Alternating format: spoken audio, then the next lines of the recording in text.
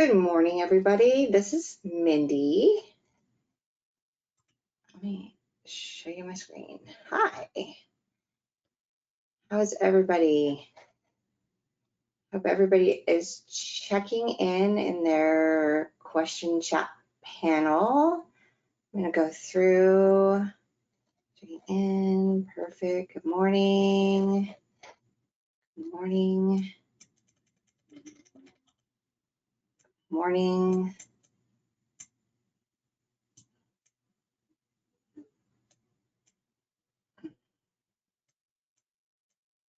Good morning. Feeling good after some yoga. Nice. Good morning.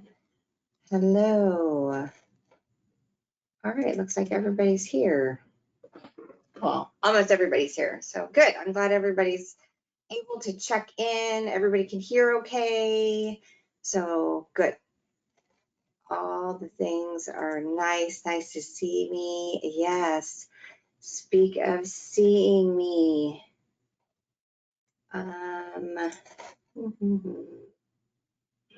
You can see me for a little bit. Hi. Hi, everybody. So I'm going to put my camera on for just a little bit, but not through the whole presentation because it takes up too much screen. But hi, good morning.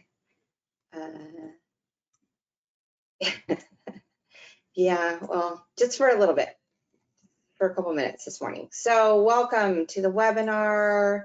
I'm just going to do a little bit of housekeeping. Again, I'm Mindy Heck. I'm your instructor for today. If you have trouble with the webinar, there's a few things that we can go through and do. Some of them are empty your trash, close all the apps, either on your phone or your computer, reboot your device, and either do this before the webinar or like if you're having trouble, just get all the way out, clean everything up, and then come back in. For audio problems, if you have just audio problems, go to the little audio section in your control panel and hit what does it say? Mine says computer audio, phone call, no audio. Put it on no audio, give it about 10 seconds, and then go back to whatever audio you're using and see if that helps. Usually that's like a #1 reason, that's a #1 helper. So that's always good. There's nobody in the office to help us today, but there is web support from the webinar itself. Go to webinar. So if you wanted to jot down that address, you can. And I think that, this program likes Chrome the best, but if you're using Chrome and you're still having trouble, try a different browser. Close out of Chrome and just try a different browser and see if that helps you. Okay. Okay, awesome.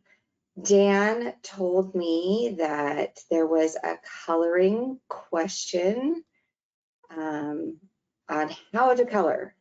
So me being a circulatory teacher, so circulatory teachers are really like nitpicky about how you color, and anatomy teachers aren't. So I know that the next coloring pages, I think we have page 10 for connective tissue. I want to say, that's not what I want. Oh, sorry, wrong thing, syllabus. Okay, so pages 9, oh, see, I went away, or I don't know, maybe you still see me. Pages 9 and 10.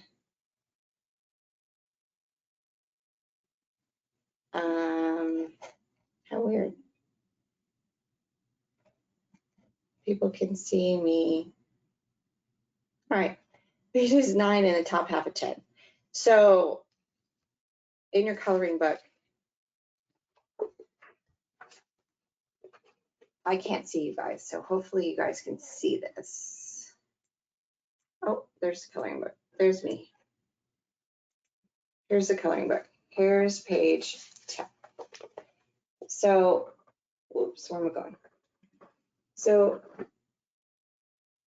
I'm just going to come back. So you see how in this book, the top half is colored and the bottom half is not. That's what it means by the top half of the book, this page is colored, and the bottom half is not.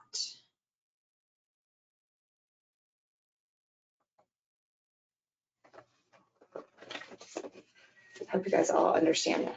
So it's pretty simple. So if you go in here and it says just the cartilage part, yes, just the cartilage part. Yeah, just the cartilage part, because we're not talking about bone, we're talking about connective tissue, so just the cartilage part on page 10. But basically, if it says, you know, you color A, the word, and then A, and then you color A, and anything that's A1, A2, A3, A4, it's going to be the same color. And then, yeah, hold on. And then you just color all those, you know, anything that has like a letter and then a number, they're all the same colors.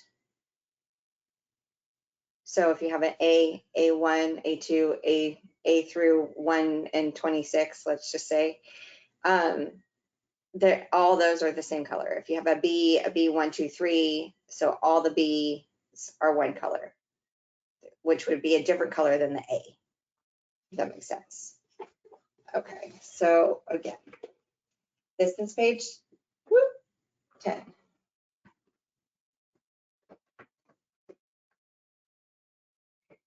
So it's just the top half, the cartilage part.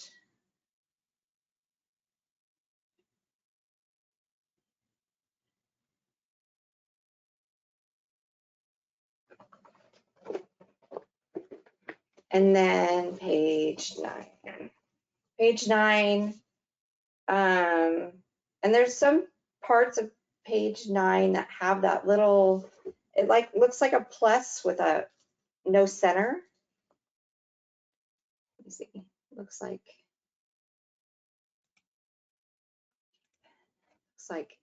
this. That symbol means no color.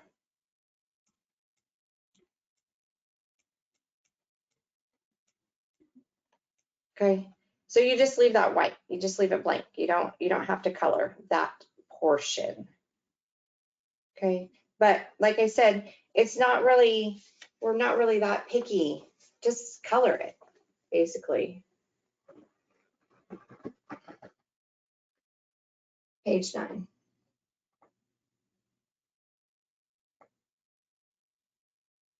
And I'm not going to go through and show you every page every time. So this is just because somebody asked about the coloring. Okay, so it's not that picky. If you think you messed up, just write an oops. It's okay. It's not that big of a deal. We just really want you to color it. Yeah, so you only color the top half of page 10. And it says it right there in your syllabus. So if you're reading your syllabus to get your information on what you're supposed to read and what you're supposed to do, then you have the directions right in front of you. And if you have any more questions, Roman numeral, and I think this is how you say 13, in the coloring book tells you how to color the whole book. Yes. Okay, so this page in your coloring book tells you how to color the whole book. Some parts has letter, but most of them don't.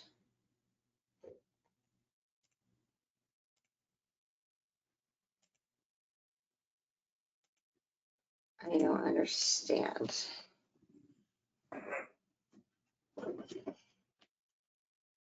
Page 9.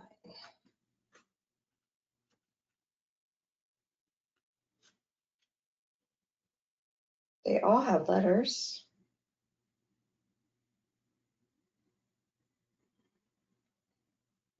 So if you color one thing that has a letter and then you see more things that look just like it, color it the same.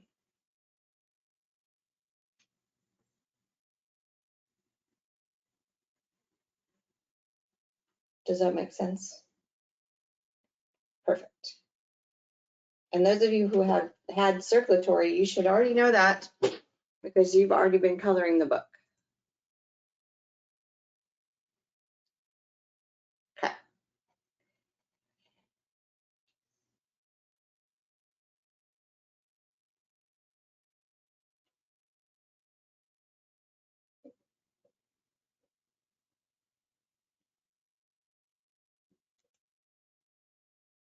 Can we get, well,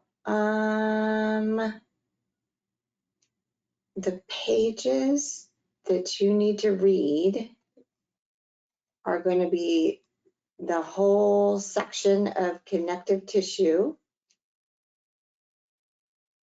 in this book.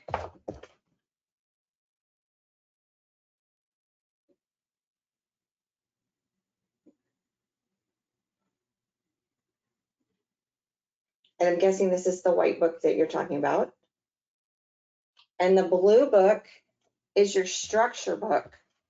And that is just going to be the pages that have that, like on your syllabus, say Wednesday night you went over the hamstrings. So all the pages that have the hamstrings, the biceps femoris, semitendinosus, semimembranosus.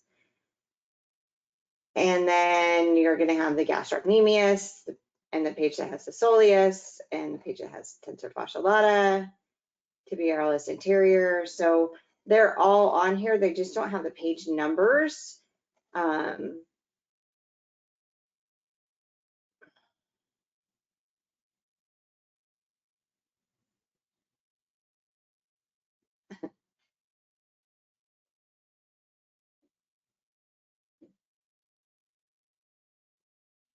I see you now, so you should be good. Okay, so I hope that is answering your question. And then also in your coloring book on the opposite pages, there's stuff to read.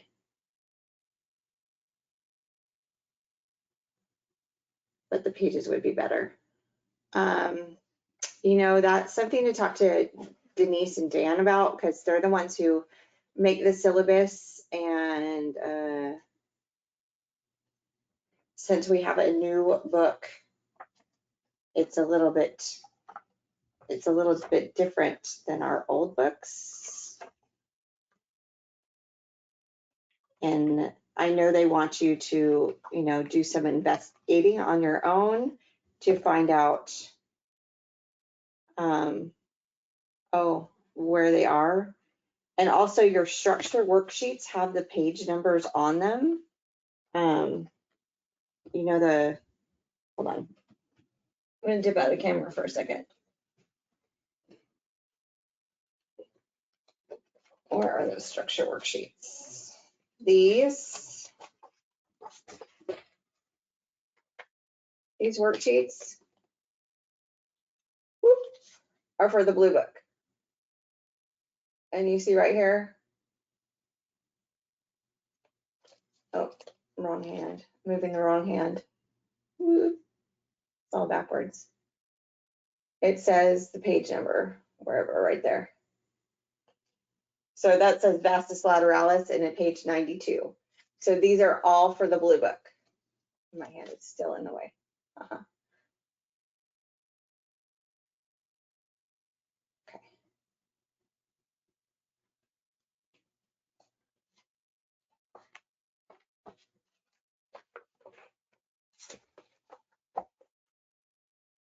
Yeah, white book, but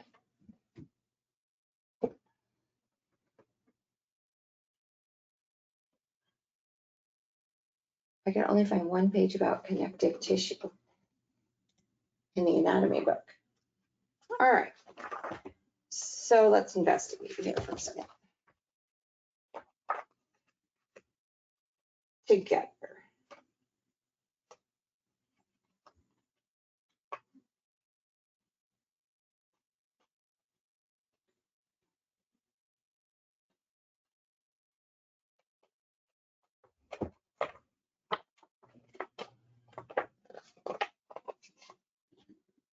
The skeletal system.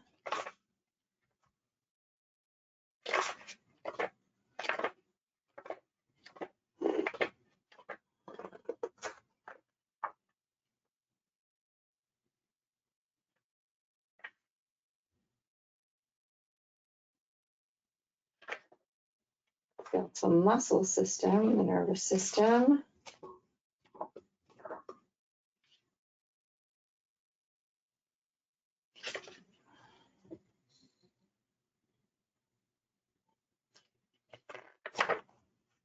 Myofascial, endocrine, cardiovascular, lymph and immunity go together, respiratory, digestion, urinary, reproductive.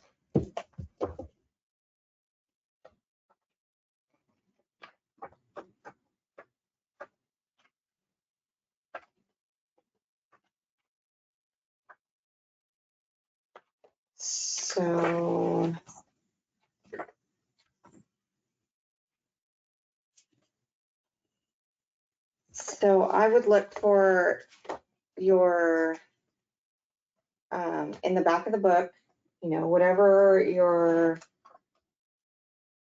words are that you have, your defining words, I would look those up in the back of the book, and that's where you're going to find those in those chapters, because connective tissue is everywhere.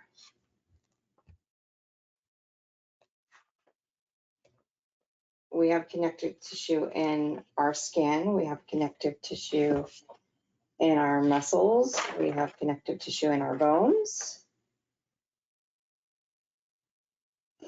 So, you know, you might have to go through a couple different systems to find all of the connective tissue.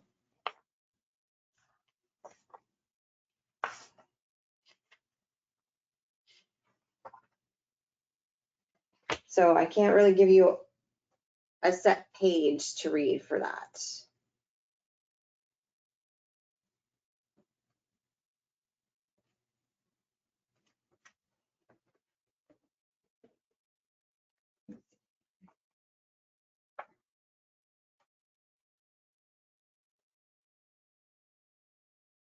Yeah.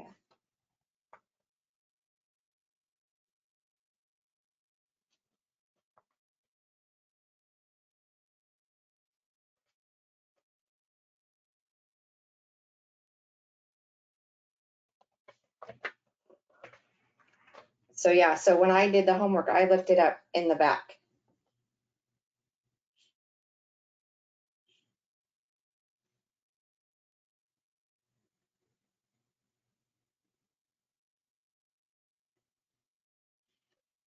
Yeah, that's what I would do. See, I just looked it up in the back of the book by each thing, and then I went in each chapter and found what I needed.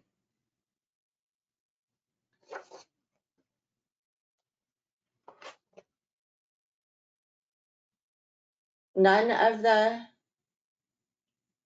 offices have any of the books, or just Kearney Mesa?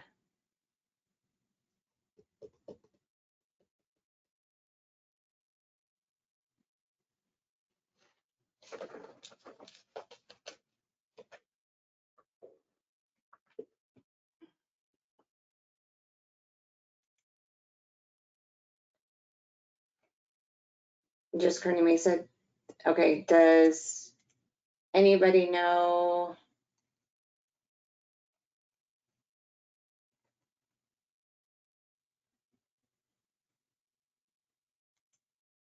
Okay. I will be in Escondido tomorrow, and then on Tuesday I will be in Kearney Mesa in the morning. So if they have any books in Escondido, I can bring some to San Diego. How many people need books in San Diego?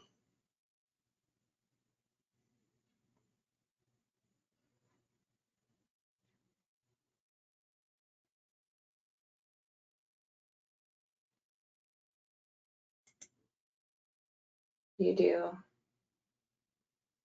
Okay. And somebody says they got it on Amazon for the same price as the school. But if you want me to do that, I can do that. I can bring them from each campus as long as they have them tomorrow.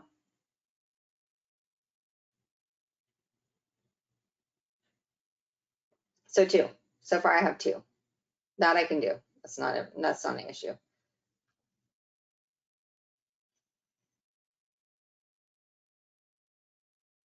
Can I see the book again, please?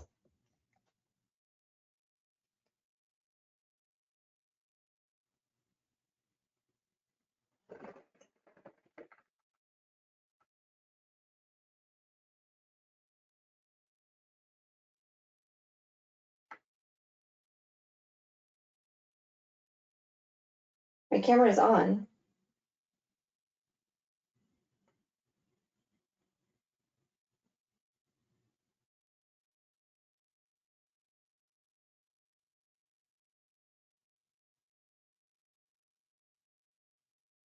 Okay.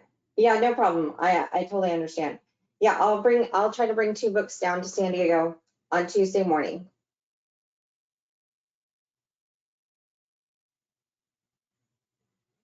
Okay. So this is the book. Perfect. We're good. All right. Back, you can see me.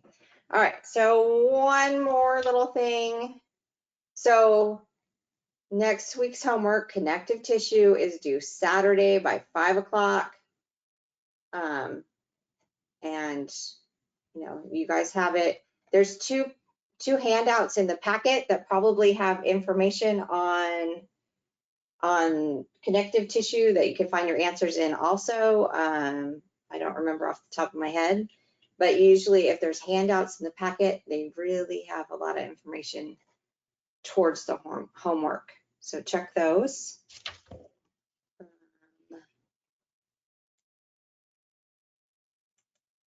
Trying to see. I had a student offer to be a, what's that called? My brain just left my head. A tutor. She has taken anatomy before and really loves to be helpful.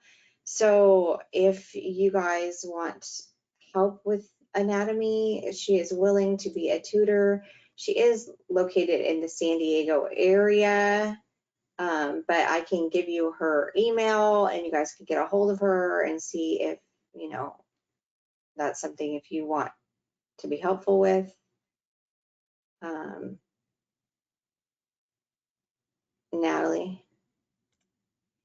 Natalie, if you're there, can you hear me? Can you hi, good. Can you plug in your email for me so I can drop it to everybody?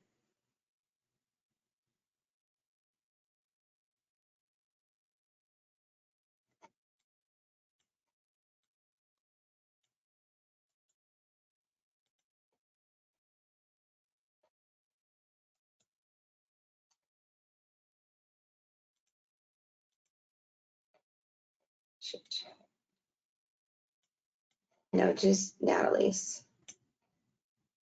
Oh. I'm going to send it to everybody. So everybody, you guys should see an email that just popped up in your panel. That is Natalie's email. So if you guys want to have a tutor, you guys can get a hold of her and figure whatever out. Okay.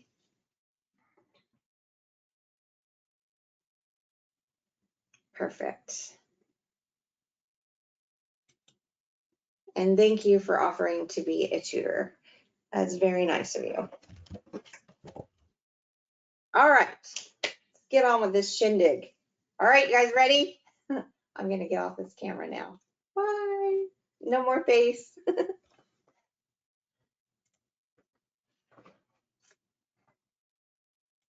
All right, no more face. All right, let me see here. What can I do? I can do this. I can pull this over here. There's not enough space on my computer to have everything up and running. So we don't need that anymore. Don't need this anymore.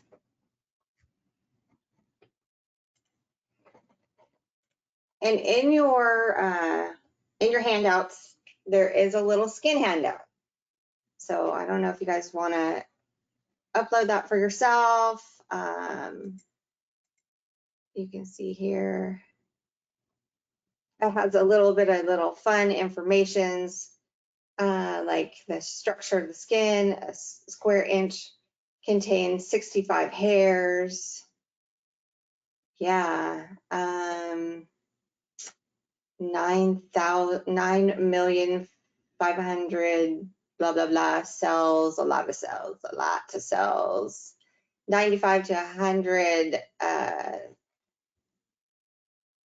sebum glands, like a lot of blood vessels, all your sweat glands. Like it has a lot of cool little tidbitty information here. So if you wanted just to print that for yourself, it is in your handouts.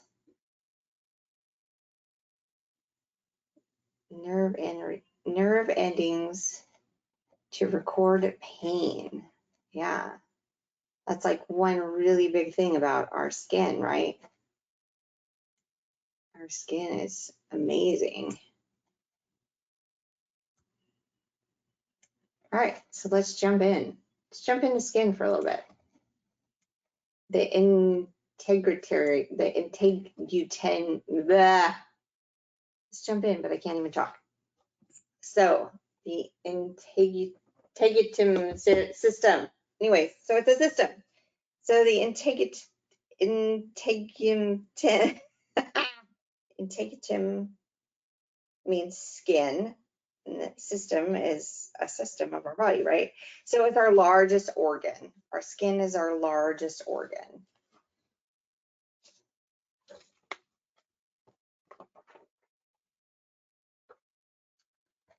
I'm gonna have to move this because I can't see this. Is my PowerPoint big enough for everybody, or do I need to make it bigger?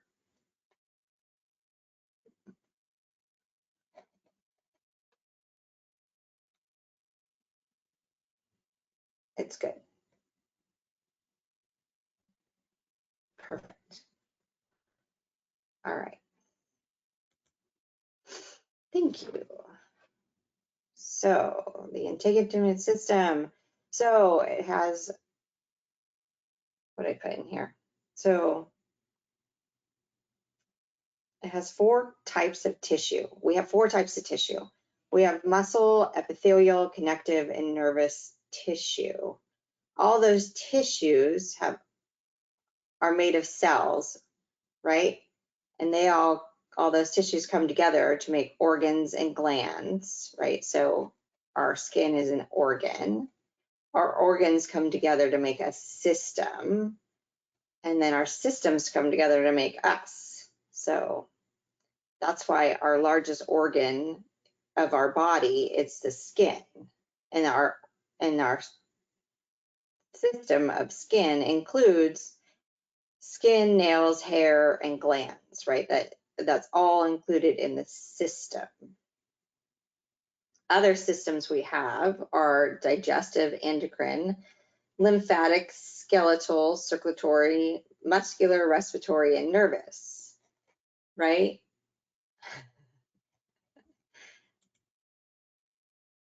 So we have lots of systems, but this is the first system we're going to talk about.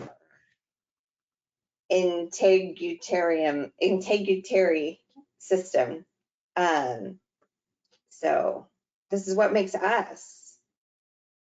It also is another reason why it makes us is because our skin, you know, we're going to talk about this later too, but it helps, it gives us our pigment. So it gives us our skin color. It gives us, you know, our identification. So we all look different, right? Because all of our skin is different, or else we'd all just look like muscle.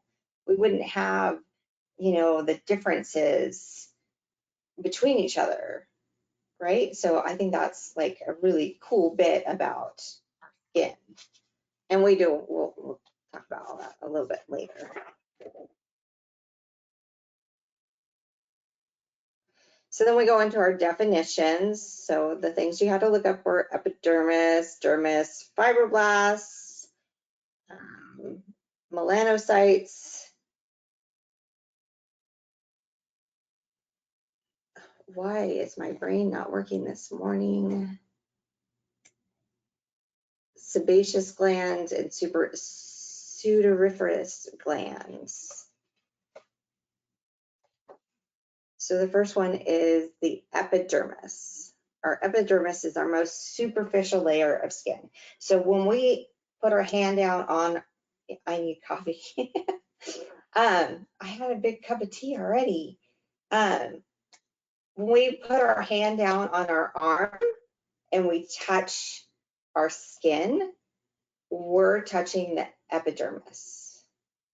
Okay, so that's the most superficial layer of skin. That's the part we see. That's the first part that we touch. Okay, so, and it's made of epithelial cells. So remember I talked about types of tissue. So we have epithelial tissue, which are cells that make tissue, right? So there's 4 to 5 layers depending on where it is on the body. Okay. And then it's avascular. So avascular means has no blood supply of its own. Okay, so this part of the skin, you could say is mostly dead, which is kind of weird, right? Kind of like our hair and our nails, same thing, right? But it's anchored to the dermis in the basement layer. So let me get my little pen here. And the dermis is alive, and that's where we get our blood supply. Let me see. I like green, because green is easier to see. So our basement layer comes in right here.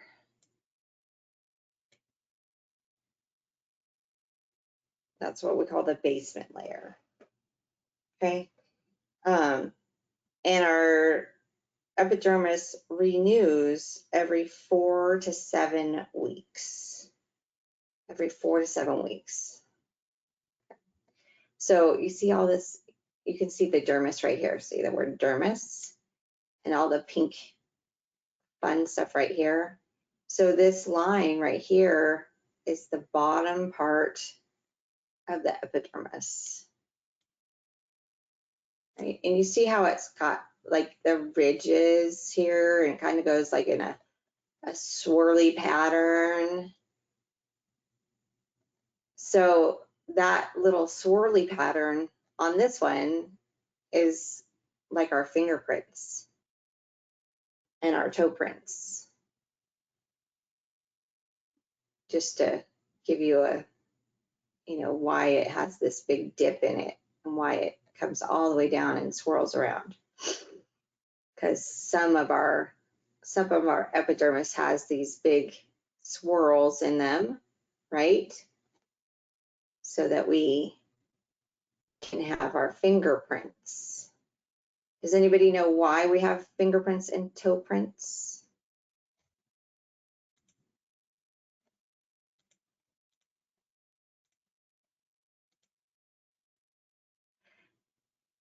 They are, well, yes, identification for sure, but really they're for gripping. They help us grip. They're little ridges to help us grip. Yep. Little grippers.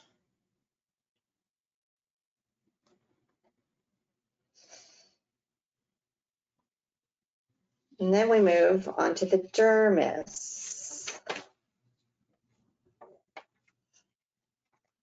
So our dermis lies, so when people who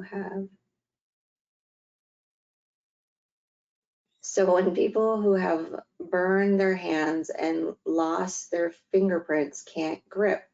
So when you, okay, so kind of, when you guys all have done this. Everybody here has done this. So when your hands are really dry, right? And you're trying to like go through a bunch of papers and you can't because it just slides right off of it because all of your ridges can't grab a hold of the paper, and you lick your finger to get, you know, to clean it off, right? To get those little ridges back to grip. Everybody's done that, right?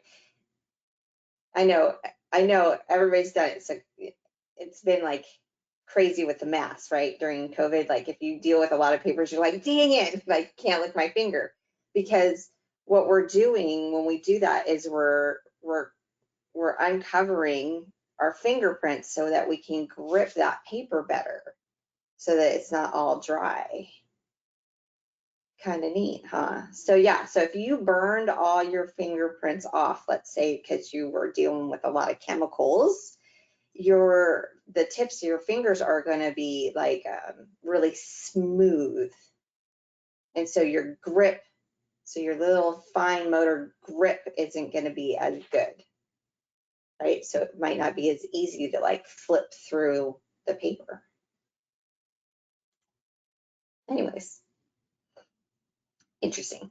So dermis. So the dermis lies under the deep to the epidermis, right? It is, we call it the true or living skin because it's vascular. So vascular means it has a blood supply. Remember, the epidermis was avascular, no blood supply, but the dermis has blood supply. It's vascular, right? So it has oxygen and nutrients. It gets everything, right? So this pink area, right? All of this pink area here, all the way down till we see this little yellow area is the dermis, right? So underneath that is the subcutaneous layer, some people call it, or the hypodermis. It's basically your adipose layer, is this yellow part. So you'll hear that two ways, subcutaneous or hypodermis.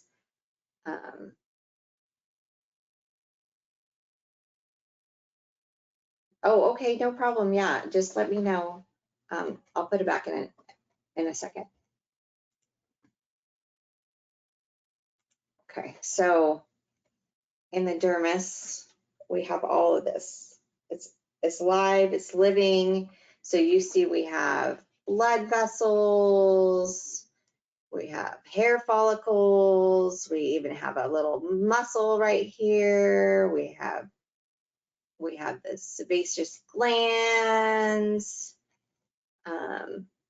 We have the sweat glands.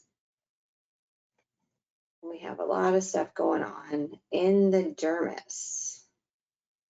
We have nerve endings, right? Tons of stuff, sensory receptors, all kinds of stuff. So when you get a tattoo, you have to put the tattoo into this dermal layer because it needs to go into this layer because we don't shed this layer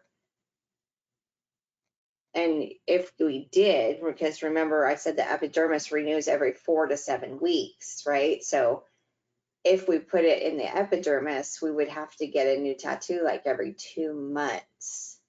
So all your tattoos are down in this dermis layer so that the ink stays and we can have our tattoos for life. Okay. Let's see. The dermis has 2 regions. Dermis has 2 regions. The papillary, right, which is soft and mushy and gives us nutrients. It binds us to the epidermis. It helps control the temperature of the skin, right? So this is this upper layer right here, which is really close right here. And then we have the bottom layer, which is all of the rest of this, right? Bottom layer has blood vessels and connective tissue to support the skin, hair follicles, oil, sweat glands, blah, blah, blah. Okay, so the rest of this, you know, is what gives our skin our structure. It gives us the, you know, it has a little bit of bounce to it. It, you know, if you pinch it, it comes back to shape. You know, this is where we get all of that because of the connective tissue, the support. All right. It has this pink stuff right here, right? All of this pink in here has collagen, elastin, and ground substance, which is all connective tissue. And we'll talk about that. You guys will talk about that next week with Denise. So that's where all of that comes in. I'm going to erase these little drawings.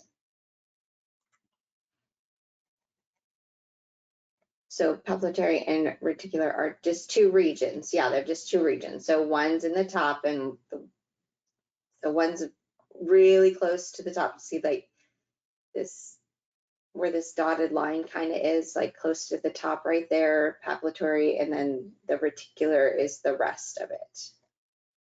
So 2 regions.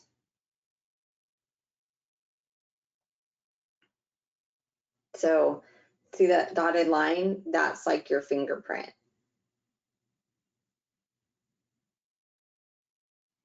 Okay. So has anybody gotten a blister before? Yes. And when you got your blister, was it like clear fluid or like a white fluid in it? Oh, you have one now. Clear. It was clear or whitish fluid. So when you got your blister, it probably, or your blister now, it probably came down to the epidermis and just right to this layer right about here, right? So that you got a little bit of this fluid, this clear fluid, maybe not even that deep, maybe just this deep, right? So you get clear fluid, right? You get like lymph and the collagen and, you know, that kind of stuff. So you get clear fluid. So it only goes like this deep. It only doesn't go all the way through. But if you get a blood blister, you're going down here where you're going to get the blood, where you're going to get blood. Yeah. So you really, you know, it doesn't look like we went that far through our skin, right, when we get the blisters, but you have to go pretty, looking at this 1 inch, one little square inch block here, you have to go pretty far to get like some blood, to get a blood blister.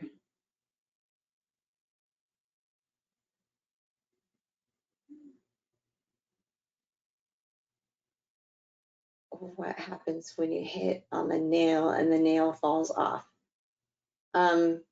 Well, you're damaging this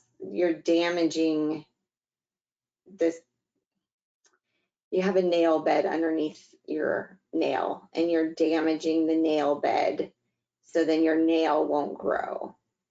So like this is a hair follicle, not a nail. This is a hair follicle. But if you damage this hair follicle right here, it won't, this hair follicle will fall out and it may or may not grow back. I don't know if that helps you.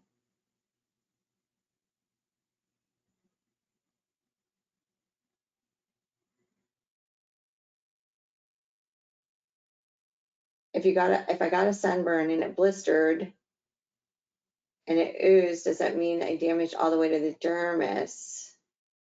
Would that be considered a second-degree burn? So if you damage all the way to the dermis, yes, I believe so. I have a note about that somewhere in my little book here.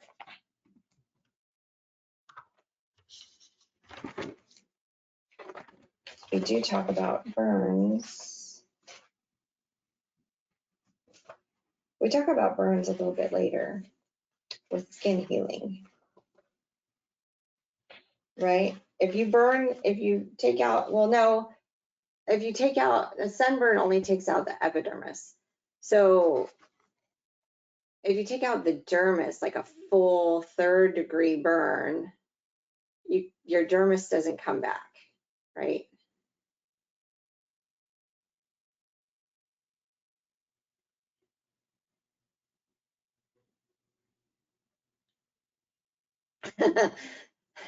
So all of those over-the-counter products that say they grow hair follicles back, true or not? It just depends. Like if your blood supply to the follicle was not damaged, then yes, you could grow the hair back. But if your follicle was damaged, if your blood supply to the follicle was damaged, you probably wouldn't grow the hair back. Does that make sense? Like if you have a scar on your head, do you grow hair where the scar is? No, because that skin and tissue was damaged. We'll talk about skin repair later, because it's in our slides. Okay.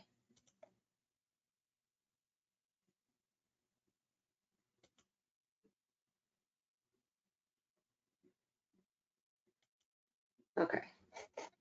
All right. I'm going to erase all these little drawings and go back. All right. So epidermis. I'm going to go back to the epidermis for a second. So our epidermis, right, is our really top layer here. Is our top layer. So a sunburn is affecting those 4 to 5 layers of skin. So like a superficial sunburn is maybe 1 to 2 layers. Like a really, really bad. So when you peel, you're peeling off your epidermis, like maybe like a layer or 2. When you're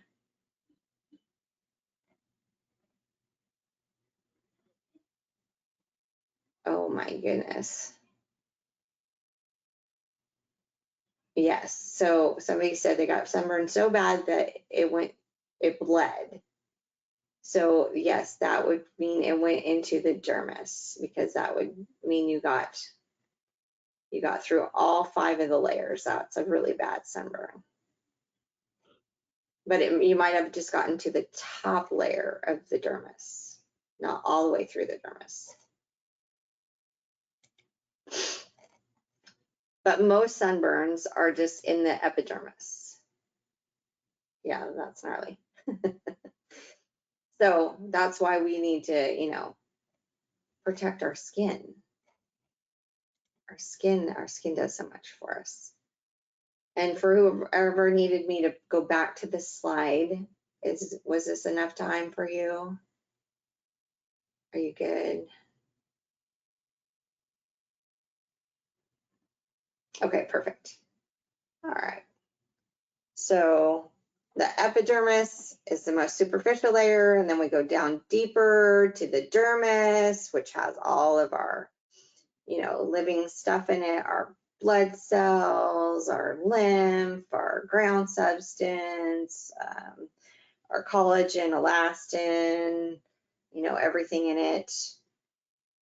All right, our little erector pili muscle is in there. And then underneath that is our subcutaneous layer, our little adipose layer. So when we get, sometimes when you get a shot or like a vaccine or something, depending on what it is, like if you're diabetic and you take insulin, you put it in this subcutaneous layer of skin, right? It goes into the adipose layer. When you get like a intramuscular, right, it goes into the muscle. But when you see subcutaneous, it means this bottom layer, the adipose layer. So I hope that helps you guys know where people are injecting when they have to inject things, especially like insulin. Insulin goes right here into this layer. Yep, very interesting, huh?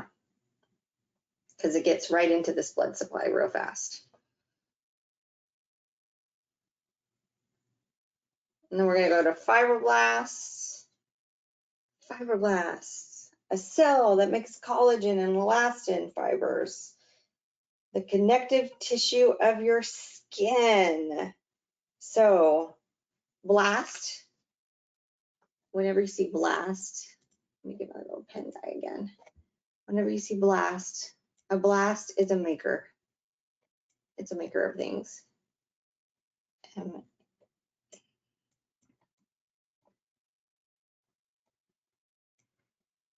Okay. Yeah, it does. It does. It looks like somebody stepped on a plankton from SpongeBob. But that's the nucleus, right? That's the little nucleus, the little living part of the fibroblast, the little heart, eye, everything.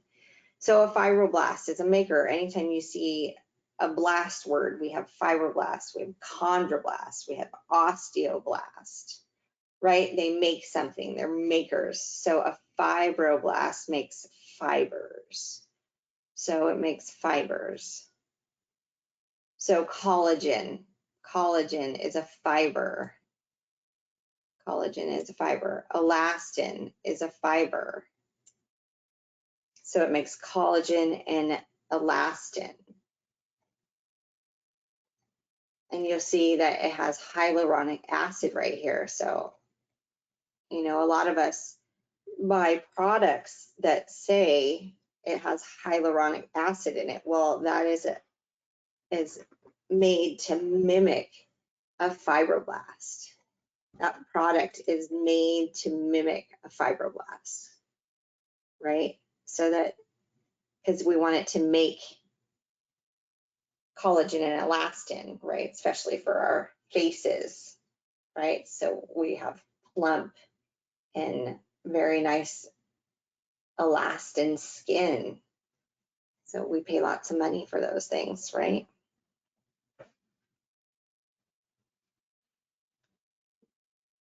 So if you have an injury, if you have like a little cut, let's say you have a little paper cut, get a little paper cut, your fibroblast comes up and it starts working away and it starts to knit this little cut back together.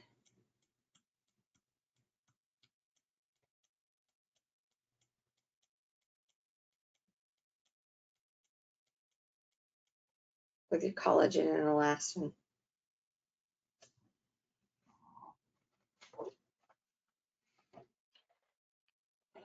So that's what our fibroblasts do. They're little makers, and they come in and they make collagen and elastin to help with cuts, and they help our skin stay plump and healthy. And as we age, our fibroblasts start to diminish. So you'll see with people who are older, let's say a 90-year-old, some of them have really good skin because they probably got massages a lot and they put, products with hyaluronic acid on their skin, and they have good genetics.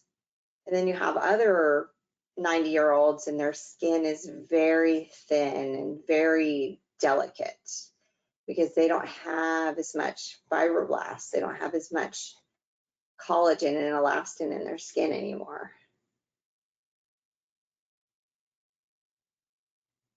Is there something we can do to have healthy fibroblast cells? That's a really good question. I think, like everything, it's balance. You need to have balance in your life. Just, keeping yourself healthy would help that. That's a great question.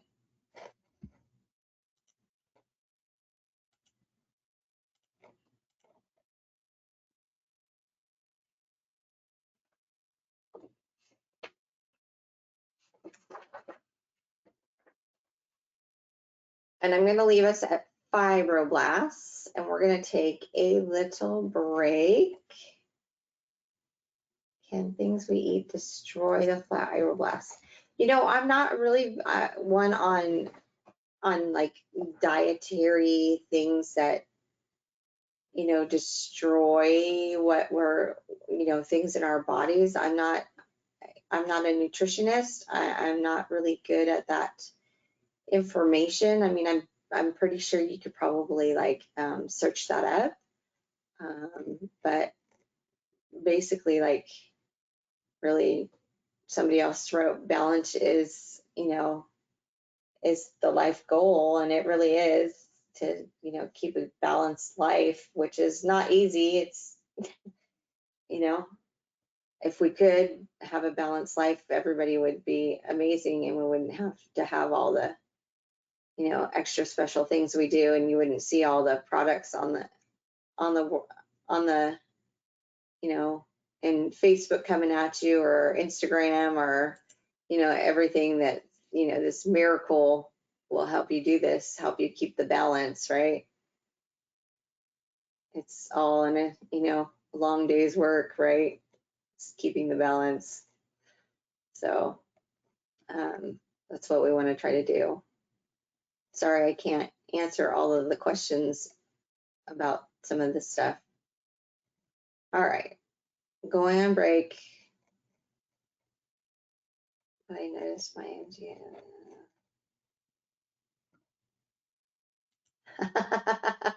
Okay, going on break. We're going to take 15 minutes, so come back at 11:15. I do not play games other than this is my son's. I share the computer with my son, so he plays the games. I play Mario Kart.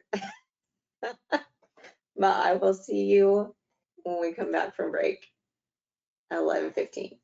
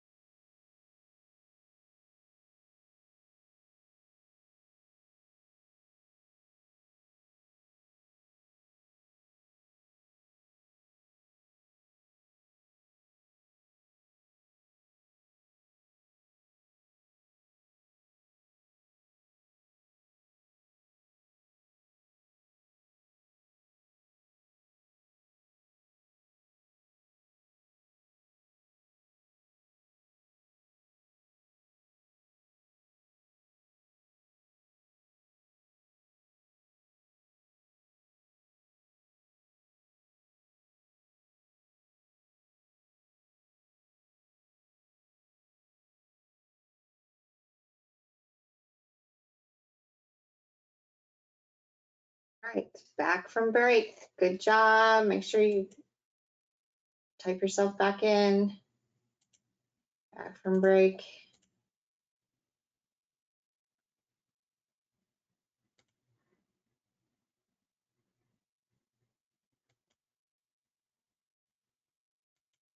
Good.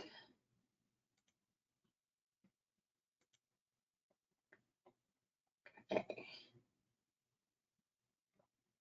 How are we doing so far? Everybody good?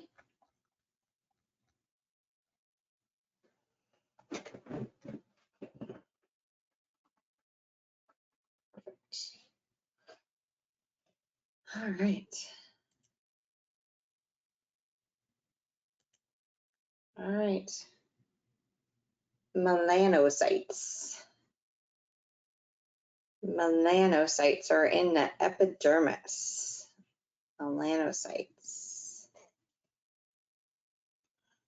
These are the ones that have the melanin in them, and they help to make our hair color, our eye color, and our skin color.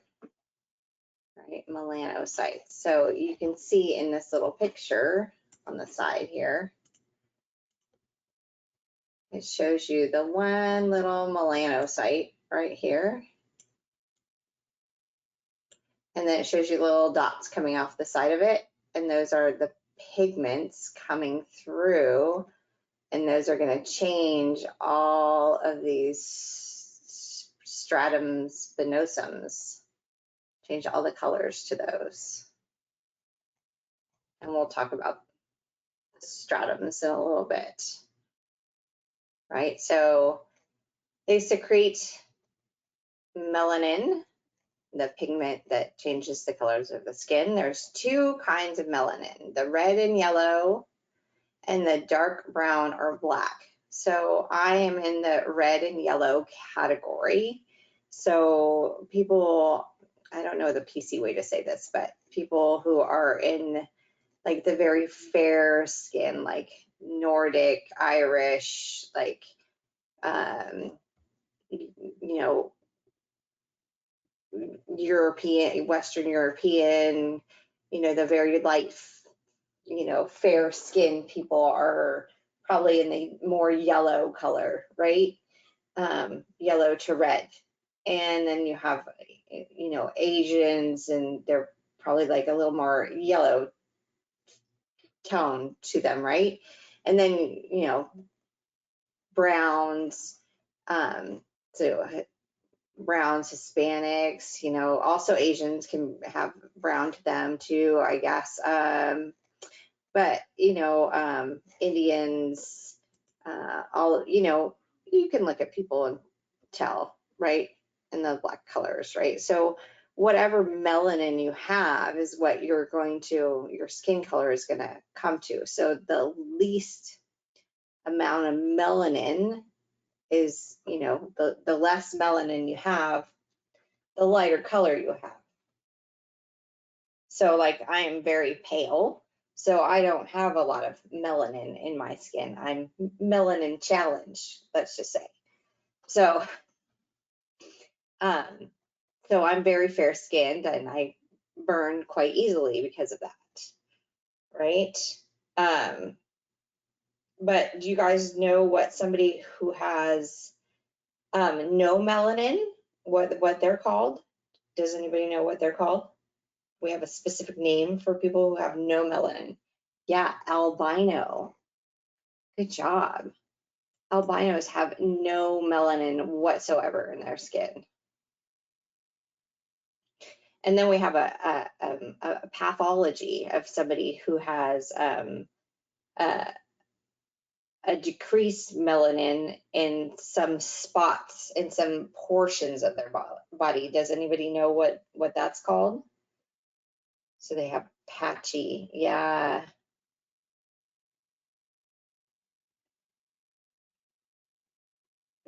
Vitiligo, yeah, I think it's called vitiligo.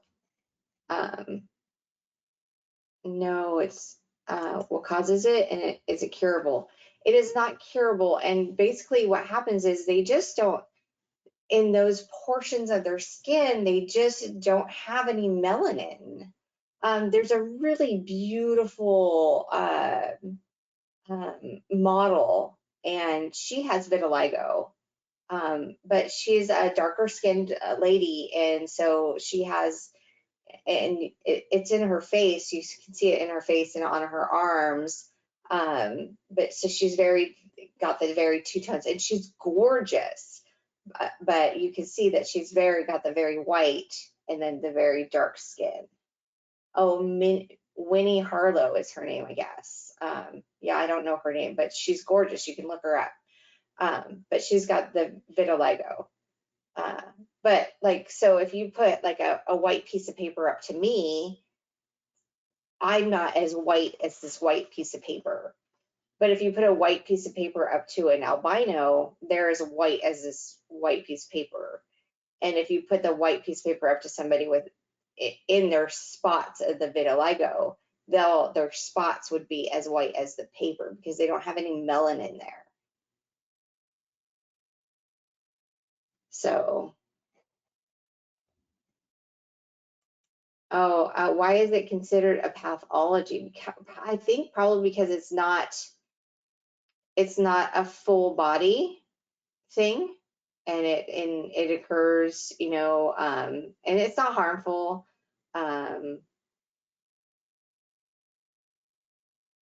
It's not a full body like an albino, so it's not a full lacking, it's a partial. So that's why they make it a pathology.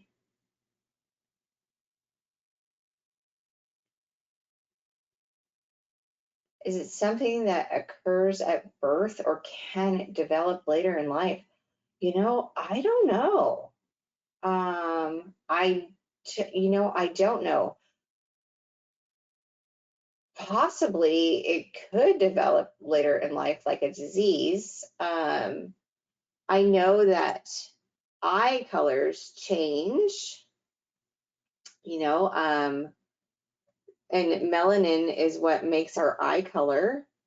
So babies, sometimes you'll have a baby. My son, when he was a little tiny baby, he had bright blue eyes, blue, sky blue, bright blue eyes, and now they're green.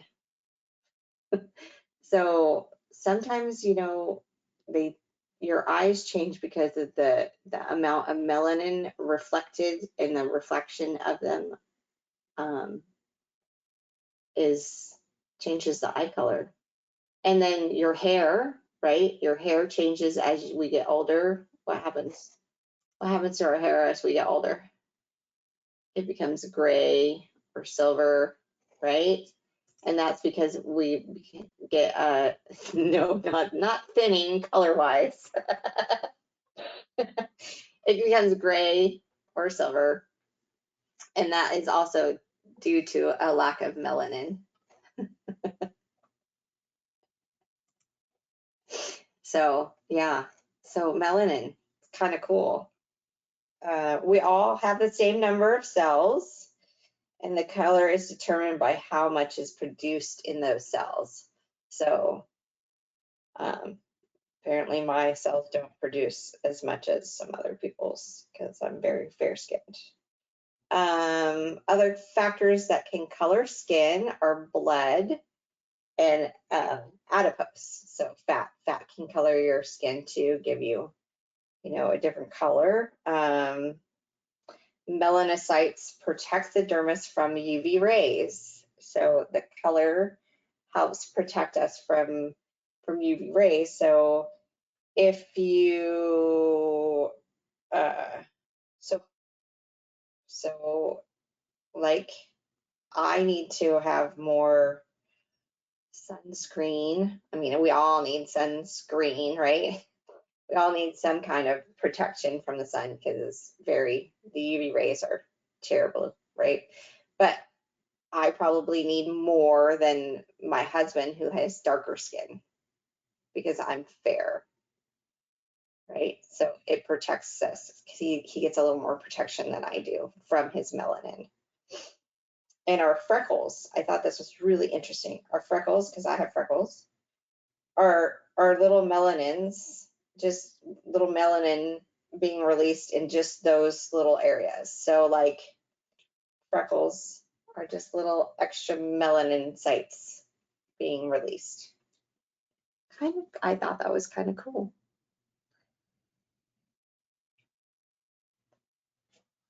Little interesting tidbit there. But yes, melanin protects us from UV rays. You guys should make sure you write that one down.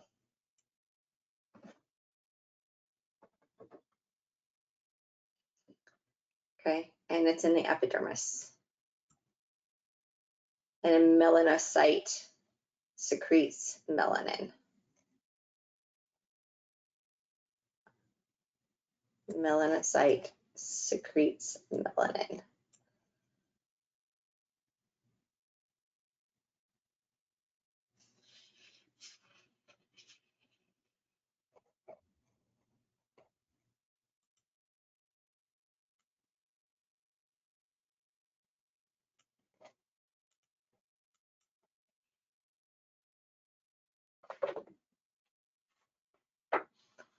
Moving on to a sebaceous gland.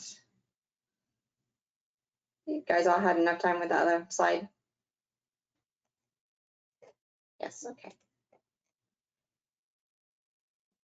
Sebaceous glands, they're oil glands in the dermis, right? You can see the little sebaceous gland right there next to the hair follicle.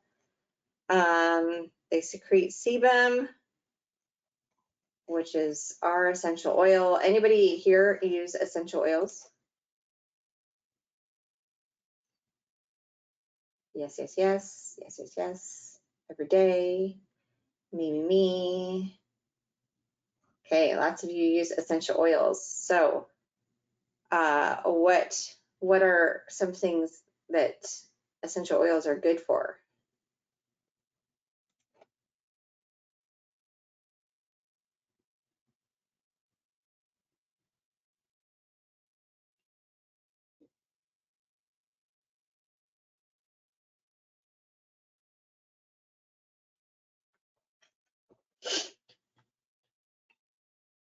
I'm reading these as they come in, that's why I'm quiet. I got peace of mind, relaxation, headache relief, massage, skin dryness, balance, relaxation, energy, healing, anxiety, sleep, keep bad smells away, healing, fresh natural fragrance, digestion, so many things, opening nasal, boosting mood, relaxation, pain, energy. And the big one that I was looking for, right, is their antibacterial, antifungal, and antimicrobial. Those are the big things that I was looking for essential oils. So some essential oils are antimicrobial, antifungal, and antiseptic, right? So yeah. So our sebum is our essential oil. So our sebum is antimicrobial, right? It helps protect us. It's our natural way that it protects our skin, right? So it attaches to the hair follicle. It keeps the skin. It's an oil that comes out of our hair follicle, and it helps keep our skin moist.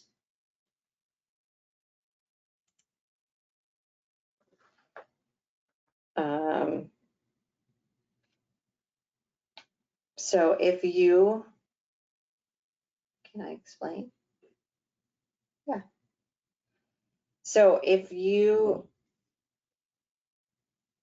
wash your hair every day, right? If you wash your hair every day, your scalp gets kind of dry and you might get like flaky skin, right? And so they say that we shouldn't wash our hair every day. We should let it go like 2 days, 3 days. Some people say a week, whatever.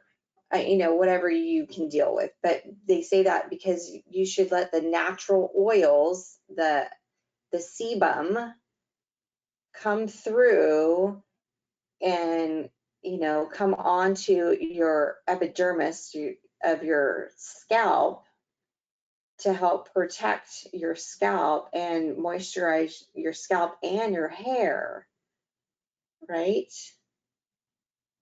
So even showers, not too many in a day, right?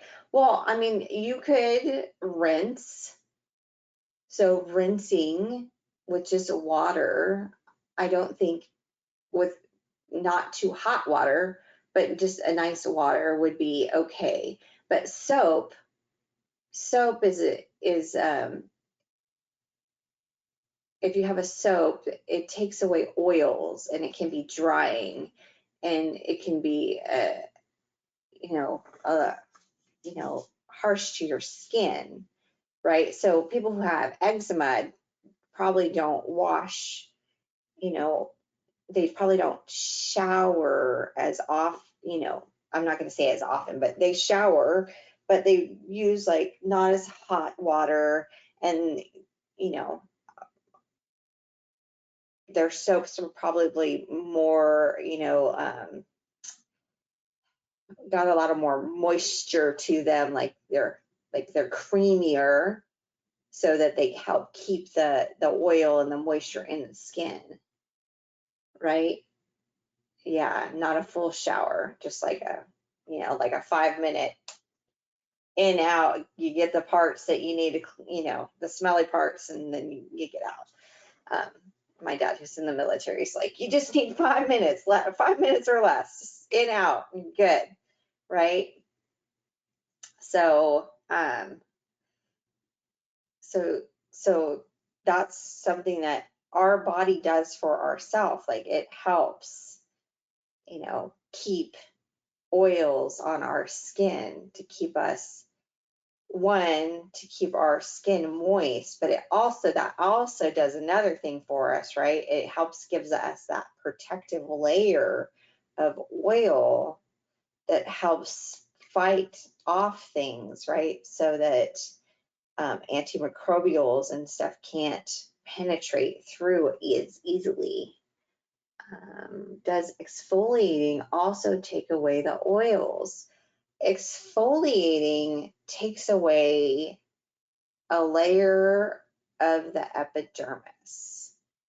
So it's good to exfoliate. I'm going to tell you right here and now, it's good to exfoliate, because if you don't exfoliate, your epidermis layers can, build up, especially as you get older and you're not showering as often, so exfoliating is good, but when you're in the exfoliating, yes, it's going to take away some oils because you're usually showering at the same time that you exfoliate.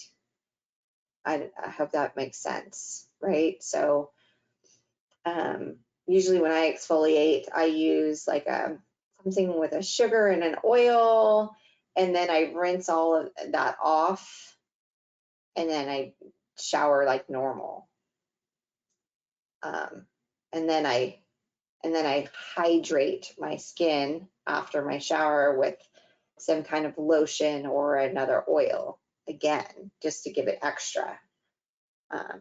Especially like in the hot summers when I'm not drinking enough to help keep myself hydrated.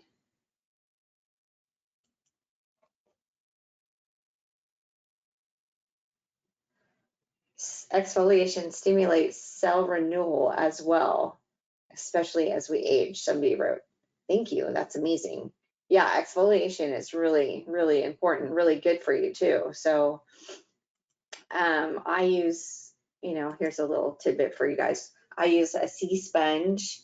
I don't use those, what are they called? The mesh net things that you can buy at every store in the world to wash with. So I use that sponge so I don't get that exfoliation every time I shower. So that's why I use an exfoliant. Like I can dry brush, or I can use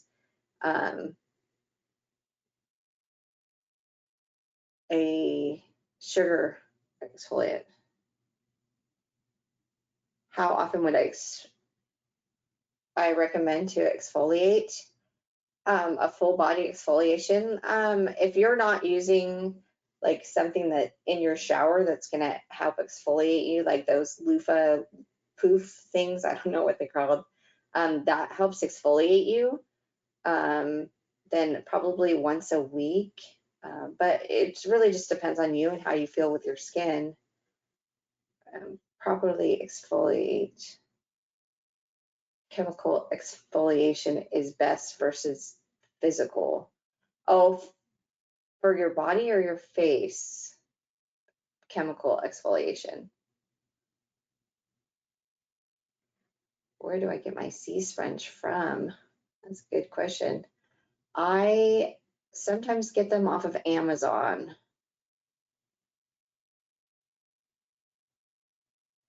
But I try to look for places that are locally sourced so that they're not depleting. I hope that helps you. I used to get them from a place in Massachusetts, but I haven't been getting them from there for a while. It's pre-pandemic.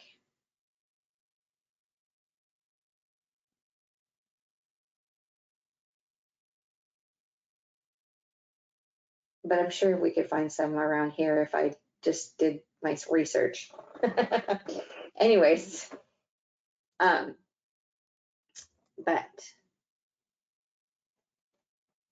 body can handle a physical exfoliation. The skin is, yeah, the face on your skin on your face is delicate. A chemical is preferred with a light physical, yeah. So I'm talking about your body, exfoliating your body right now. Say your face is a whole nother ballgame, but your body, like just in massage, we're talking about your body, right? So exfoliating your body is still really important. And doing your face, sometimes I do my face. I have a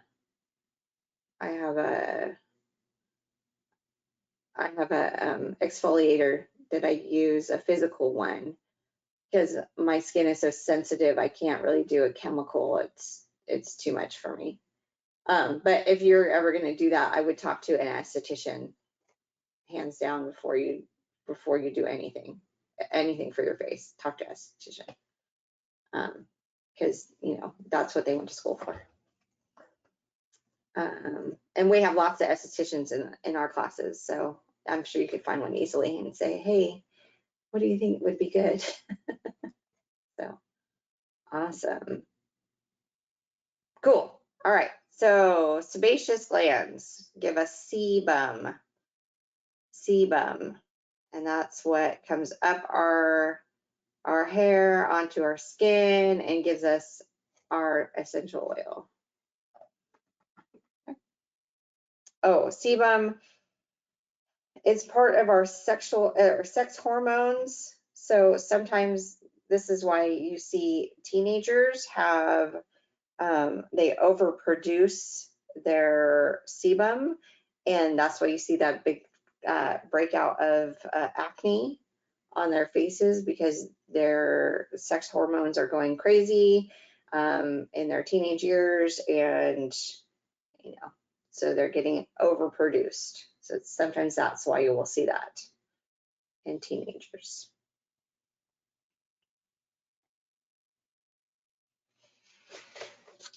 Sudoriferous glands.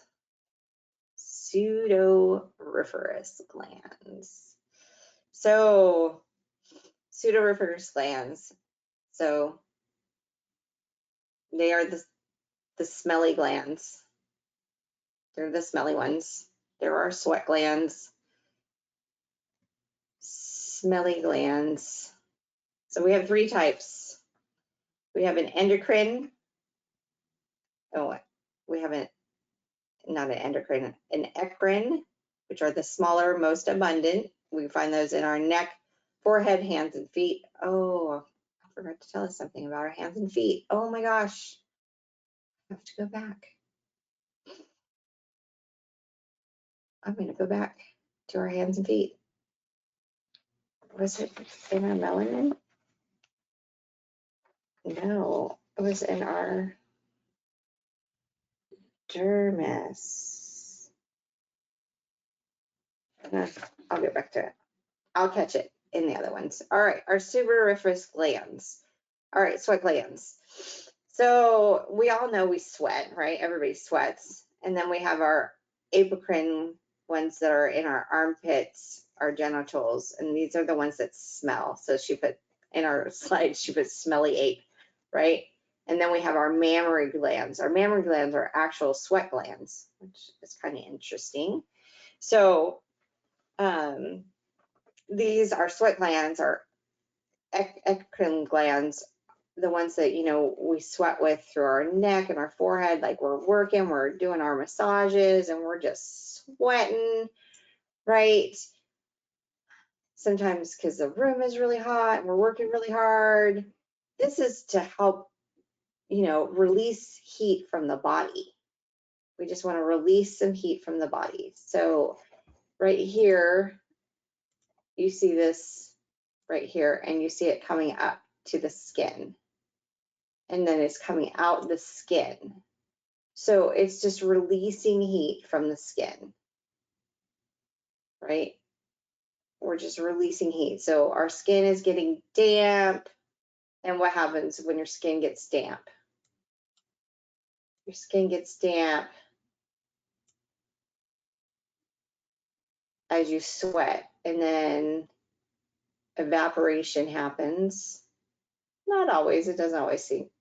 Evaporation happens and your body starts to cool, right? That's our cooling process. And then we have the epicrine, right? The armpits and the genitals, and those are the ones that are smelly. So this is this one, and it comes onto the hair. So this gland mixes with the sebum, comes up the hair shaft, and comes out. And then when bacteria hits it, that's when it becomes smelly, right? That's when we get that odor that we all know as body odor, because it mixes together and hits bacteria. That's why we shave our armpits. Well, sometimes because then it won't be coming up through the hair shaft. Some people wax and pull this hair out. Some people have lasers to, you know, laser away this hair. Some people don't do any of that, right? And they just keep themselves clean. And, you know, if you keep yourself clean and maybe you use something that helps keep the bacteria down, and then you're not going to smell. So it just really depends. It also depends on like what you eating healthy food. Well, eating healthy food depends on what you eat. I was just about to say that. It just depends on what you eat, right? Because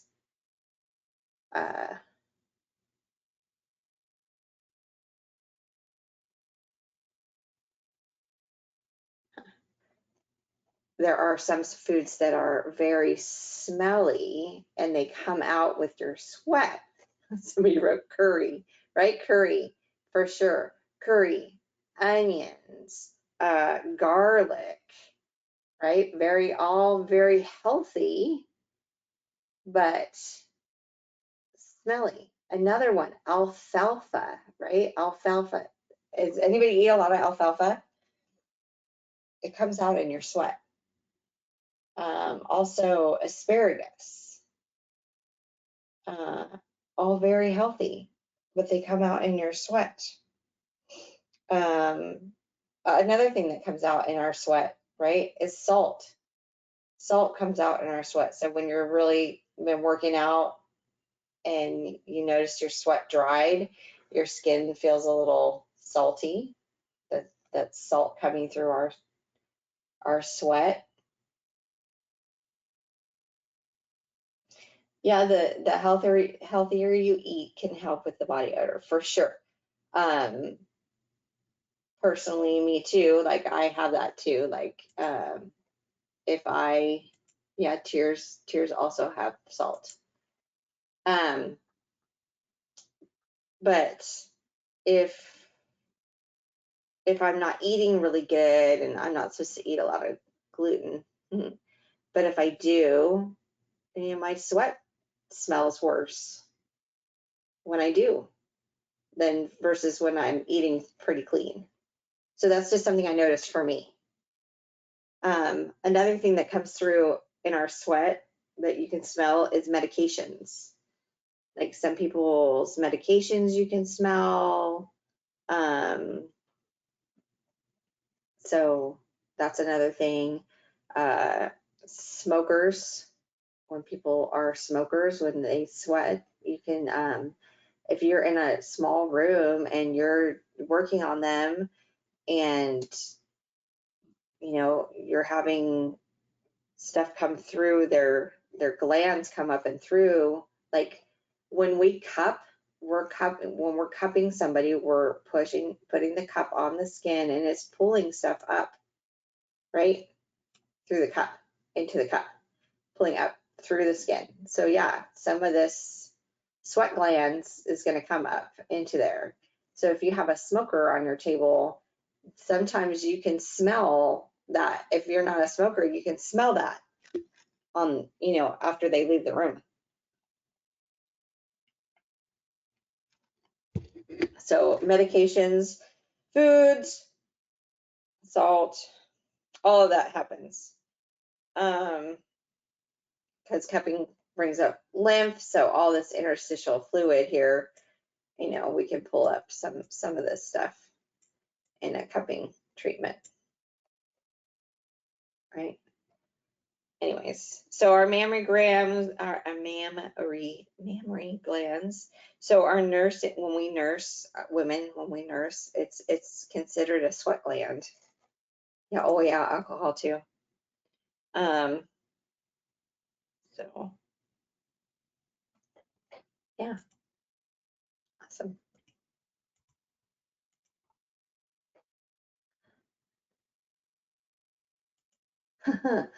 I would say yes. So I would say all smokers. I had a question about different kind of smokers, and yes, I would say all smokers. It brings up a different smell. So when I had my practice in my little brick and mortar, I shared a infrared sauna, and I used the infrared sauna with my clients. And after they sit in the infrared sauna for like 20 minutes, there's all kinds of smells from the body.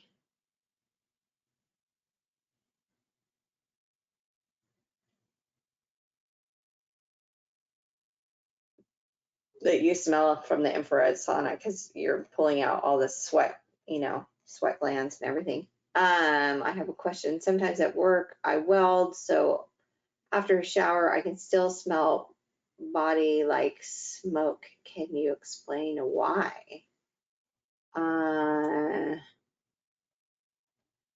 No. Maybe it's because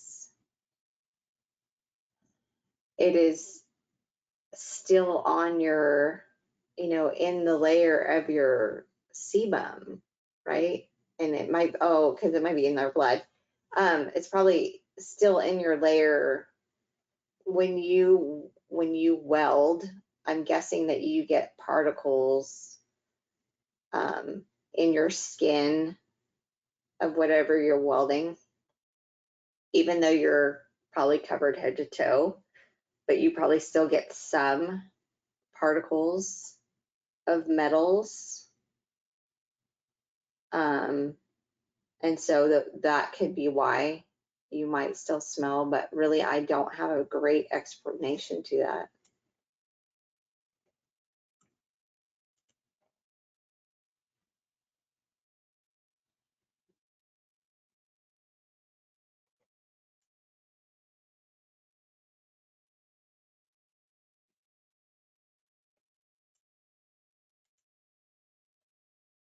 Yeah, because you're also breathing in the fumes too, right? From what you're welding. Somebody else wrote, it could be in their blood. It takes at least 6 months to detox. But somebody else wrote that. So it could be that you're breathing in stuff too. And then it's coming out through your body. I'm not sure, not 100%. Okay. Oops, wrong way. All right. The layers of the epidermis. The layers of the epidermis. So our layers of the epidermis. So we have quite a few layers. So we start with number 1 is, notice how they start deepest to most superficial. Okay, so stratum basal is our is one layer. It's our base layer. Okay, it's where our pigment is, right? It contains the melanocytes. Melanocytes are down here. See all these little, they call it the basement membrane, basement layer. So stratum, stratum in Latin means layer. So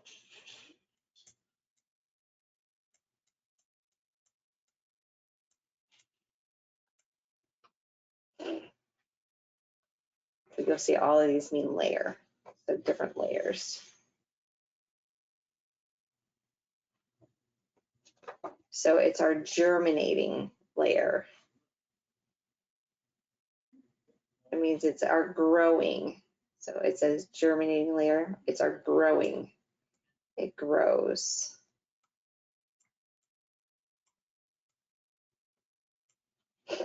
It's our growing layer.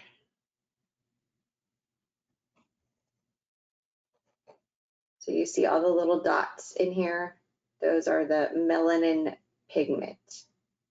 And this, you see this little one is a little bit different. It's like a lighter shade. That's the melanocyte, and it's releasing all the melanin pigment, right? But the basal, you can see this one layer here. They're all pretty uniform in structure. They're about the same height, same nucleus, right? They're all, and this one shows you it's dividing. It's dividing and making more cells, right? So it's growing, it's making more. It has mitosis, which is cell division. And that connects to the dermis. Right here. Okay. So that's the basement layer. Remember that basement layer is the layer between. Okay. All skin cells come from here. All right, then we go up to this, to the next layer, right? Stratum spinosus. So they start to dry out a little bit.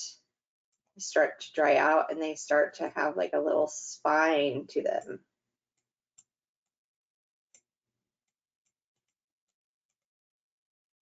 So then we call them the spiny layer, right? And there's 8 to 10 of these layers.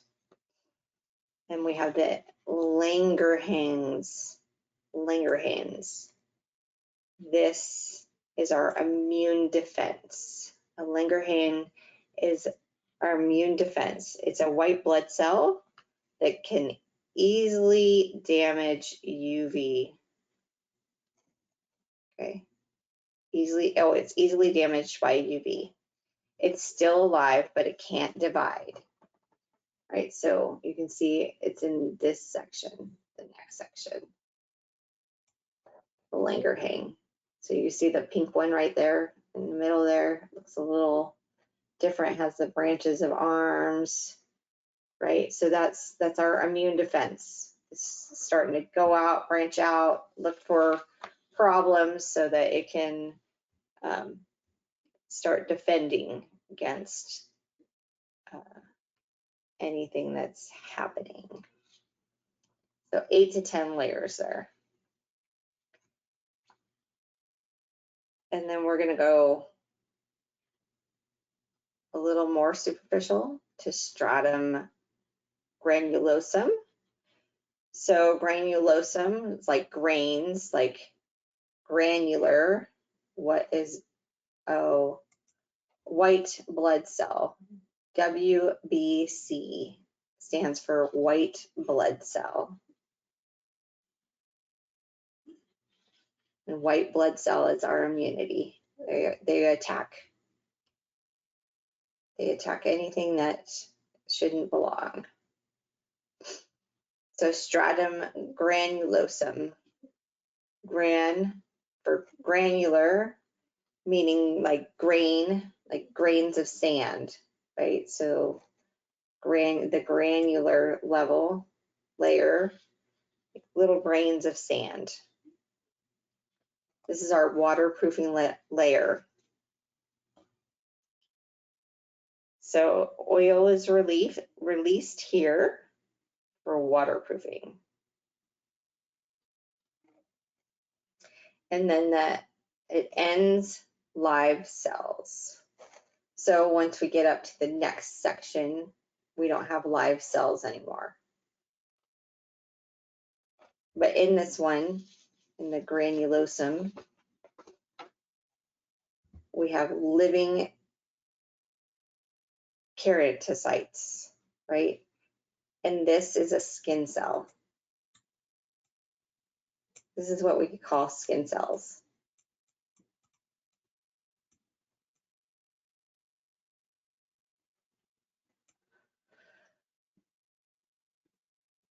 Right, so we get the word keratin from here. Probably heard of the word keratin before.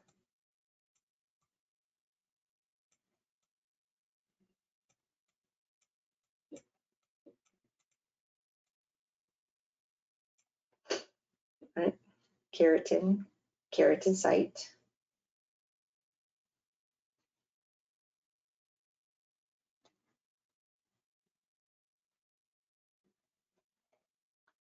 So all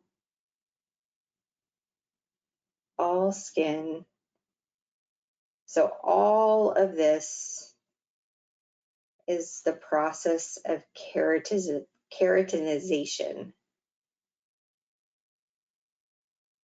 right? So we have these live cells and they're starting to dry up and shrivel down and dry up, and then they die, but they still have some nutrient to them, and then they keep, drying up and drying up and drying up until we get to what we can see, and that's keratin, right?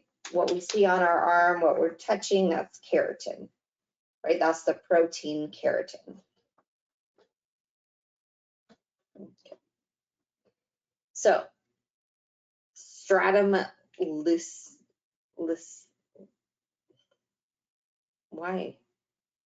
stratum lucidum. Okay, so lucidum Comes from the word lucid. Lucid means clear, clear thinking, clear looking.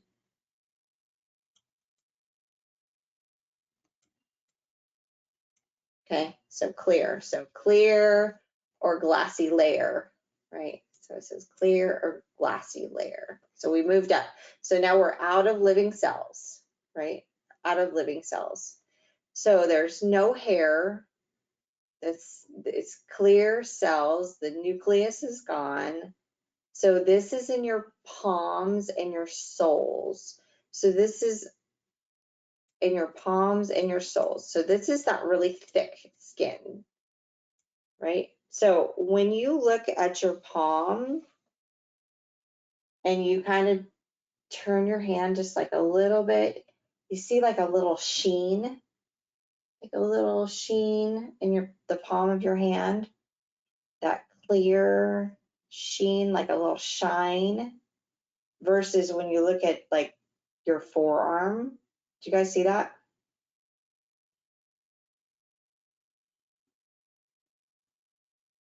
Yeah. So that is this layer that we're looking at, the stratum lucidum, because there's no hairs. So we have no hair on our palms of our hands or our feet, right? So, or soles of our feet. So you have that little shiny appearance right there. And it's thick skin. So we don't have this everywhere. We just have this on our hands and our feet, right? On our palms and our soles. And if you get a callus, what does the numbers mean? Oh, the numbers are just telling you like this, the different layers, 5 layers.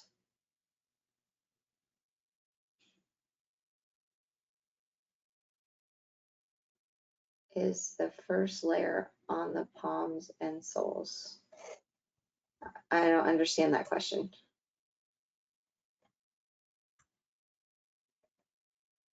Stratum basal is on everything.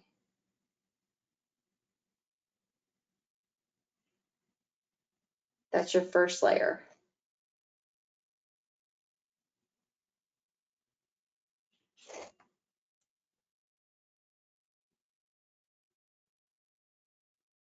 Oh, is it your first layer on your palms? No, on your palms, so stratum lucidum is the last layer, so the most superficial layer, right, on the palms of your hands and the soles.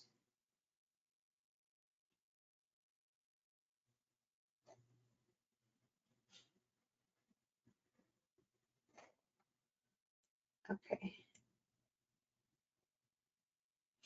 Is this the first layer on the palms?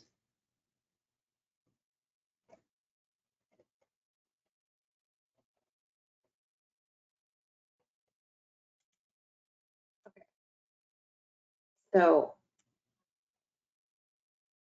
they all start as a basal, and then they get pushed up as they start to die out. And then through the layers as they are living and then dying, the last layer is stratum corneum. So stratum corneum began as a stratum basal.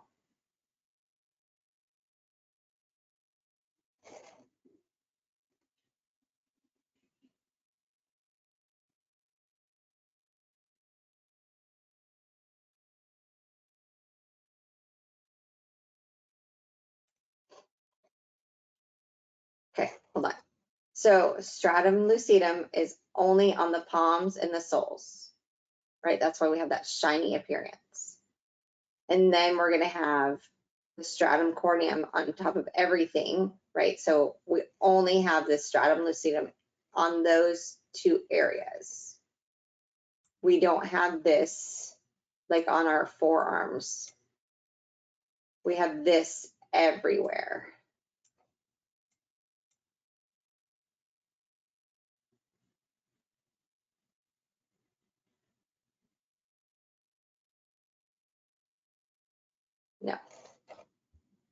We only have stratum lucidum on our palms of our hands and the soles of our feet. But we have stratum corneum everywhere. So it's the last layer on top of everything. That's why if you get a callus, it's stratum corneum, and you get calluses on your hands, right?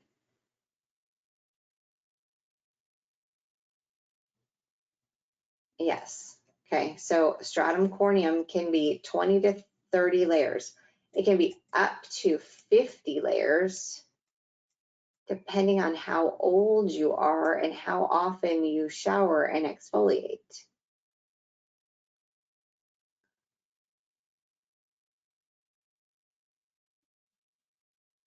Yes.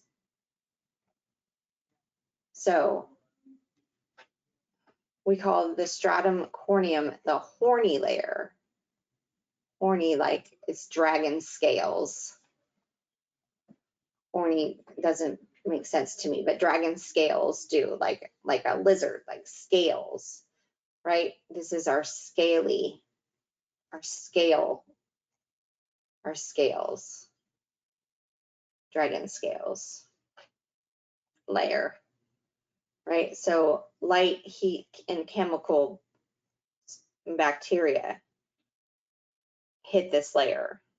This is our layer. This is the layer that we see, that we touch.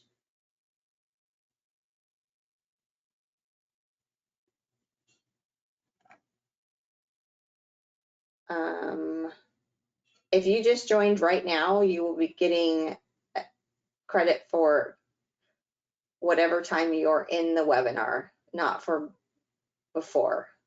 So whatever time that webinar shows that you're here, then you will get credit for that time.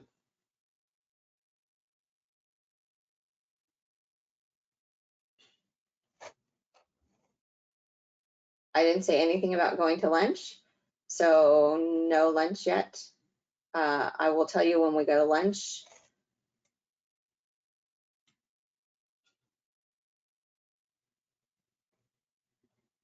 Okay. So everything has 5 layers. Everything has the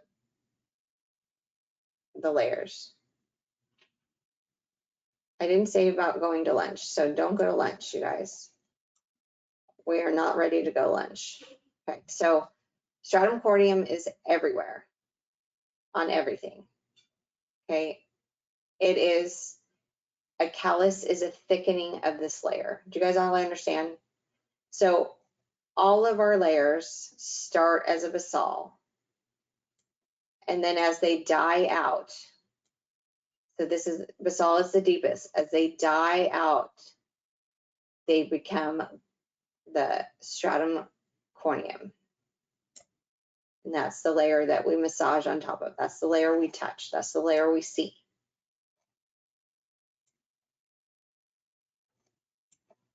I hope everybody understands this. And this is the process of keratinization.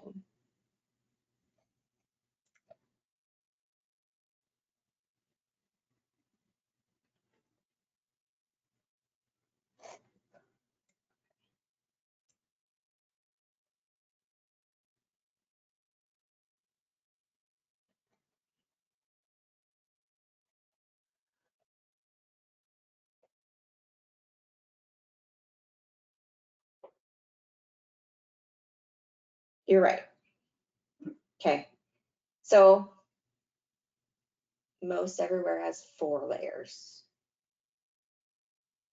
right? Because the palms of our hands and the soles of our feet only have the stratum lucidum, right? So they are actually migrating up. Yes.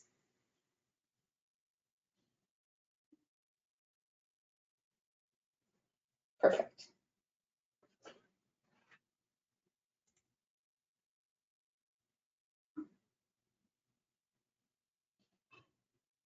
Okay. So little fun fact for you guys, like on that paper, so 70% of the dust in your house comes from stratum corneum. 70%. So that most of that is skin cells. The dust in your house is skin cells. Yeah, ew. So a good reason why to keep the dust down. So the palms have five layers. The palms have 5 layers because they have that extra layer. They have this clear layer. I'll be testing during lunch. Yep. So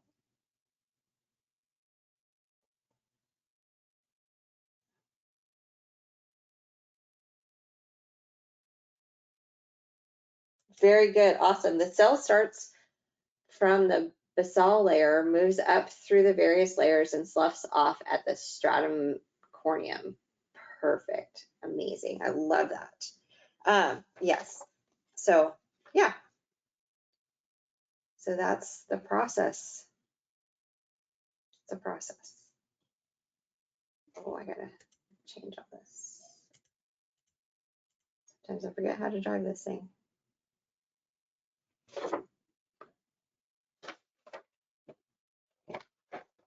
Okay, so structures of the dermis. So we talked about sebaceous glands. It has sebaceous glands, it has nerve, it has a hair shaft and follicles, it has blood vessels, lymph vessels. Our picture doesn't show any lymph vessels though. It has sudoriferous glands and a erector pili muscle and connective tissue, because everything has connective tissue.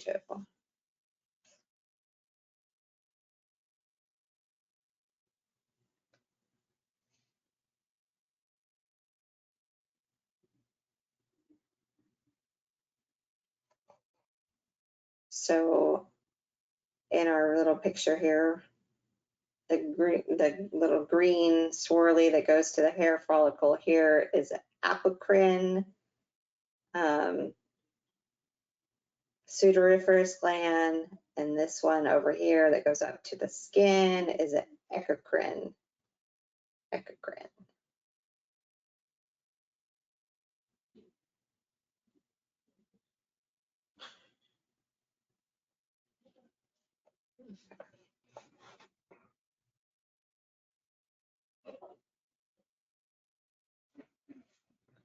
Functions.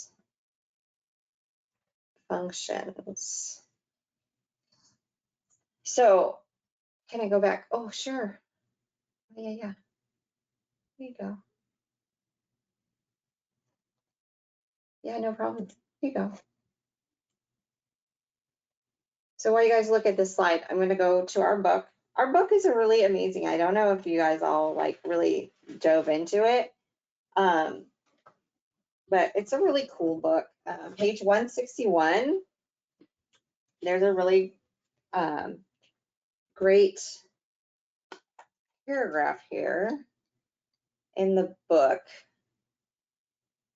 It says, the skin is the window that often provides a view of our inner workings and general health. We flush with fever and excitement, pale with pain, loss of circulation or fear, or erupt in rash due to systemic dysfunction or emotional distress. With most forms of manual therapy, the skin serves as a primary interface between the client and the therapist. It allows for conversation in which the therapist reads and manipulates the client's skin and tissue. The client reads and responds to the therapist's touch. As a therapist, you may feel differences in the temperature, tension, texture, and mobility of tissue, or sense a shift in the client's energy or emotions. Simultaneously, the client feels the status of their tissue as well as the quality of the therapist's touch, which they may interpret as confident, nurturing, and therapeutic, or as tentative, unfocused, or unsettling. Understanding the complexities and subtleties of the nature and function of the skin will help you appreciate the profound nature and impact of touch. This is in your book. This is in your white book. This is in your Applied Anatomy Physiology for manual therapists. This is page 61. Page 61 is the first paragraph. So it's a really awesome paragraph right there because, if this is your first class, then you haven't heard this before. But if this is not your first class, you have heard a lot about your teachers talking about emotions and energy, and how working with people, they can feel your energy and you can feel their energy, and all of that is perceived like through the skin, like this, just from the touch of the skin. So I mean, because we have all the sensory receptors in our skin, and that's what goes through to our brain to, to help us. So it's, I teach that. That's very important to, have a good connection and keep a good connection. And then, if your energy is off, your client's going to feel that. I keep that. I talk about that in classes, and I know other instructors talk about that in classes too. So I know I'm not the only one, but that's a really great, written description of that. So that's page 61 in your book. And your book also has these by the ways, and they're BTWs. So they're also really cool. And also there's manual therapy application little sections too, all throughout the book. So, I mean, if you're just kind of glancing through the book to get your homework done, take another second to check out some of these other little tidbits. They're pretty interesting. Just like in your blue book for the structure, it has that little red square at the bottom. It also has little cool tidbits of information. But anyways, function. So function is sensation, right? So we're just talking about touching. So sensation. So you feel hot, you feel cold, you feel pain, you feel pleasure, you feel itch, you feel tickle, you feel vibration, right? You feel all of that through your skin. And so vibration, we feel vibration through the music, right? You go to a concert, you play it loud in your car, you feel the vibration of the music. You feel that through your skin. Tickling, we all know tickle. Itch. So the itch is a defense mechanism, actually. So that's to help keep parasites away, right? So our skin gives us that itch in case it's a parasite. So we scratch, we knock whatever off. And then hot, cold, pain, pleasure. So we have no pleasure sensors in the skin, right? So if we did, can you imagine walking around if our whole skin was pleasure sensors? We'd just bump into everything all day. We'd never get anything done because we'd be walking around getting pressure, that's pressure, but pleasure sensors. We have no pleasure sensors in our skin, right? So we have pressure sensors, right? I said it wrong because, I don't read things right all the time. Good catch. So we feel pressure, but we don't feel pleasure in our skin. Can you imagine though, if we did feel pleasure, we have a couple of pleasure sensors on our body, but if it was just in our skin, we'd just bump around all day and not get anything done, because we'd be like, ooh, that feels great. Oh, yes, amazing, right? Yeah, it's funny.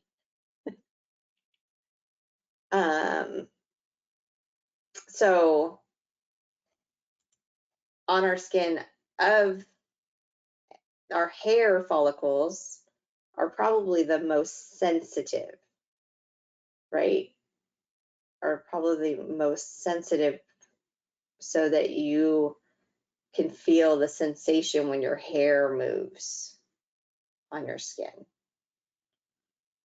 right? And sometimes when you have a pinched nerve, you can feel some of these, pain, maybe like a hot, like burn, like a burning. So when you pinch a nerve, you can feel some of these because we have the receptors to them in our skin. That's why when the nerve gets pinched, that's how come we can feel the pain and the heat, like some of the stuff that we associate with nerve pain.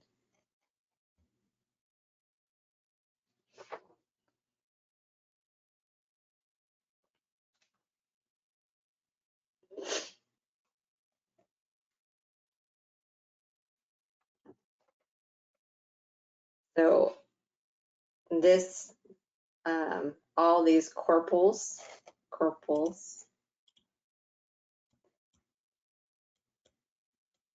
right? These are sensors. All these are little sensors, different kinds of sensors for pressure sensors, Meniere's, pressure sensors. Okay, so that's what tells us, oh man, that child on our lap is too heavy. They need to get off, right? That shirt we put on is too tight. Can't wear that one in today. Pressure sensors.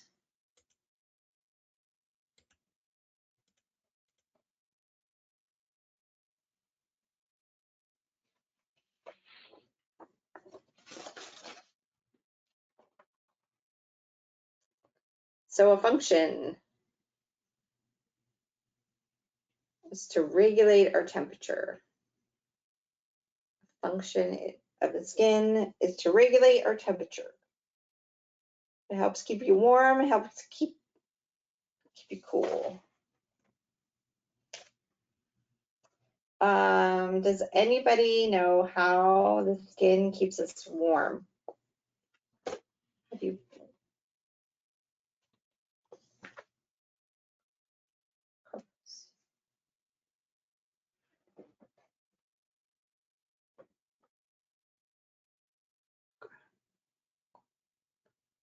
Corpuscles, I think is how you pronounce that, corpuscles. All right, so how does the skin keep us warm? We have fat, we have hair, goosebumps, we have adipose,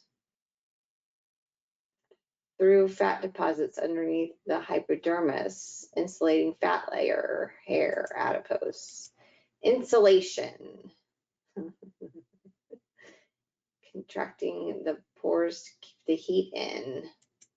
Cool. All right, so yes, goosebumps. Let's go to goosebumps.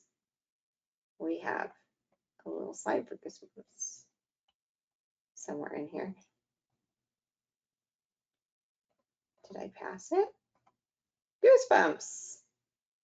Goosebumps keep us warm, right?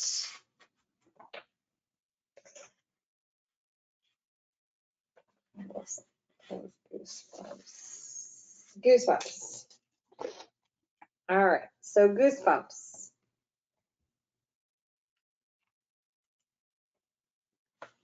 Goosebumps. See this little muscle right here?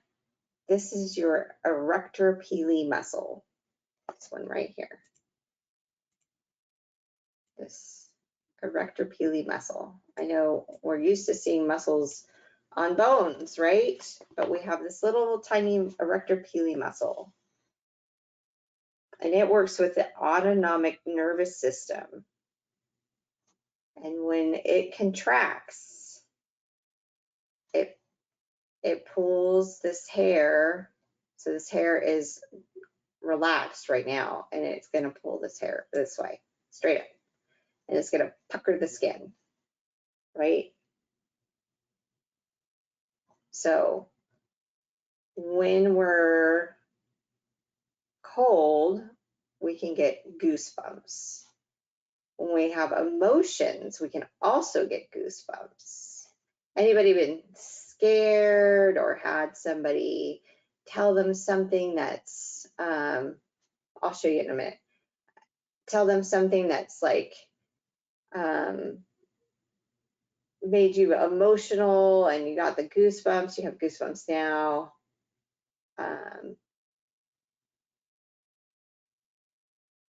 When you listen to a really good song, you get goosebumps. Yeah. Or somebody tells you something and it's like, wow, that's like amazing, and you got goosebumps, and it's intuitive, kind of hits intuitive. Yeah, goosebumps. So let me go back to another picture. Hold on. Where's that one? Okay, so right here, erector pili muscle. It's right here, this little guy.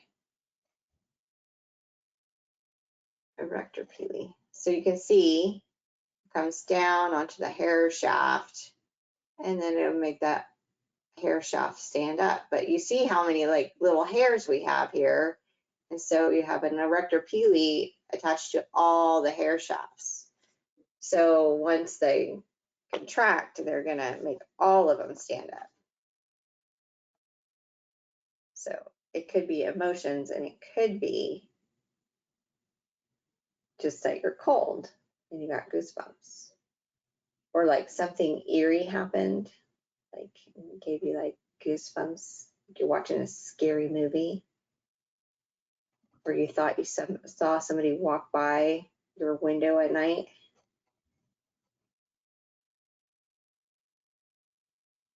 All right, contractions of the pores keep the heat in. Good.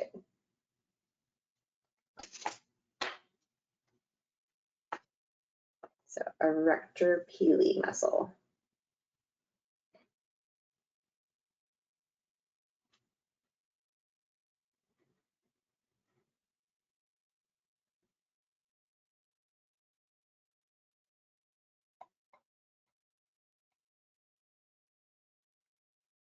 Okay, so some more functions here. Functions.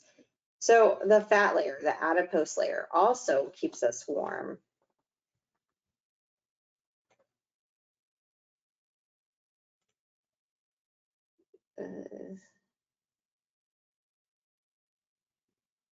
Is goosebumps the only time that muscle is activated? Yes. Yes. Yes. So the adipose. So the adipose, the fat layer right here, right?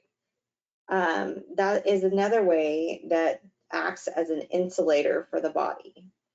So a really interesting thing about this adipose, right, the adipose layer of the skin, is that this adipose layer moves when we're super cold.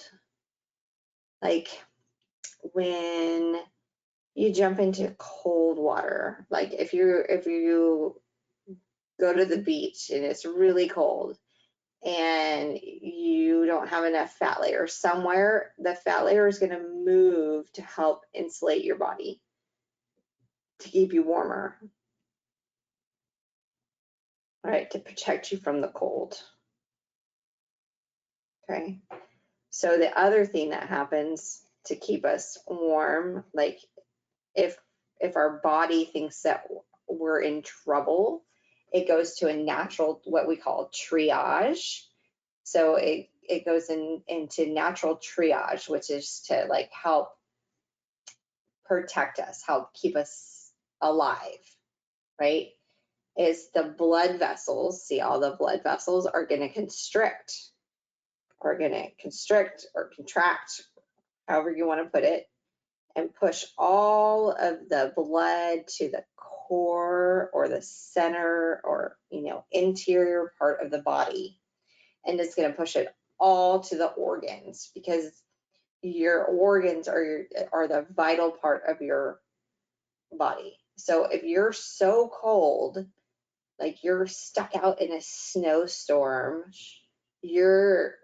all your blood vessels are going to contract and push all your blood up into your heart and into your brain and into your lungs, into the organs that are going to keep you alive, the ones that need the warmth and the blood to keep you alive.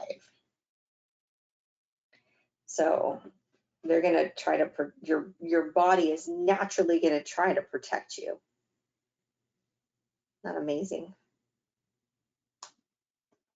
I think that's amazing. All right. How's everybody doing? Cool. Very cool. Amazing. Good. All right. Well, I'm starting to get a little hungry. So let's go to lunch. Lunch till 1:30 or 1, we'll make it 1:35. I'm going to write it over here because you can't see it on that.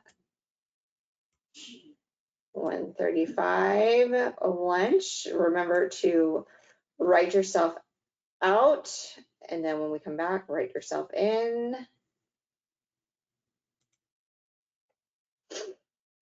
Have a great lunch. See you when we get back.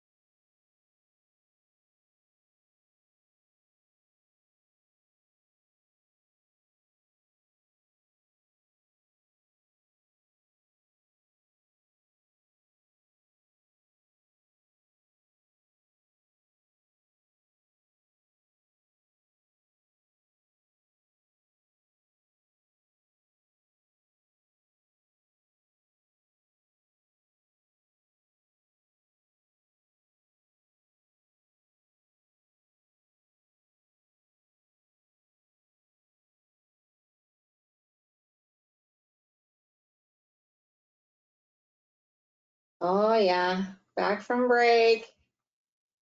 You're good. She just wants to say hi, and she's gonna leave. Okay, time for you to go. Okay, goodbye.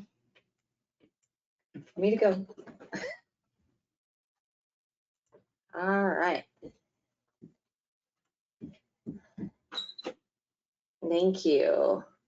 Yeah, she's cute. She's been really good this afternoon, being very quiet.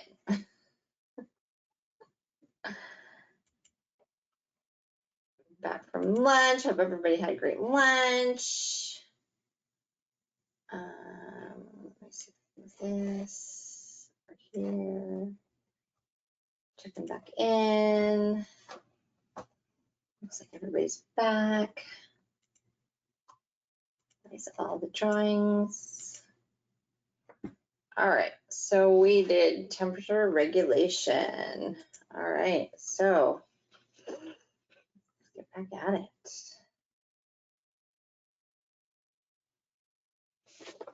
Absorption. So our skin is semi-permeable, which means we do absorb. We do absorb. Semi-permeable. So we do absorb. We absorb some water. We absorb essential oils, which we always talk about, and when we do absorb medications through our skin. So anybody here sit in a bath sometimes with Epsom salts? To Epsom salt bath on occasion? Yep. Yes, often. I love them. Yes. Epsom salt is magnesium. Magnesium helps with sore muscles. So when you soak in an Epsom salt bath, you're absorbing the magnesium, which is going to help with your sore muscles.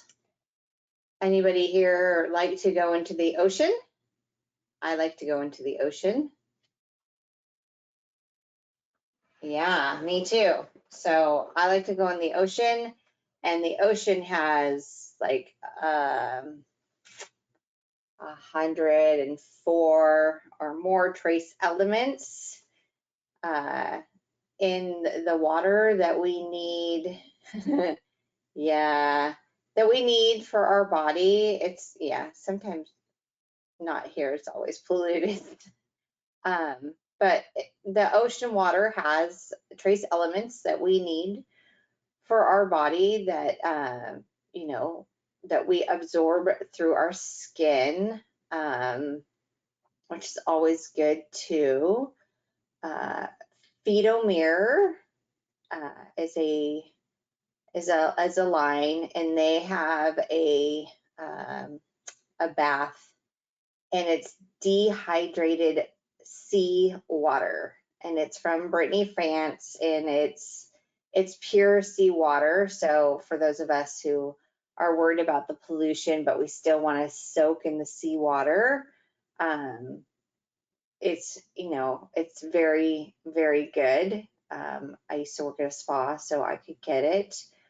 So it's just powder form, and you pour it in your bath water, and it's just like being in the ocean, but it's pure and clean. It really helps because it's got all those trace elements in it that we need to function. So those are always good. Essential oils, they absorb through our skin, and it takes about 20 minutes for essential oils to go into the lymph and then the bloodstream. So if you use essential oils on somebody in your practice, just know that you're also absorbing the essential oils that you touch, right? So if you put it on your hand and then rub it in your hand to wipe it on the soles of somebody's feet, they're absorbing and you're absorbing. So you're getting as much as they're getting. So just think about that. So you're also absorbing the essential oils, right? So, and then we have medications. So medications come in patches sometimes. So nitro, you get a nitro patch for your heart. We have patches for birth control. We have no problem logging back in, you guys. You're all right. We have, oh yeah, we have patches for pain. We have patches for a lot of things that we use these days because, you know, it absorbs through our skin and we can just, you know, take it that way. Topical medicines, you know, it's topical because it goes on our epidermis and soaks through. Anybody use arnica when their muscles are sore? I do.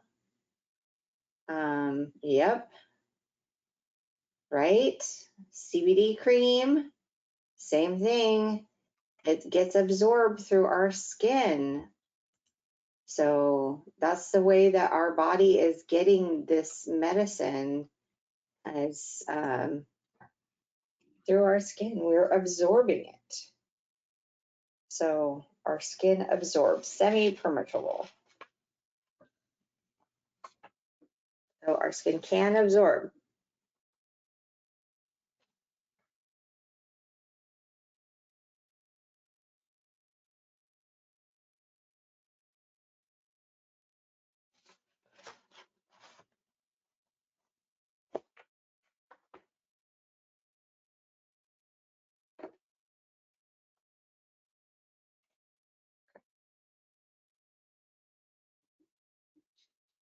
I think there's something else I wanted to say, but we also, on the other side of absorbing, you know, we absorb all these great things, but we also absorb some chemicals. So when you go in a pool, anybody notice when you go in a pool, your fingers get pruny, you feel tired and dehydrated? Yeah, because we're absorbing the chlorine. Yep, because we're absorbing the chlorine through our skin. So the pruniness is showing us that we're absorbing the chlorine and it's dehydrating us. And that's, the pruniness is showing dehydration. Just kind of interesting. So we absorb good stuff and we can absorb bad stuff. So, you know, just think about that too.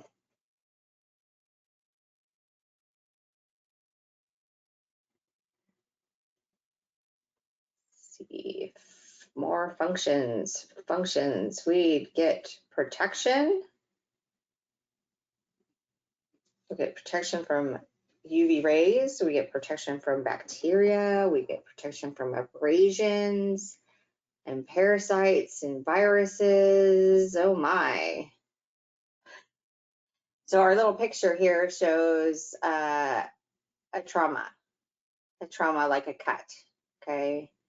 The UV light trauma irritates the infection. And then the Langerhans cell is activated. That's our immune cell, right? So it's activated. It's starting to look for foreign bodies that are not good. And it's going to come over here and it's going to, you know, attack. We have T cells and we have all kinds of stuff going on. So our skin is our first line of defense. So if our skin is not broken and it's strong, it's the best defense against everything, right? Because you can't tear your skin, But I mean, you can have an abrasion on your skin, but you can't just like tear your skin like a piece of paper, right?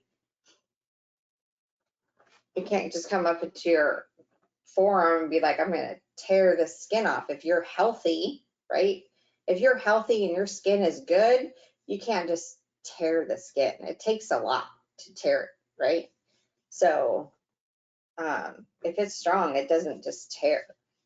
And like I said before, the itchiness or itch is to you know, scratch off parasites. That's what that is for. So the UV rays are in the epidermis, and what else? What else are the UV rays? Help with UV rays. The epidermis and what else? Can you remember?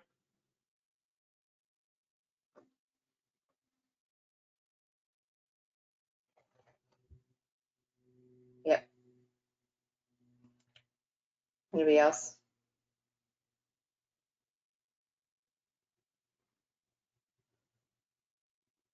Melanocytes.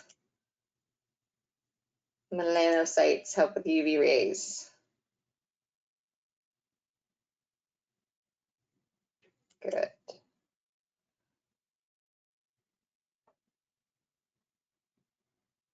All right. What helps with bacteria? So something that helps with bacteria is not having any cuts, right? What else prevents bacteria from getting in? Great. Yes. Yes. I have sebum, white blood cells, keeping clean. Yes. Oh, clean skin, amazing. But we do have good bacteria on our skin and we have bad bacteria on our skin. So I tell everybody this, like, if you're in one of my classes, yeah, keeping moisturized. I'm always like that goop, that hand sanitizer. It's been amazing for, you know, what we've been going through. But the best thing to do to keep yourself healthy is to wash your hands with soap and water, because soap and water doesn't kill the good bacteria that we still need. It kills the bad bacteria. It washes away the bad bacteria, right? But the good bacteria stays. So keeping clean is good, right? So that hand goop, that sanitizer, it kills everything, good, bad, indifferent. It just wipes it all out. So we want to keep the good, without keeping the bad. So yeah, so protection. Our skin is our protection. It's our number one. It's our first defense against anything, right?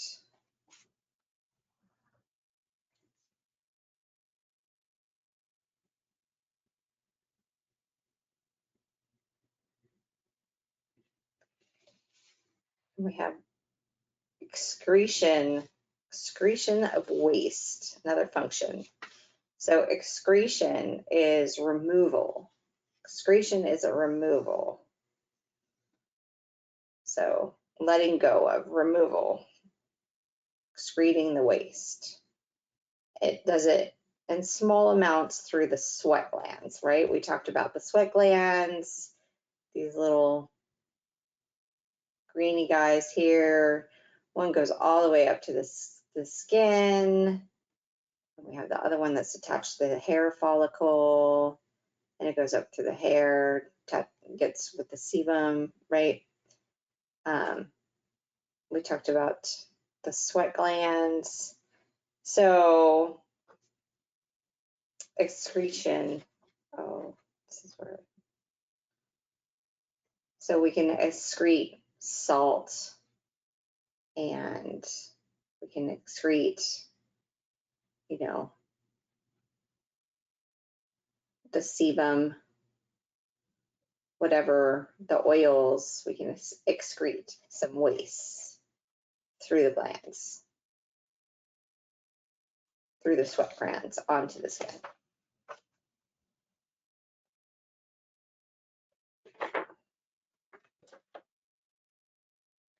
And then we have secretion. Secretion. Secretion is the movement of substances through one area to another. Secretion, the movement of substances from one area to another. So we move sebum from this area to this area, right? And we move water from here to the top of the skin. We can move lymph from the dermis to the top of the skin. We can move, we can move a lot. If we're doing cupping, we're going to bring a lot of stuff up to the top of the skin. We're going to secrete, right? We're just moving substances. So our skin secretes. So we mostly think of it as water because we think of sweat as like a water, right? Sweat, water and oil.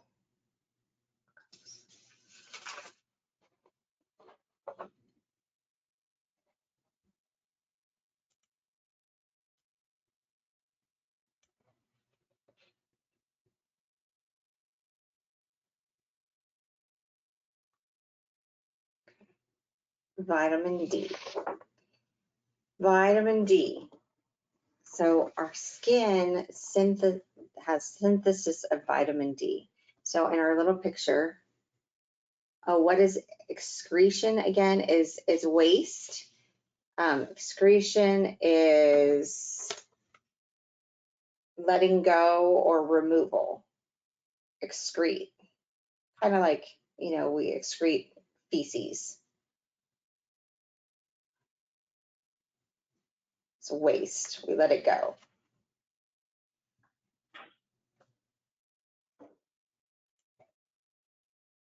All right.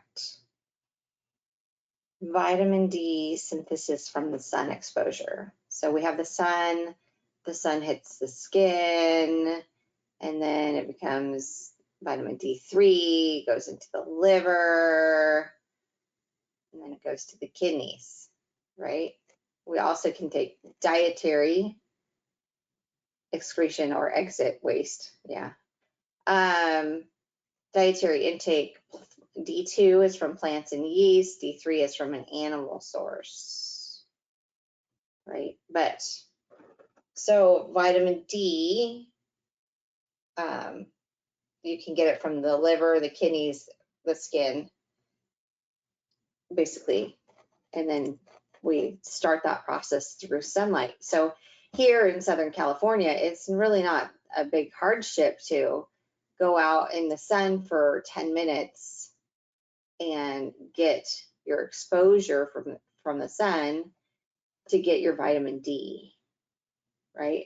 Other parts of the country, it is a little harder to get that 10 minutes of sunlight. Let's say it's winter and it's freezing outside, it's below freezing. So you go outside and you have to bundle up, or sometimes you can stand next to a window and get it. So, but you still need to have some sunlight, you know what I mean? So like Alaska has periods where they don't have any sunlight. So that's a big hardship for them because they don't get that. So they do say that a lot of people are vitamin D deficient. Now, I asked my doctor about that. I said, well, am I vitamin D deficient? And she said, well, the tests for it are kind of inconclusive because the numbers are not correct.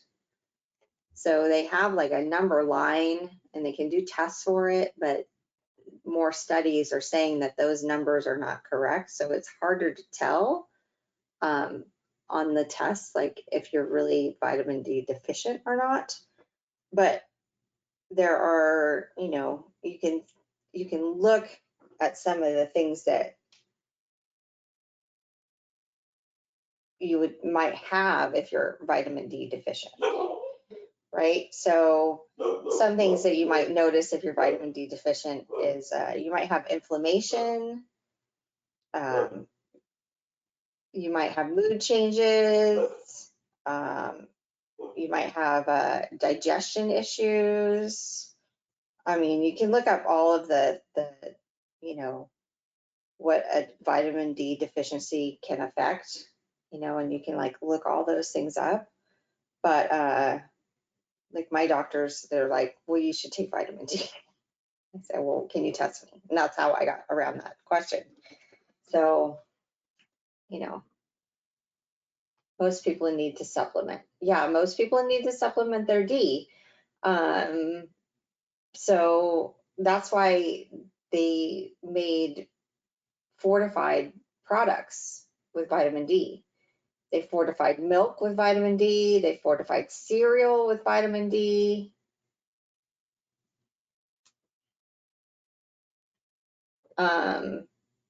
So Midwestern states that don't have as long of a sun period, like during the winter months, the children especially could get their extra vitamin D. Because if you don't get enough vitamin D, you could have weak bones. Or having weak bones is also called rickets. So,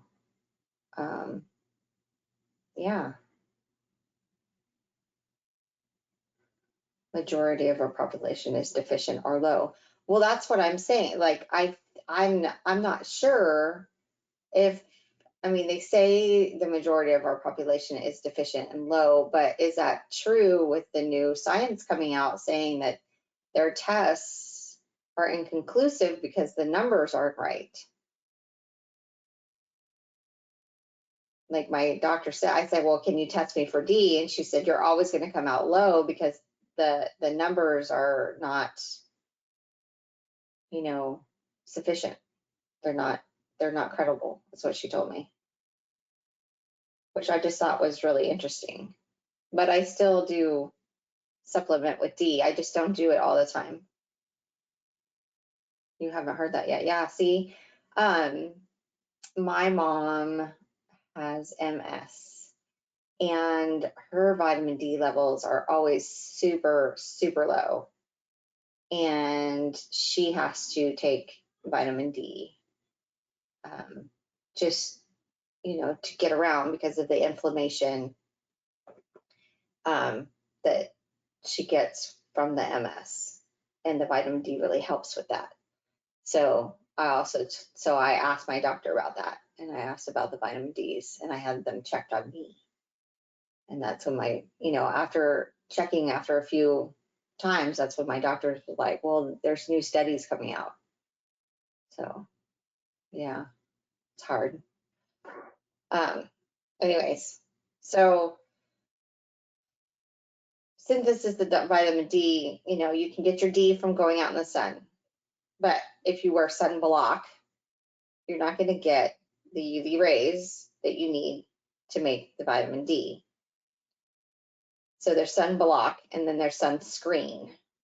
So they're two different things. Sunblock is, no UV rays get through. And then sunscreen lets some UV rays come through.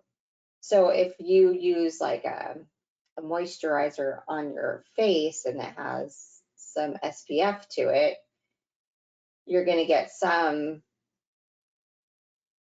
UV rays to your skin. But they say the best thing to do is go out for 10 minutes with nothing on your skin and get the sun, and hope, 10 minutes you shouldn't burn and you shouldn't have any skin troubles from that. But you can also sit at a window and get your sun, as long as it doesn't have like a tint to it. So yeah. So check your sunscreen. Some it's blocked, so it doesn't let any UV in. And some let some UV in. So some of them you're going to tan with, some of them you won't. So I usually tend to go with a sun block because I'm super fair.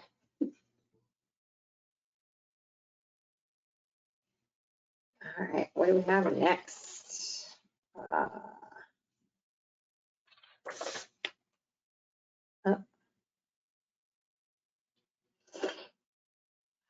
Another function is it holds a lot of blood. Holds blood, so it has 5 to 8% circulating blood in our integumentary system. Right, 5 to 8%. That's a lot. So does anybody know what happens when the blood stops moving? When our blood stops moving, what happens?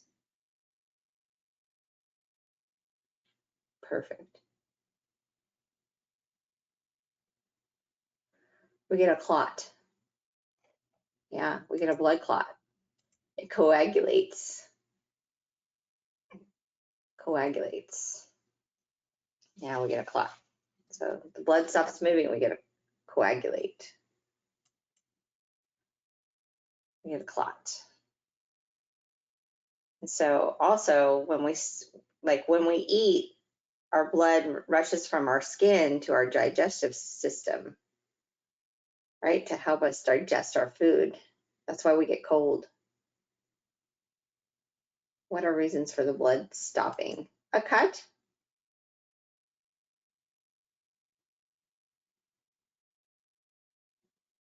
A cut would be a reason for the blood to stop. That's a simple answer. You don't get cold when you eat? After you eat, you don't get cold sometimes? I do. After I eat, sometimes I get cold because all the blood is rushing from my skin to my digestive system to help me digest my food.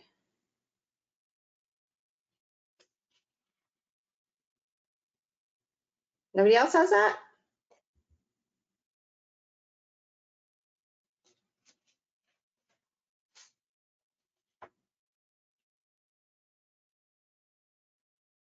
Totally get cold. Sometimes in cold weather, yeah.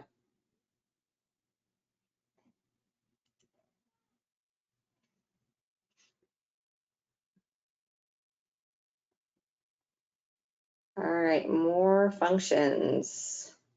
So as we read in that little paragraph, it indicates our health, it indicates disease, it indicates emotions, and it helps as an identification. So in our book on page 67, it's one of those little by the ways.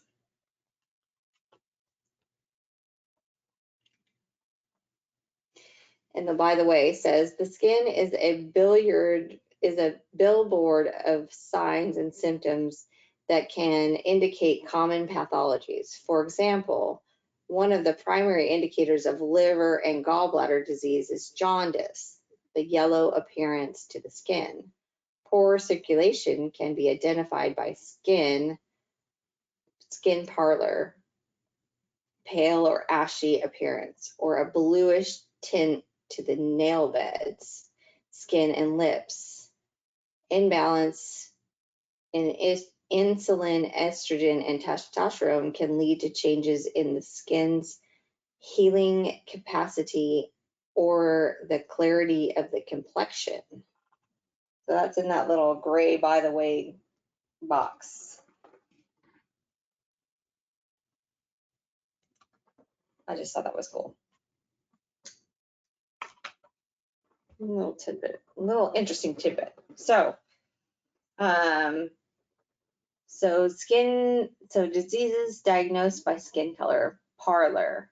So pallor is the paleness of the skin, indicates shock or anemia. If you've seen anybody in shock, they go like, the thing is to say you look you look like you saw a ghost because they go really white, ghost, like real pale ghost white, So that's something that people say sometimes because that person might be in shock. Jaundice, that yellow color to the skin and the whites of the eyes. It's a buildup of yellow blurbish something in the blood from the liver disease.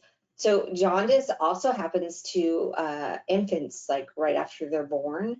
Sometimes you have a little baby that has jaundice, and they tell you to put that baby by a window. That's what I'm telling you. You can get your vitamin D to help your liver work and function better just by sitting by the window getting your vitamin D. So that's what they tell you with little babies who have that, because little babies, their skin is fragile, and so they tell you, oh well, put the baby by a window. So not for long periods of time, but they do that. Cyanosis, so cyan, blue, like in your printer ink, the bluish color to the nail beds, or the skin. Anybody been swimming and it's really, really cold and your lips turn blue? That is the hemoglobin depleting of oxygen, and it looks purple blue. That's your lips showing you that. Yeah, little kids, you see a lot of little kids in the pool, like they'll stay forever, but you're like, is it cold? And you're like, no, and they're shaking, but their lips are like blue. And you're like, yeah, it's time to go. Arrhythmia is the redness of skin due to enlargement of capillaries in the dermis during inflammation, allergies, or burns and infection. We can also cause this during massage, when we especially cupping. So we can cause this to come up, this redness in the skin. Sometimes you will see that when you cup, you see those circles. That's what we're looking at right there. And then identification, right? We talked about that a little bit. Your fingerprints. And your fingerprints are identification, but they're really for gripping. But it also gives us, us, gives us our unique person, our unique look, So our skin gives us that, our uniqueness. Without it, we would look like everybody else, just all muscles.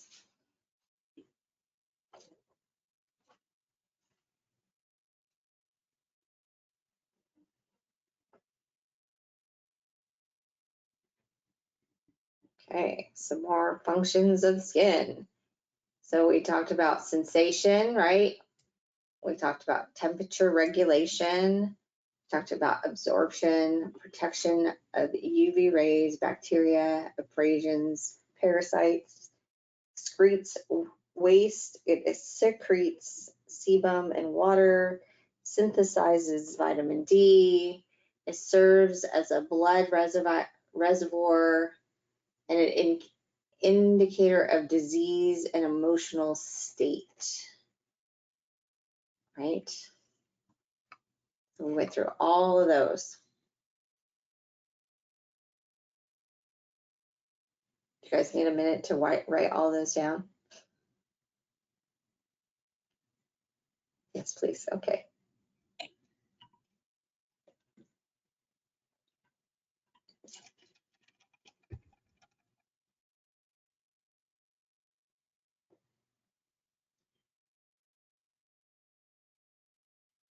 In our pathologies, we'll talk more about other indicators that you will notice more on the skin.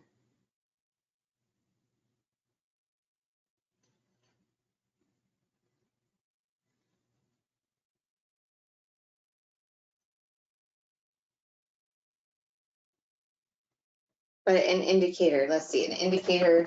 So in massage, sometimes you'll be massaging and you'll have one spot that's really, really warm to the touch. And then you'll have one spot that's really cold to the touch, and the rest of the body just feels like regular, normal body temperature. So once you've been massaging for a little while, you're going to notice these things. So the indicator of the heat, right, is that there's probably something going on there, an injury or some inflammation or you know, something happened. And the cold skin, though, there's probably not a big supply of blood going there. So you guys talk about connective tissue next week, but connective tissue is everywhere. But maybe the connective tissue is, you know, how do I put that? Thick or a little, making it harder for the blood to get up and go through there. So that part of the skin is a little colder. I don't know. Anybody ever felt that when you're doing massage? And then once you massage that area for a little while, it starts to get warm and feel like the rest of the body.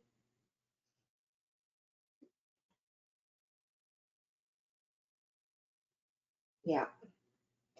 Because you start to make that connective tissue start to like warm up and bring more blood to the area.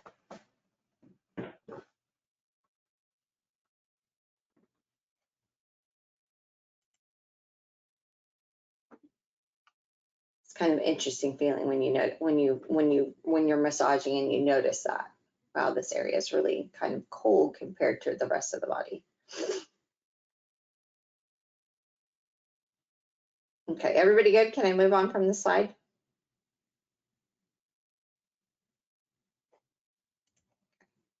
Yes, yes, yes. All right. Perfect. Goosebumps. We already talked about goosebumps.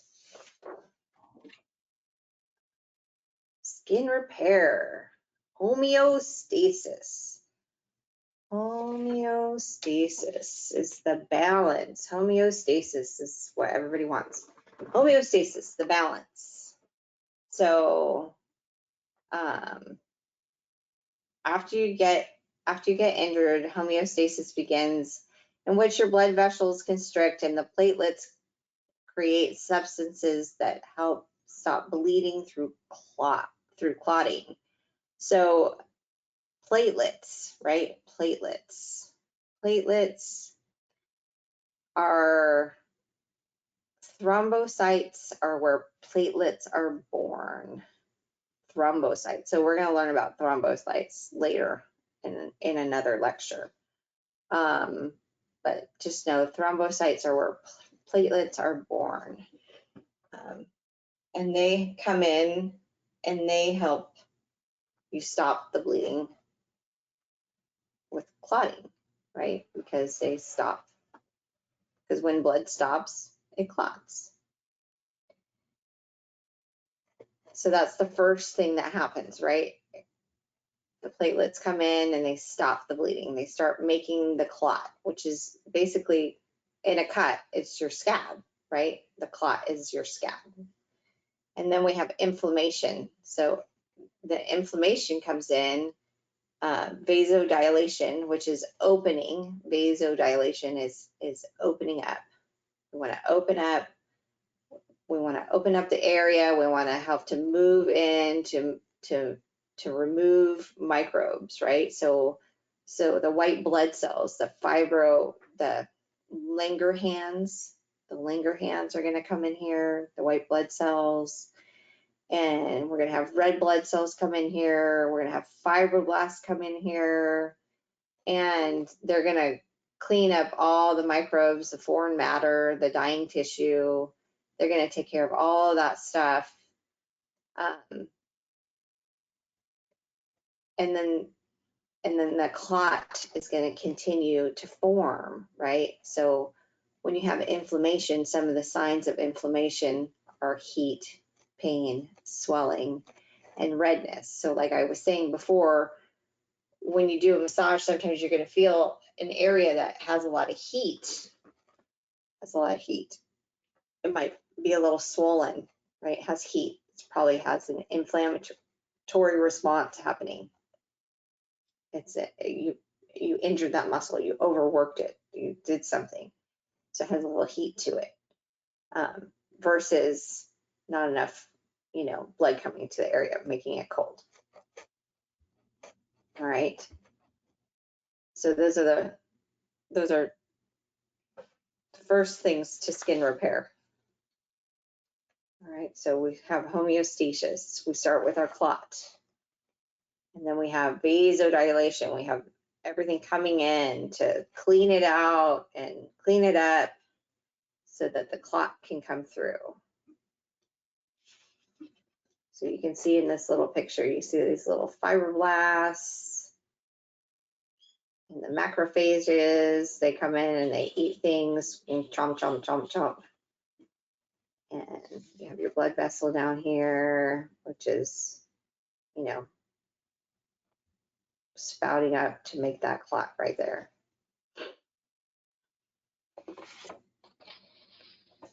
And then you have migratory or proliferation.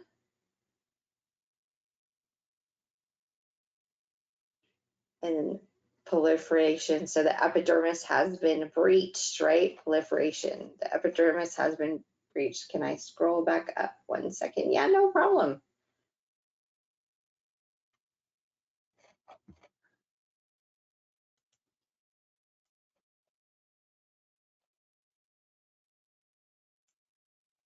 So this is just the beginning of our scab.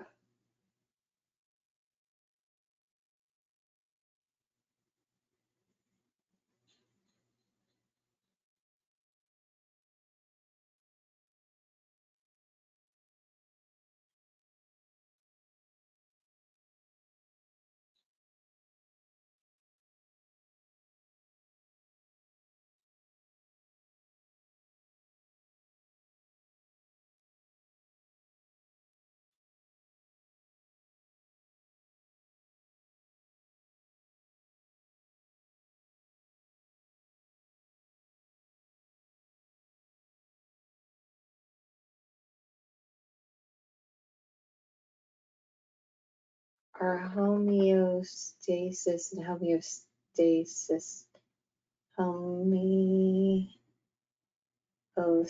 two different things. Homeostasis.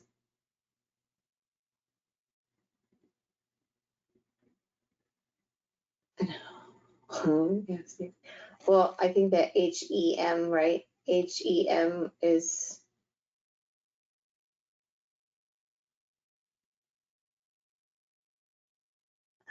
the top says yes, and the diagram says, oh, the diagram says that. I think that's probably just a misprint, probably. HEM. It's probably what this is in the picture. It's probably spelled wrong up here. Homeostasis.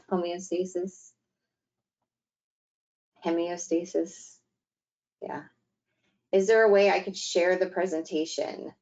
I am not very great at doing that kind of stuff, and I know that Denise does not like to share the slideshows. So I'm going to have to say no, sorry. But on your thing, you can take a picture of every slide. I know it might just take up a lot of extra memory, screenshot everything. on your thing.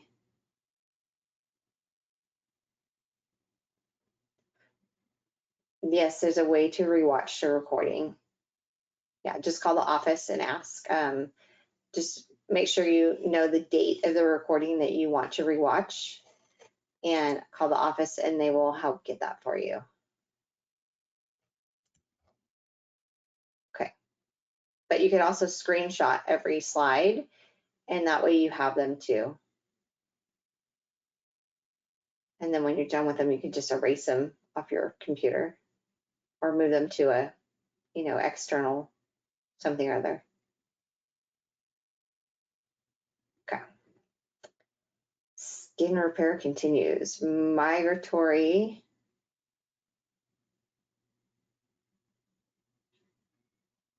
Perfect. Migratory and proliferation. Proliferation, right? So a breach has happened.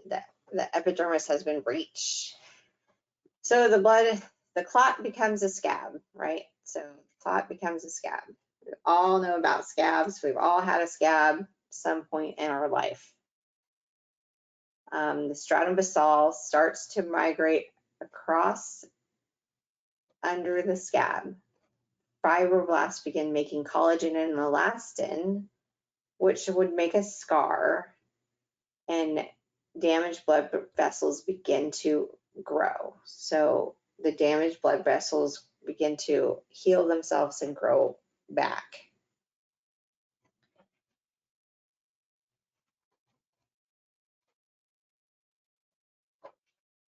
So this shows you fibroblasts and the subcutaneous layer. And this is our blood vessel, and it's gonna heal itself and regrow its blood vessels. And then our fibroblasts are coming in here and knitting collagen and elastin back, so that when our scab falls off, we have a little bit of scar tissue. And it's doing this all in the biggest hurry it can do to close whatever, cut or breach has happened. And sometimes, that's why we have the big scars or we have little scars, because it's just throwing stuff down willy-nilly, right? It's just getting it down there. So it just, to close our skin, because this is our number one layer of protection of the body. So it just wants to close the gap so that we don't get anything else in.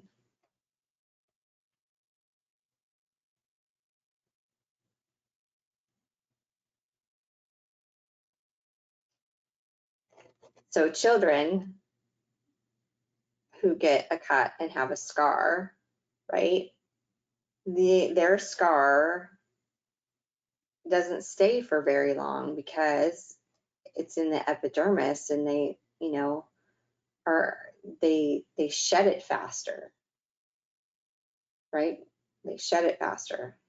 So it might not be as noticeable.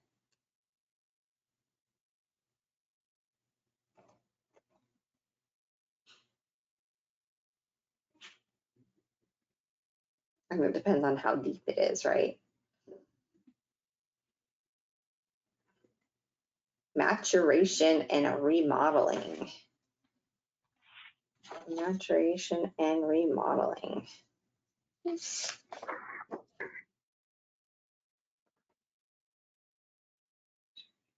Okay, so extensive growth of epithelial tissue, stratum basal to corneum, continuous growth and repair of blood vessels, continuous collagen and elastin growth in random patterns. Remember, I told you random patterns. They're just laying it down there. They're getting it on there. So you have remodeling, you have the freshly healed dermis and the freshly healed epidermis. So that's where you're going to get those scars. age has a lot to do with the appearance of scars. So like I said, if you're younger, you're going to shed this, your top part here a little bit faster. So your appearance of scar isn't going to show up as much as prominent, right? But if we're older, it's going to, you know, because as with time, everything slows down, right? Our scars are going to show a little bit longer. So this right here, this slide right here is where our burns, you know, our thing has a question about burns. What happens to, what is the question? The question is about burns. So what happens, how do you repair the dermis, I think? How do you repair the dermis? You can't repair the dermis, okay? You can't repair the dermis. If you burn yourself so deep through the dermis, it doesn't repair. But the epidermis will try to remodel over the top of the gap. But if the gap is so big that it can't, it'll start to knit downward and over so that you will have like a indentation. So they try to stop that. What they'll do with a third degree burn is where the dermis is gone. They'll go do a graft. Freshly healed dermis. It's because it says freshly healed dermis, probably because it's like a, I don't know, small, like a small thing. But if it's a big something, like a huge chunk out of it, right, it doesn't repair. So let's say I was in a fire and I burned my arm, this much of my arm, and I burned it down all the way down to the adipose. Okay. My skin here, this is still good right here, right? On this side, and this is still good on this side. But all of this in the middle is gone. My skin is gonna try to knit this back and knit here back. And if I don't get to medical help fast enough, it's going to start knitting down like this. And it's going to make a crater. But what happens is hopefully we get to a doctor and they go in and they're going to put a skin graft. Maybe they'll take something from my leg and they're going to go in and they're going to fill in and they're going to fill in as much as they can with a graft.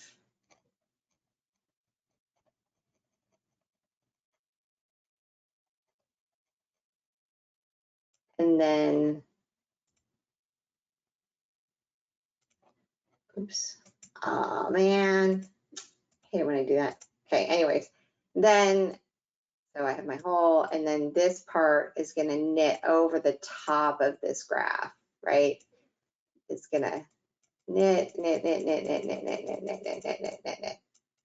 But if you've ever seen somebody with a burn, right, it kind of looks where you got burned. If you cook a lot, you might have oven scars, right? That little line on your forearm. If you bake, let's say if you bake, right? Because baking and cooking are different. You might have that little line on your forearm and it looks kind of plasticky. It's shiny, right? It has that little shine to it.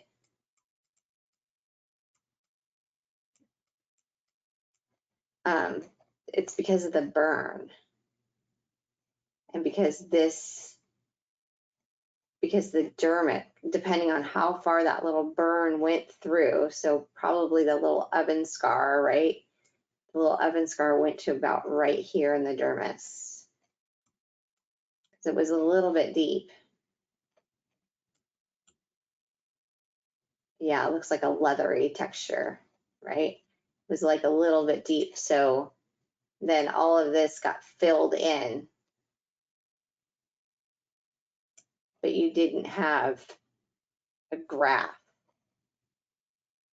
But it still looks different. It has a different texture to it because it was a burn, other than just like a cut. Does that, I don't know, is this making sense to everybody? Like with a cut through, yeah. So like if you go to get a surgery and the doctor uses a blade and cuts, right? Your skin, they put this back together and then your skin knits this back together. And it's not shiny. Usually you just have a little discoloration, usually like a white, depending.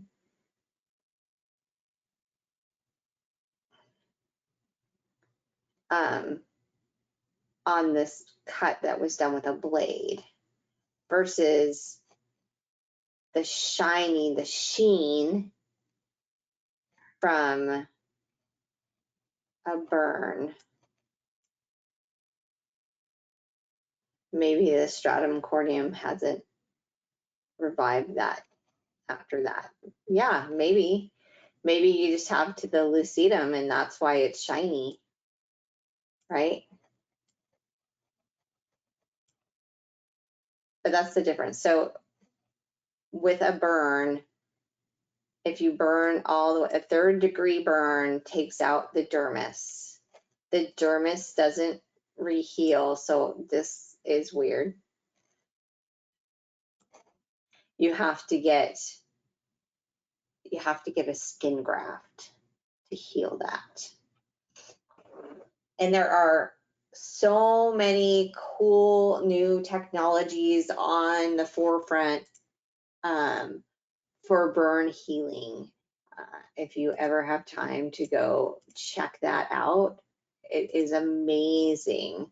I think it's UCSD is using fish skin, and I can't remember what kind, to lay on top of the skin as a dressing to keep it moist and healing, and like all kinds of amazing stuff, like to keep it good.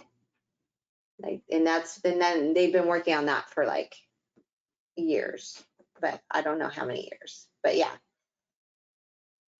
Because normally they just put a dressing on it, and every time you pull, if the dressing isn't wet and your skin has started to knit to the dressing, when you pull that dressing off, guess what happens? You pull some of the elastin and collagen back off, and it has to repair. So the repair takes even longer. So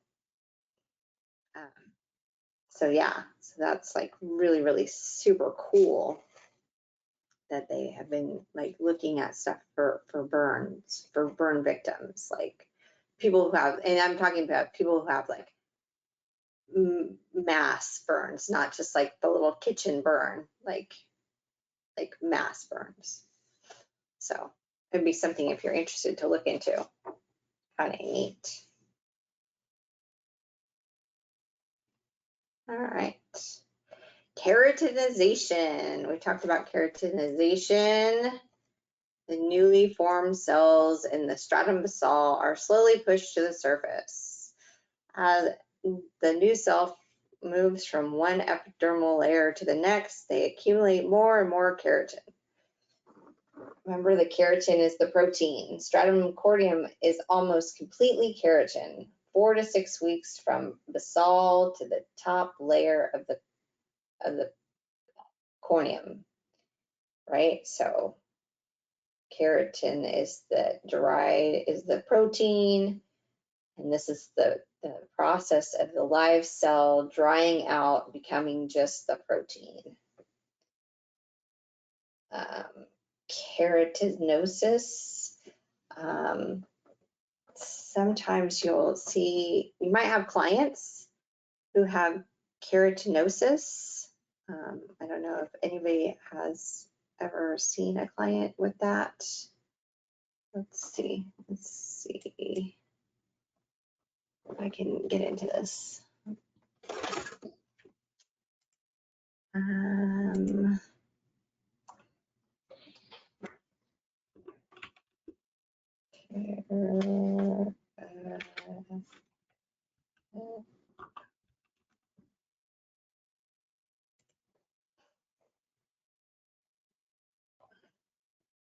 Images.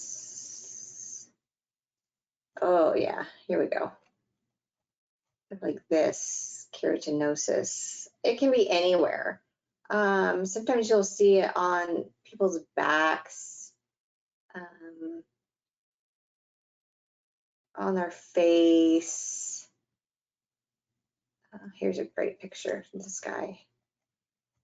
So you see all these little buildups, right? Just subtle little buildups of the keratin are all on this guy's face here.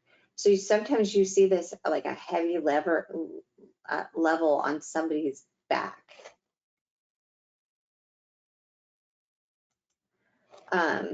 And when you're massaging, sometimes these can come loose in your hand while you massage because they're just, dead layers of skin, and then you're moisturizing and you can knock them loose. Yeah, LOL, gross, right? So yes, it can be gross. So that's why we're talking about it. So I'm trying to look for another one. And somebody's back.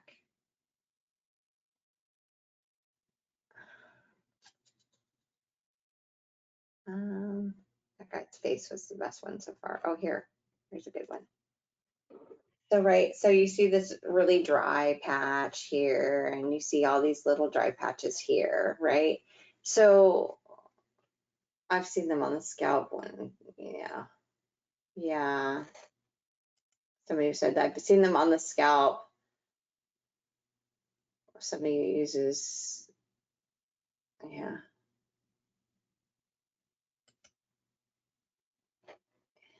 It doesn't hurt them, no. Most of the times they don't even notice when it comes off because it's like the most superficial part of their skin, and then you have a hydrant on them, so it just kind of sloughs off when you're massaging, and sometimes it's hard for massage therapists to like deal with this. Like if you have somebody and you have to do a massage with like that, sometimes it's hard because you're like massaging and then the skin comes off and you're like, ew, that's kind of gross. Same thing with like sunburns. Like if you're massaging somebody who it had, their skin is peeling and you're massaging and then the skin peels underneath your hands, it doesn't hurt the person you're working on, but the skin is coming off on you.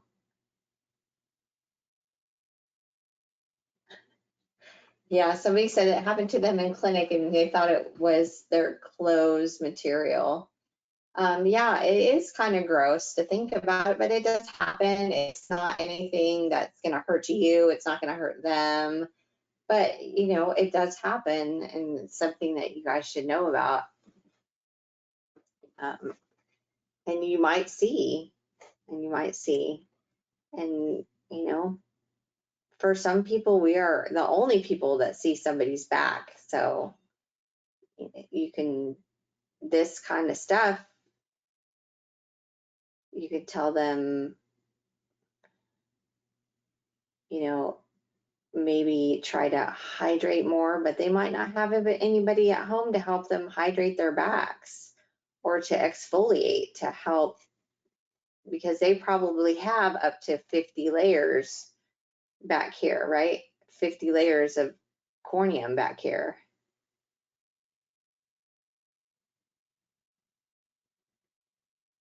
Yeah. Would it be inappropriate to put gloves on? I personally don't think it would be inappropriate to put gloves on. However, I personally think whenever you put gloves on, you need to explain why you're wearing gloves. Because people think that there's something totally wrong with them and you don't want to touch them with your hands. And they're coming to a massage to get, skin to skin touch, right? So if this was going to weird me out, and I've massaged many people with this and, I'm okay with it. I would tell somebody, hey, you have these really dry, flaky patches on your back, and I'm going to use gloves to massage this area just in case. So, if something happens, I don't want to introduce anything else, Maybe we suggest they see a dermatologist if they don't know these are there. Always. You can always suggest somebody sees a doctor. And a dermatologist is a specialist that sees people for their skin.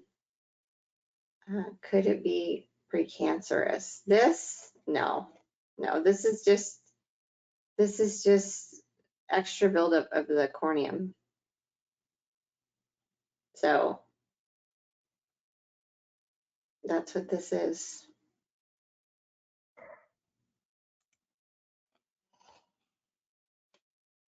So I just want you to know, like, that's just extra. Like we said, and that the people you probably saw on were probably older and can't exfoliate and can't, get, hydration on their back, right? So it's just something to know is out there. You might see it, you might not.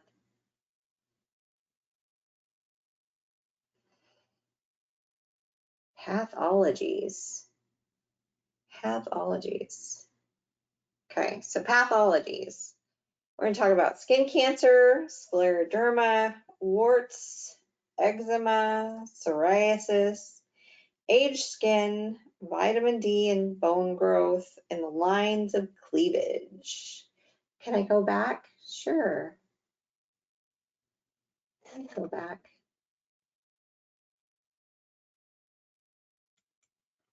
Sure.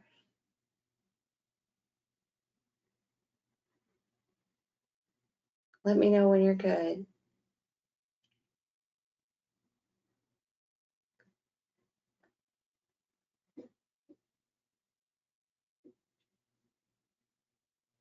Yeah. So, like I said, people who are aged, their skin can be it can be very, very good, or it can be very dry and brittle. And they could have a lot of cuts and scabs from breaking their skin.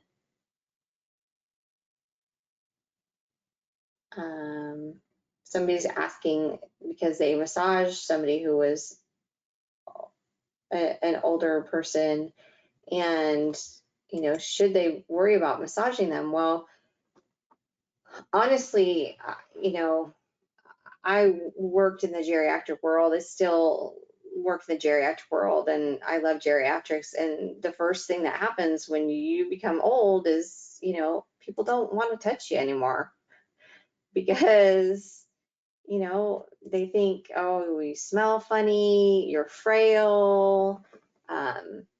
They just don't want to. It's the first thing that goes is the big hugs and the, you know, everything. People just, you know, don't come up and just touch you. So having a massage is amazing.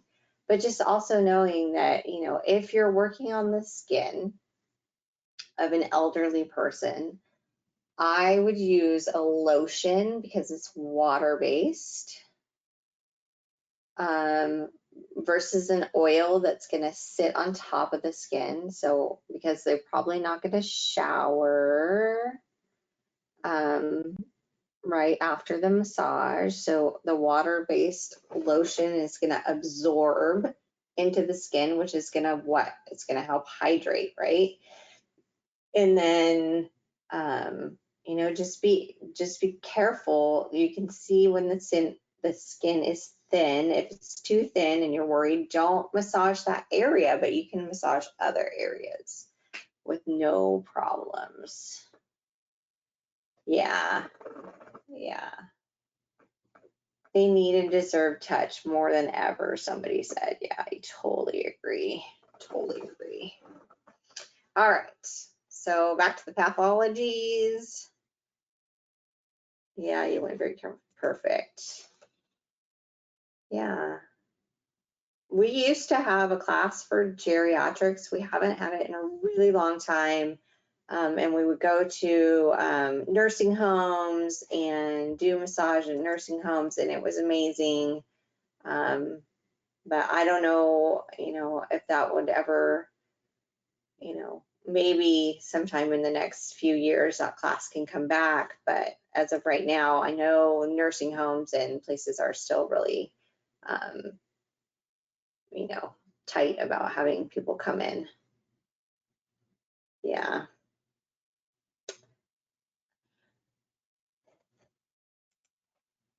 Okay. First one up, skin cancer. Skin cancer.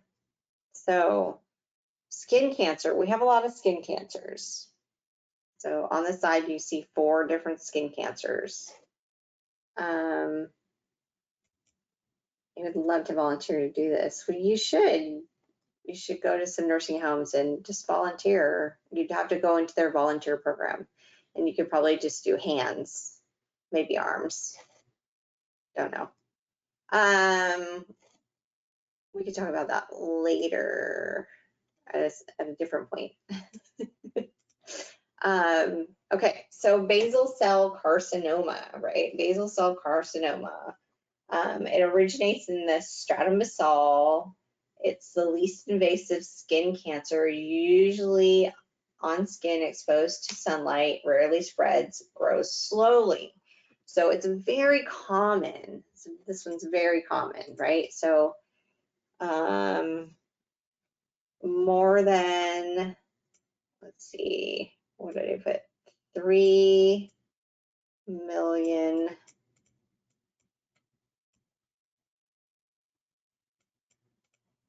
per year, US.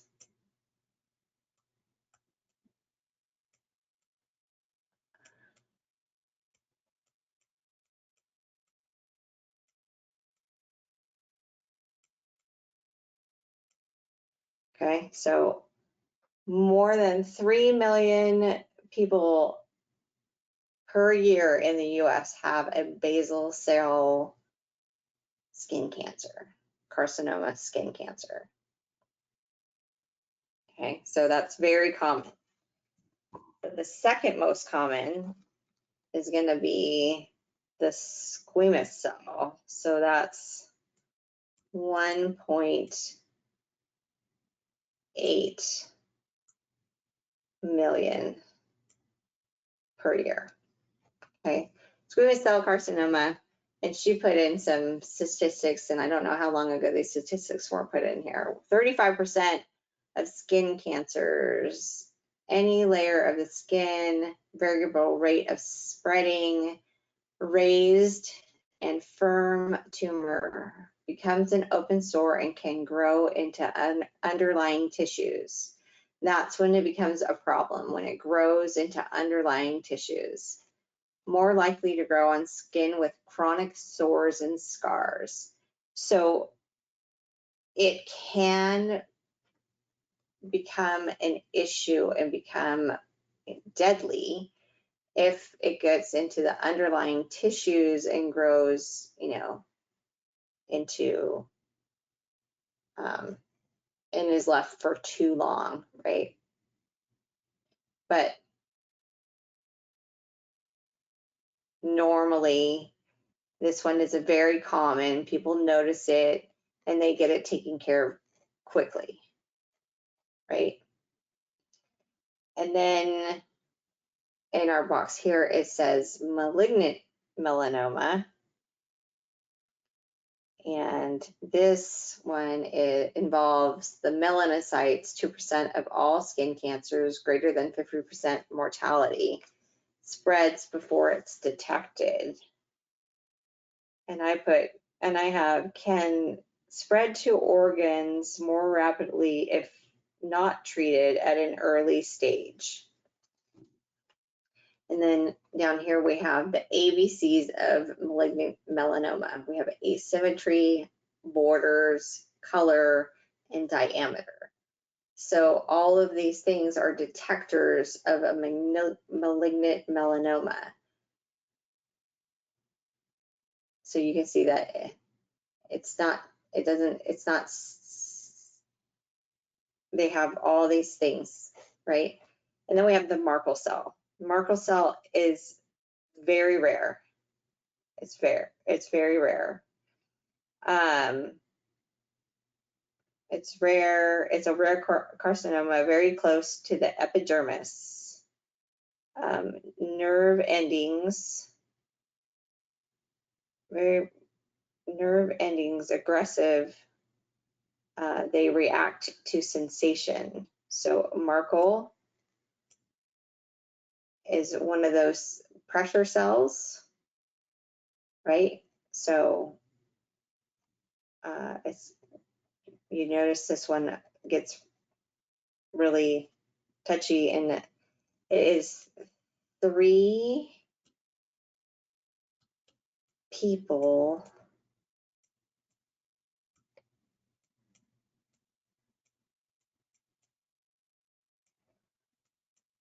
per 1 million. 3 per 1 million get a Merkel cell. So it's pretty rare. That's why it's not even up here. But she has a picture here. I don't know. So I looked it up. So 3 people per million get a Merkel cell carcinoma, which is rare, but it is, part of your sensations. But all of these, any skin cancer, you really should have checked out, no matter what. But like I was saying before, sometimes we are the only people who see other people's skin. Did I say the amount of people for melanoma? I didn't say the amount, but it says 2% of all skin cancers.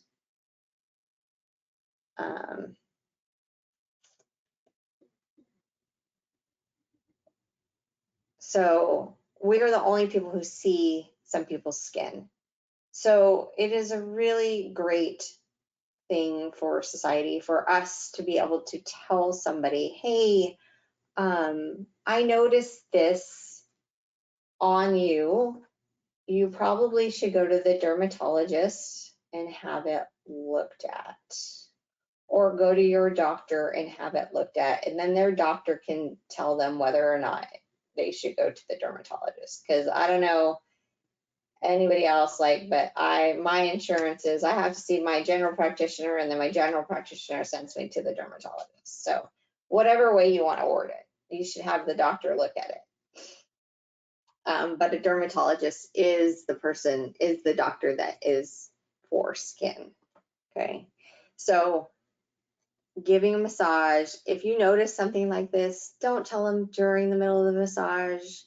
Please tell them afterwards so that they can continue to relax during the massage, and then you can bring this up later. You can tell them, don't tell them, you can't say that I think you have a basal cell, whatever. You can tell them that you've noticed a, mark on their, skin, or they have like a mole or something that looks funny. You have something that looks odd on your skin and you should have it looked at. It's your best way. Okay.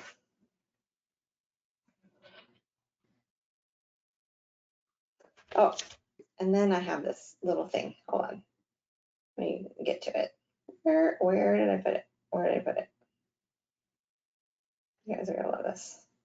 I might get other glasses. So I pulled this up. Okay. So speaking of these, musician Bob Marley was diagnosed with allogeneic melanoma, which ultimately claimed his life at 36 years old. When a dark spot appeared under his toenail, Marley attributed it to a soccer injury. Eventually, he was diagnosed with the disease, but was not treated. His melanoma spread to other areas of his body and tragically cut his life short. So, there you go. Under his toenail.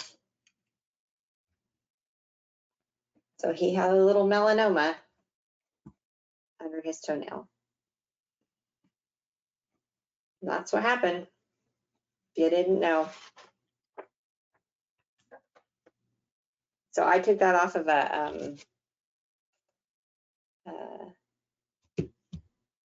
a dermatologist's website, actually. So, okay, scleroderma. So scleroderma is actually an autoimmune disease. So sclera means hardening, and derma means skin.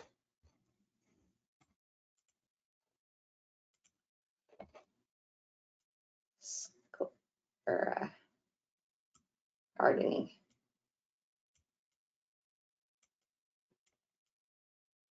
And derma. Oops. Skin. So scleroderma, hardening of the skin, or scaling of the skin, can happen in the lungs, the heart, the kidneys, or the GI tract. Happens more in females than males. A long-lasting disease that affects your skin, connective tissue, and internal organs. It happens when your immune system causes your body to take on too much protein, collagen, an important part of your skin. So you're taking on too much collagen. So if we go back to this, let's go see scleroderma. So some people say they look like they're puffy. Their face is puffy. I'm looking for a facial picture. It's not the best one.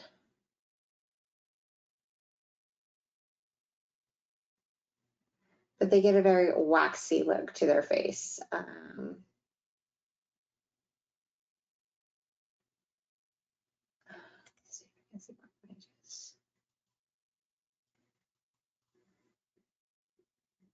That's a good picture. on her hands, but see how her hands look kind of waxy? Because they're like blown up from too much collagen.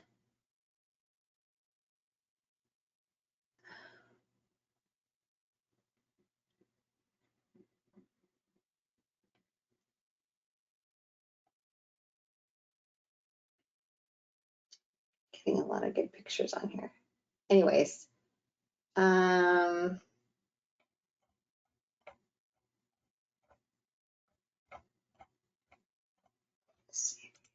face.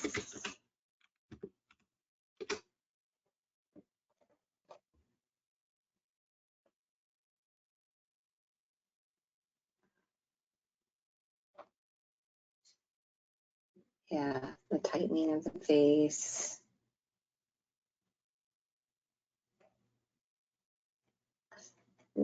That's a good picture.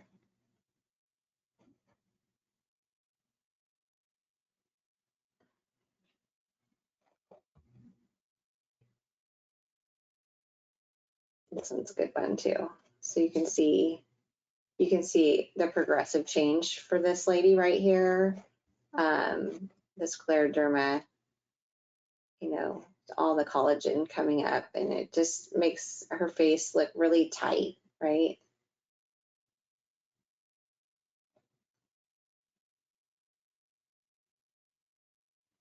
And you can see it also like around her clavicles. You can see that too. It does not look like something fun to have. Anyways, scleroderma. Okay, it is 3 o'clock and I think we should take a 10-minute break. So let's take a 10. Let's come back at 3:10. It's like a 9-minute break, but whatever.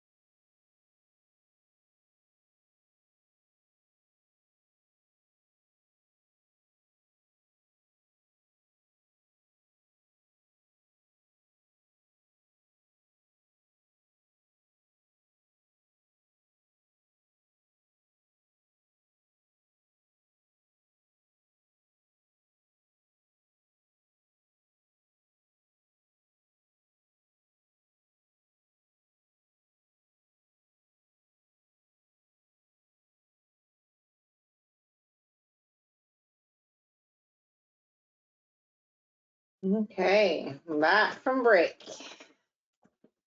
Man,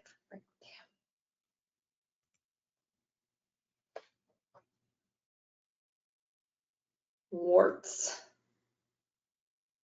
What? Warts are next. Everybody back? Remember to put back from break in the little question box thingy. Okay, so warts, papilloma. We've all heard about papillomavirus, right? It's contagious, a viral infection of the epidermis, and it comes in many different varieties. Virus causes a rapid growth of epithelial cells. Most common are a plantar wart or a genital wart. And they say don't massage the affected area. So don't massage over warts. So everybody has this virus. Everybody has this virus.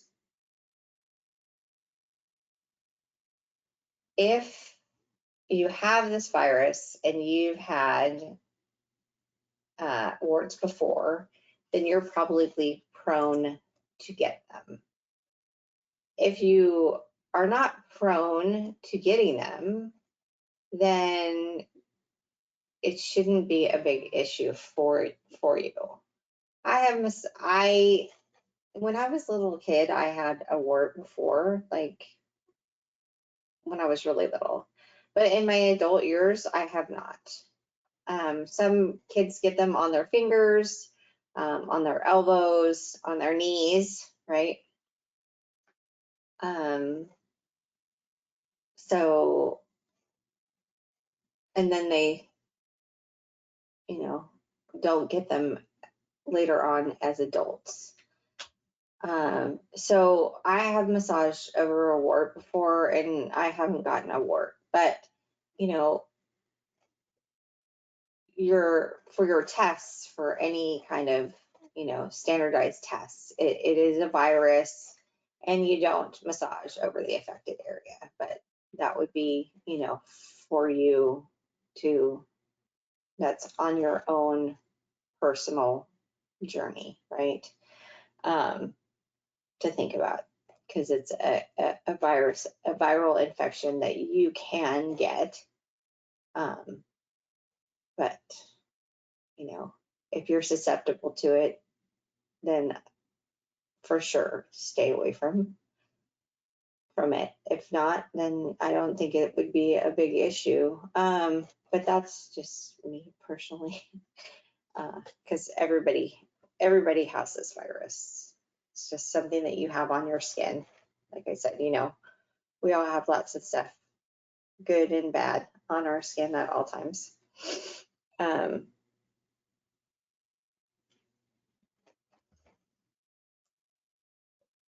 Yeah. And then some people say that, they've gotten a wart and then it just went away without having to like treat it or, burn it off or do anything like that. So that's really good if you can have your body like heal itself with the infection so that you don't have to do anything. Somebody said when they use onions, maybe I have no idea why an onion work. The only thing I can think of is the acid from the onion. But yeah, so I mean, there's ways to get rid of them, and some people say it's good to have them removed. Some people say it's not. It's a whole big thing.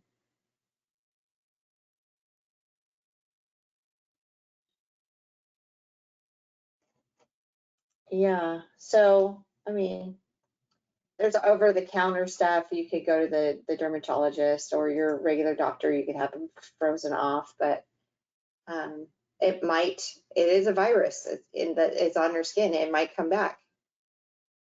You know, there's no saying that it wouldn't. So anyways, warts, something else on our skin just to be precautionary about. But on a standardized test, you stay away from it.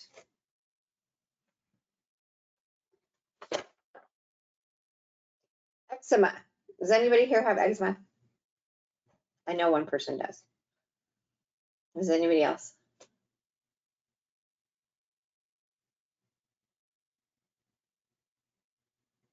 You had it before? Yeah. Okay. So, eczema. Yeah.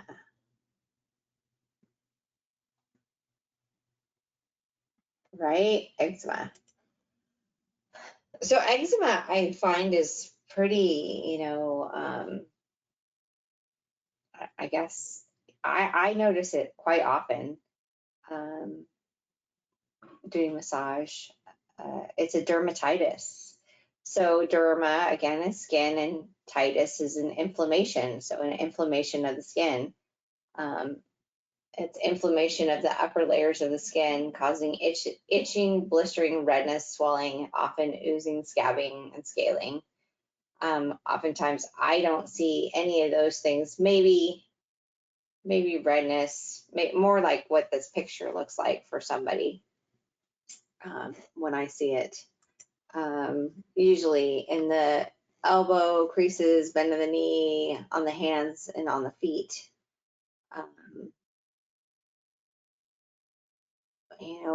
You can massage when it's like this and it's not broken or open or oozing or being a huge problem for somebody. You can massage right over it. But if it is having blisters or redness and oozing and scabs and whatever, you want to not massage over that problem area. That's a contraindication.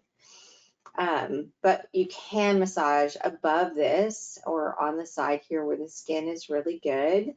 And that's going to be beneficial because it's going to help reduce stress and bring more blood up to the area around the foot to help it heal and just really feel better.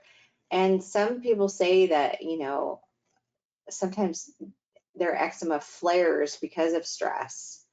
And sometimes it's because of something you eat. You don't even know what eczema why your eczema comes and goes.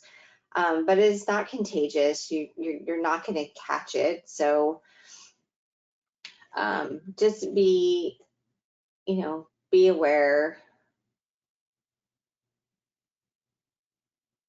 It is contraindicated to massage over something that is blistered, oozing, scabbed, cut, open, anything that is,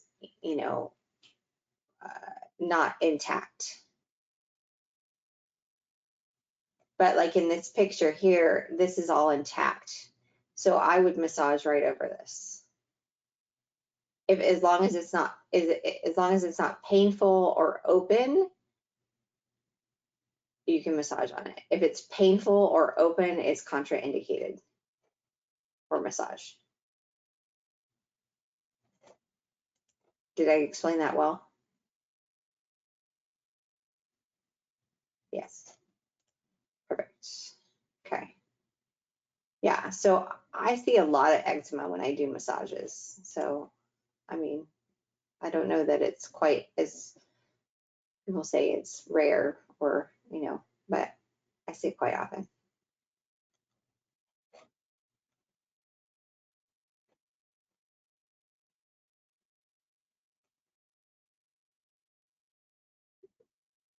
Do we need to make sure what kind of lubricant we use on them?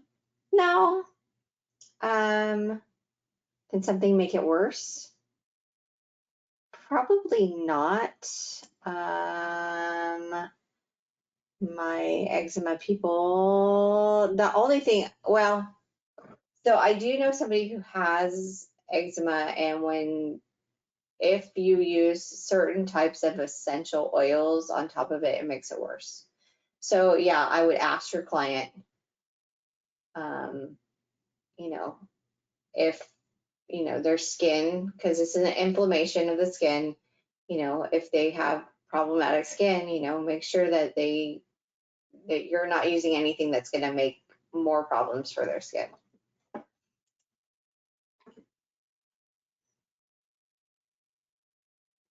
So my friend is a massage therapist, and she gets eczema from using essential oils. And when we work in the spa, a lot of the products have essential oils in them. So she can't do some of the treatments that have the essential oils that we use. So because she has this problem, and it's really bad, and it hurts her hands. So yeah. Okay. So next is psoriasis. I saw somebody put that their husband had psoriasis. Anybody else have psoriasis?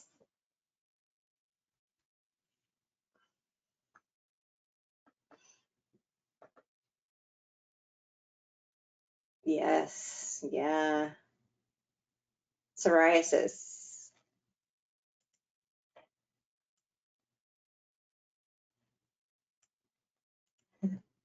Psoriasis is a chronic reoccurring disease that causes one or more raised patches that have silvery scales and a distinct border between the patches and normal skin.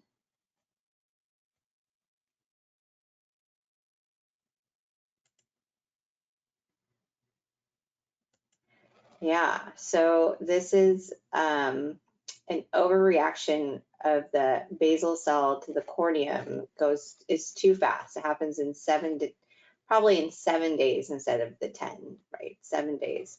And there's 6 different types of psoriasis. So you can see in this picture that there are distinct borders, but I have seen elbows that the whole elbow is a whole big patch. So again,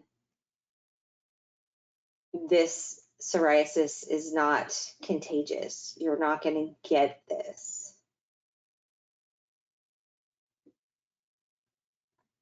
I have a question here. If a client brought their own lubricant for massage for us to use, is it okay? That's going to be something for your own self to say yes or no. Is it okay for you? Do you mind using it? You know, is it going to be easy for you to work with? It's going to be hard for you to work with. I know some people bring like what is it? Like a Lubriderm lotion, but that's like a lotion and it dries really fast, so it's not made for massage, so it doesn't have any slip to it, right? So I would tell that person that's probably not the best to use, and maybe to see if there's something else out there that you guys can both like look at and use, maybe for them, because if they have personal issues, that's something I would talk about with your client personally. Oof. Yeah, psoriasis. I've seen it on the scalp a lot too. And massage can reduce inflammation and reduce stress. Okay, notice the 2 main things in these 2 things. Stress brings on these skin irritations, right? Stress can also reduce pain in psoriatic arthritis. So they're starting to see a trend between psoriasis and psoriatic arthritis. So usually you're going to see the psoriasis in a joint And then they're seeing this psoriatic arthritis in that same joint. So yeah, if this skin, so it says, so you can massage over it or just around the psoriasis. If this skin isn't broken or painful, you can massage right over it. If it's painful or has any breaks in it, you can massage around it. But I have clients who have psoriasis, and if it's not broken, I just motor right on over it. No big deal. I feel like I'm just putting like some extra, hydration into those creases there to help them, because it's dry and flaky.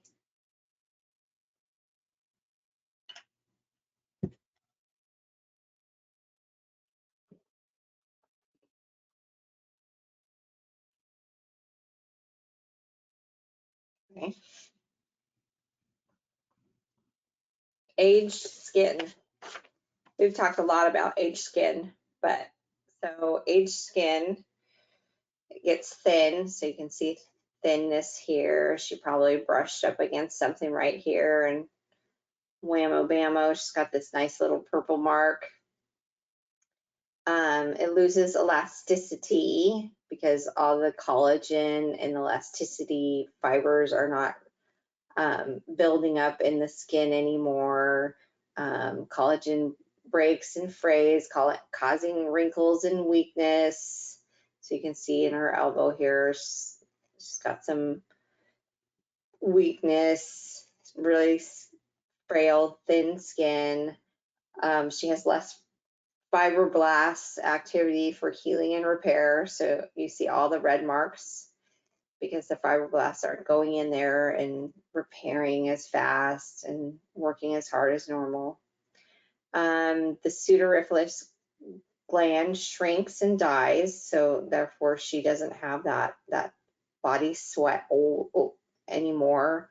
And the sebum gland gets tired and weak, so she doesn't have a lot of oil on top of her skin either. So again, the dehydration. So that's why we want to put lotion on to help hydrate, put, a nice barrier back here. So aged skin, you just really have to be careful with it and look at it, make sure that you're not going to damage it more with massage. This lady's arm right here, looking at it, I might do a super light effleurage.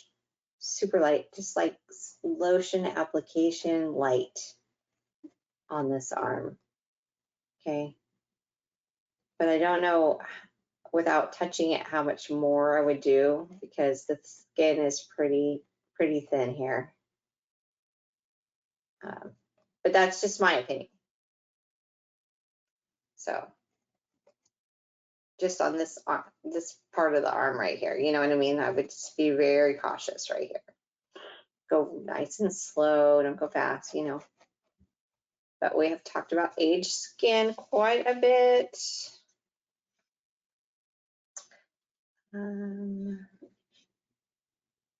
Vitamin D we talked about. We need vitamin D for intestinal absorption of calcium. We didn't say that earlier. So when you take calcium, you need D to bind to it to absorb it. So you need vitamin D to help you absorb your calcium. That's usually why when you purchase calcium over the counter, it comes with D. To help for better absorption. And bone growth, vitamin D for bone growth. D helps for bone growth. That's why kids living in the Midwest don't get enough sun. They get what's called rickets, which is soft bones, bowed legs and knees. And that's why they started putting vitamin D in milk and cereals to help them have stronger bones.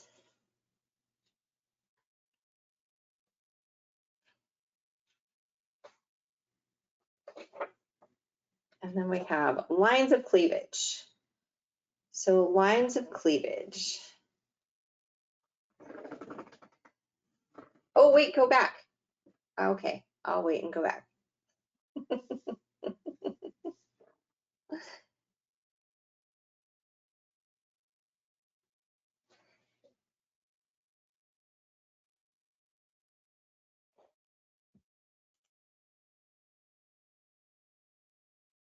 Let me know when you guys are good.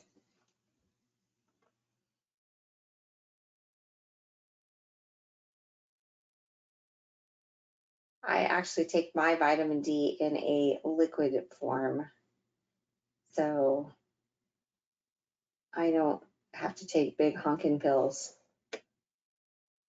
When you take a supplement in a pill form, you get about 30% of it after it goes through the digestional tract. But in a liquid form, you absorb a lot more because it goes right into your subcutaneous through your skin. And so I absorb a bit more of my D and my Bs that way because I take them in liquids. Okay. Lines of cleavage. Lines of cleavage are topographical areas on the body where the collagen tends to be thinner. Surgeons use these lines to make incisions parallel to them for better healing. So less gap. So if you go to the surgeon, let's say, and you're going to get, I don't know, what kind of surgery can we give this guy? Excuse me.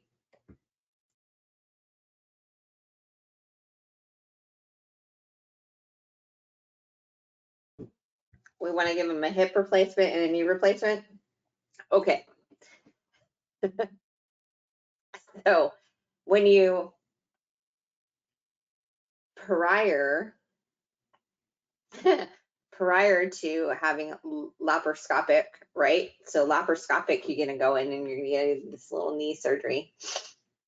And you're going to have a little scar right here, and maybe a little scar right here, and maybe a little scar right here. And you can see that they go with these lines of the cleavage, right?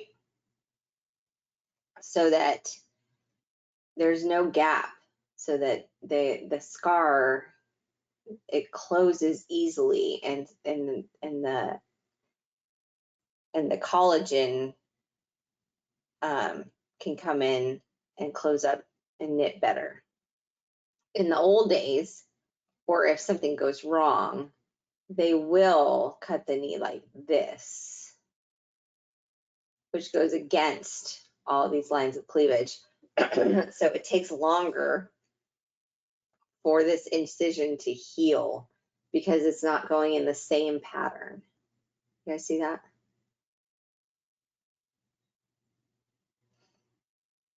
So same thing with a hip replacement. Hip replacement, majority of the time, you will see the hip replacement scar goes like this, right? You see it more towards the anterior, and it goes with the line right here.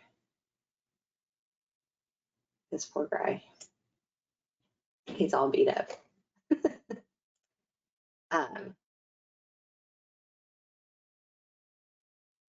So that there's less of a gap with the skin and it can heal faster. So the skin closes up tighter and heals faster.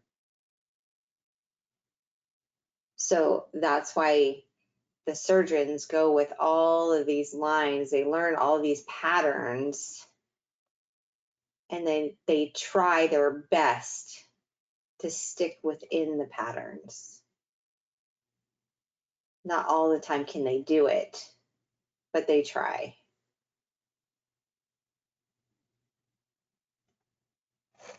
Does that make sense to everybody? Yeah, so does it have an effect on how we massage? Like massage their face from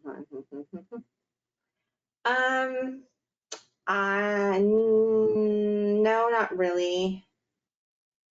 I mean, we do, no.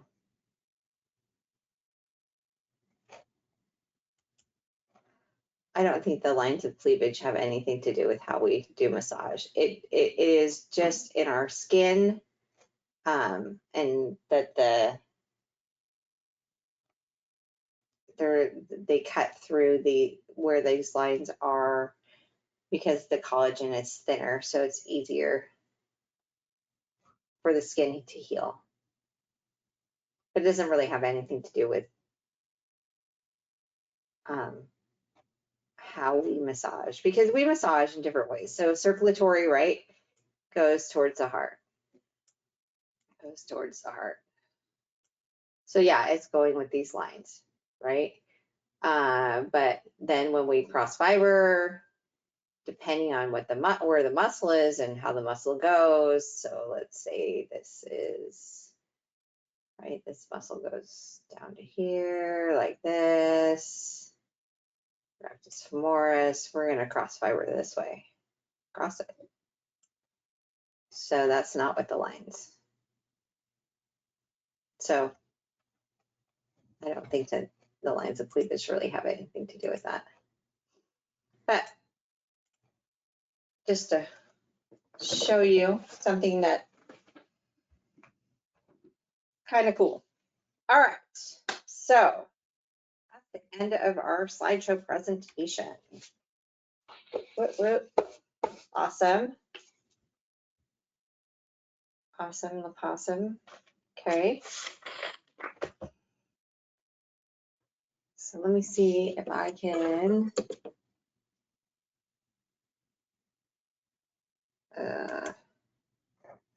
get that here. Oh, study subjects. Anatomy. Integumentary system. Okay. Oh, what was the slide before this one? Oh. What was the slide before that one? Vitamin D and bone.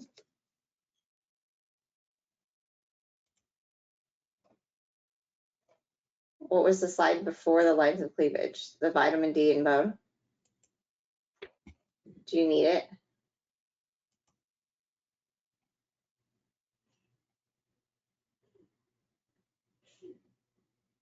You got that one. You're good?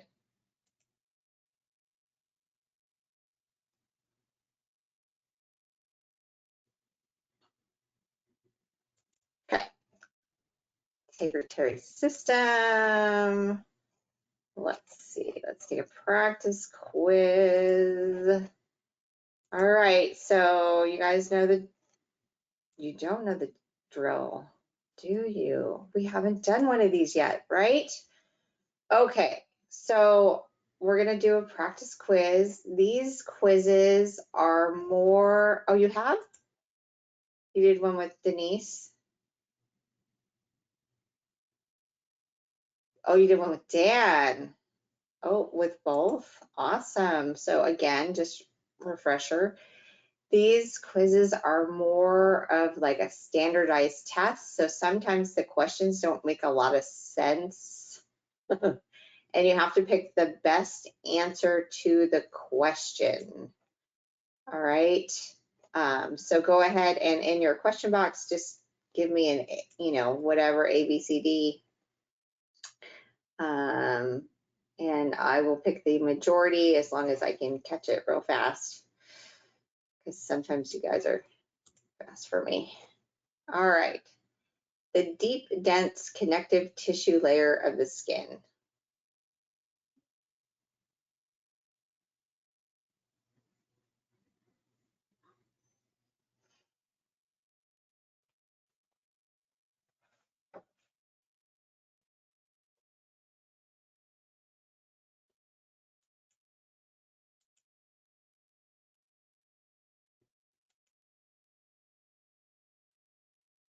Good. Nice. Majority says C. C is right. And aponeurosis.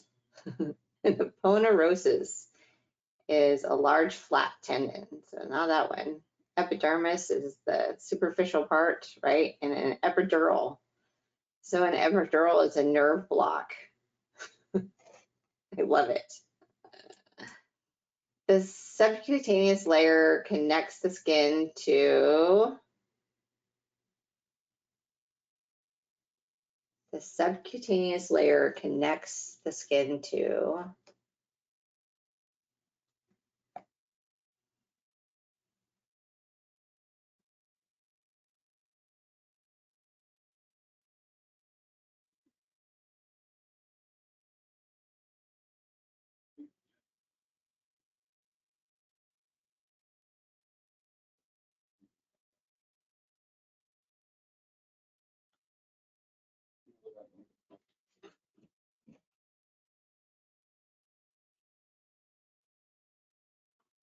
okay.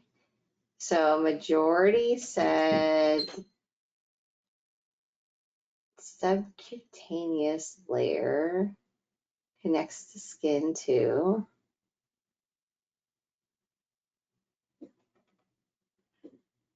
a lot of people like B. Underlying muscle and bone. Good job. So subcutaneous, right? So that's the adipose, the fat layer. So it goes to the muscle and then the bone. And then from there, it might go to organs, cutaneous nerve endings, and the dermis is superficial. So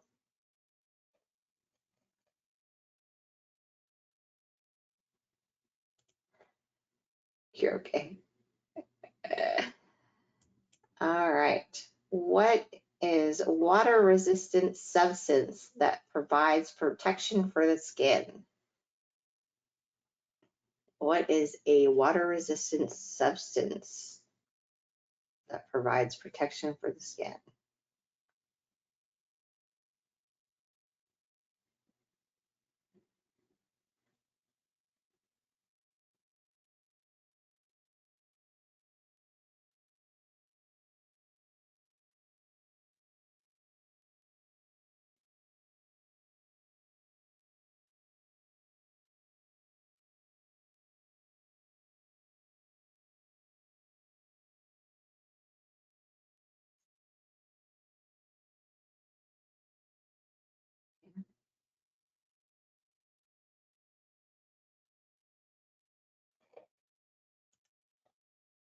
Good.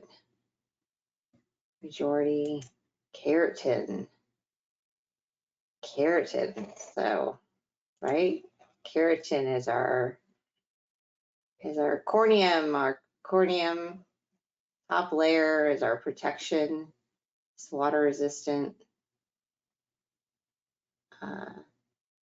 Collagen is found in the dermis. So that, isn't it? Melanin, it's the color, and elastin, again, found in the dermis. So keratin.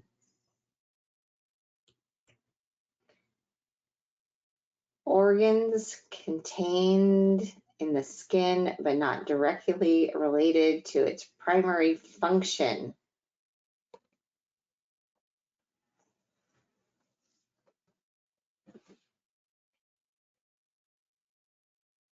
You guys are doing great. I didn't use this word.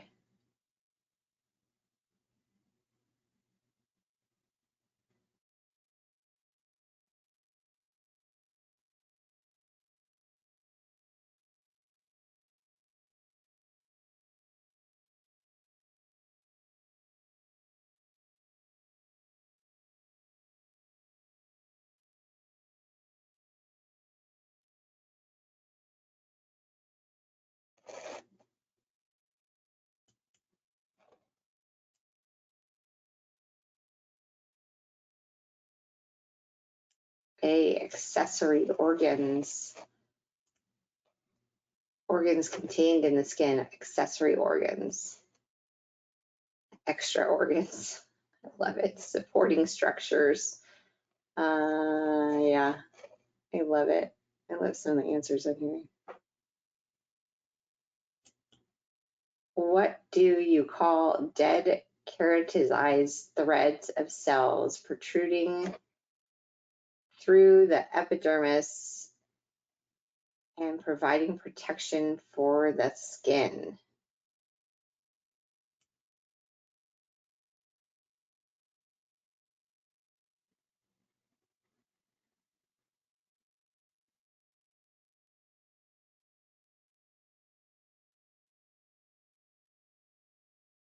I'm not sure about that for the A and B for the last answer.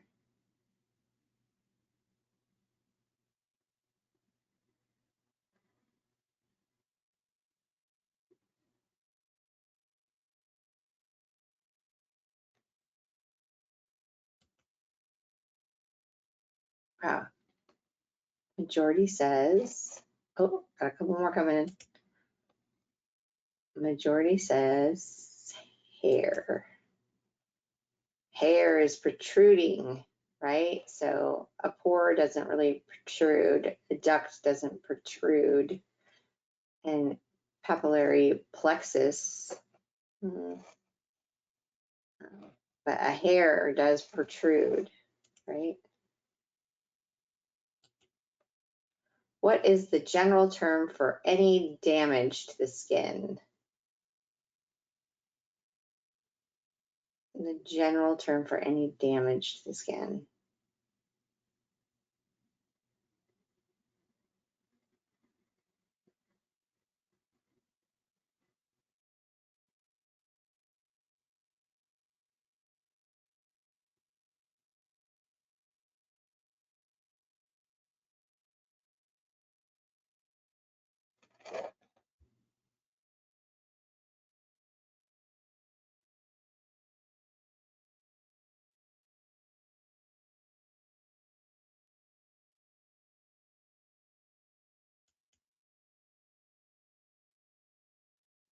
Okay, majority says abrasion, not abrasion.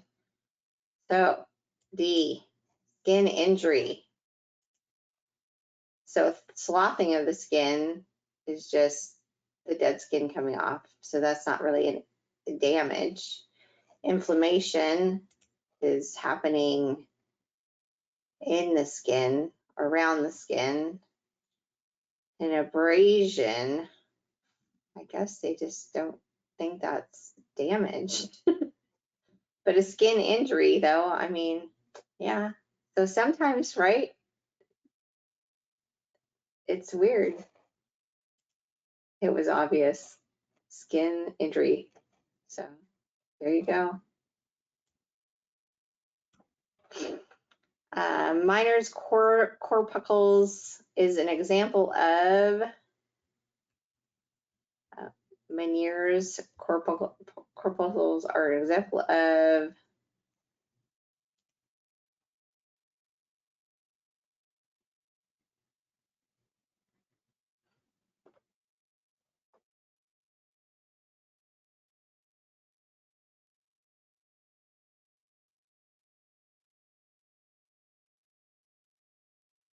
Gabby, you're right.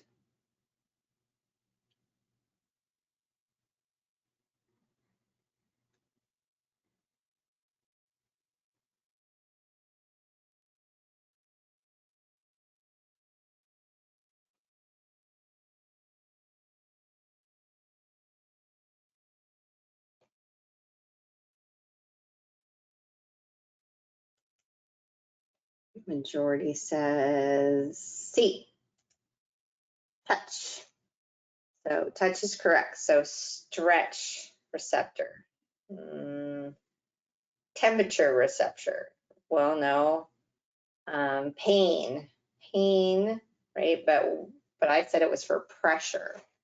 It was a pressure receptor. So pressure would be part of touch, right? So touch is your best answer for that one. The nerves sensitive to temperature, are, well,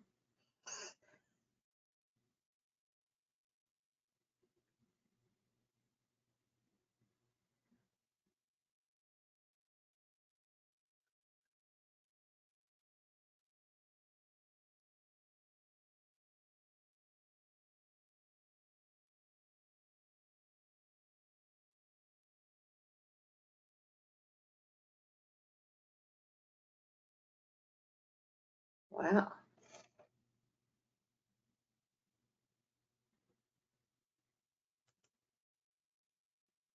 I have a lot of you that want D. Let's try D. D, not D. B was the next.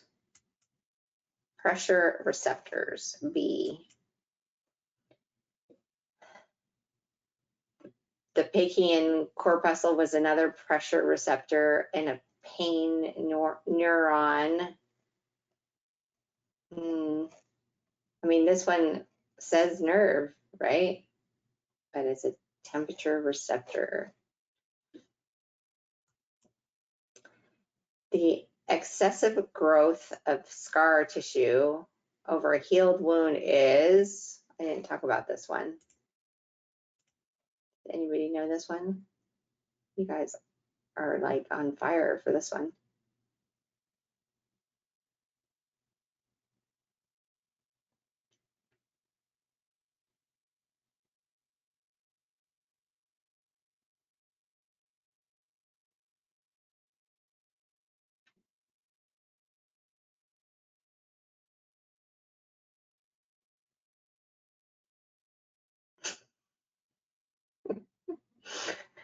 Okay. Somebody wrote, if you get your nose pierced to feel like you know what this is. All right, so an excessive growth of scar tissue over a healed wound is a keloid. We call that a keloid. It's when you have that excessive growth. Sometimes you see it like, sometimes it's small, but sometimes it's really, really big. Is that excessive growth? But it's scar tissue. It's not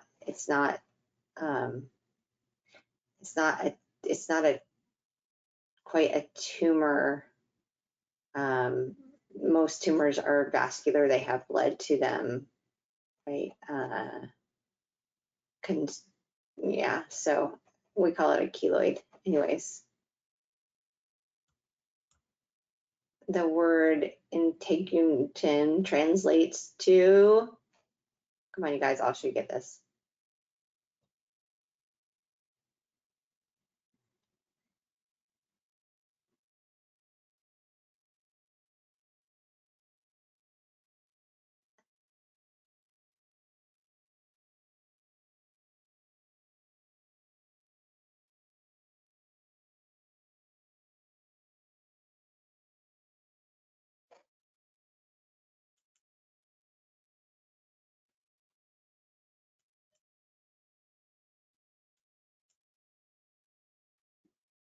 Really? Covering. Wow. What? Okay, covering. It is our covering. It's covering our body. Like I said, really, it is our outer layer. It is our epidermis. It is our skin, but they want covering. Anyways, so we did 70%. It still passed.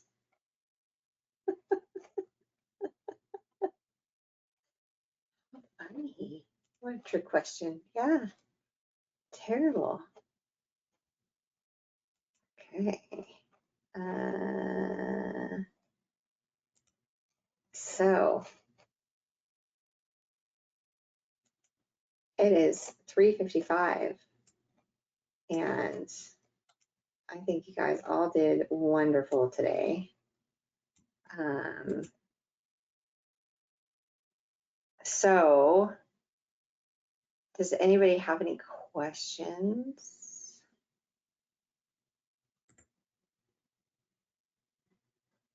Everybody's good.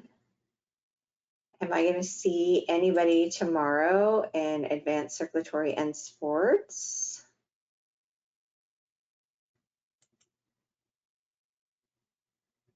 Yes.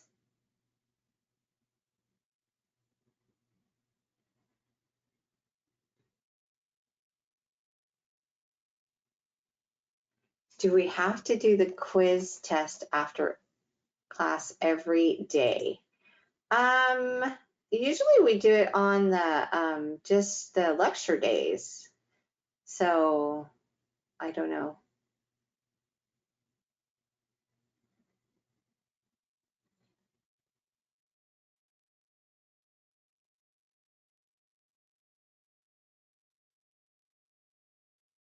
Yeah, so you just need to practice with me. And then do your homework for Saturday night at 5, turn in at 5. Anyways, so you guys, great class. You did good. You can sign off. Have a wonderful afternoon. How can we turn in the homework? So your homework is to be emailed to Dan.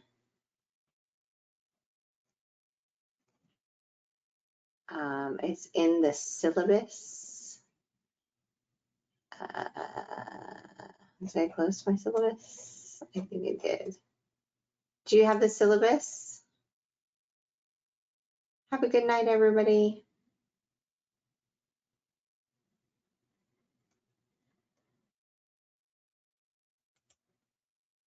On the syllabus has Dan's email, and you're going to do the homework and the coloring and email it to him in hopefully one email with the words anatomy homework and then maybe circulatory, and email it over to him.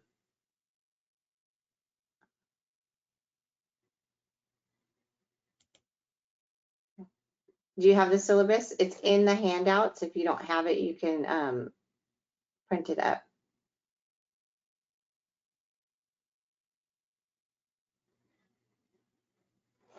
Oh, if people use their iPhones, they can use the Notes app and scan an email. Thank you. Awesome.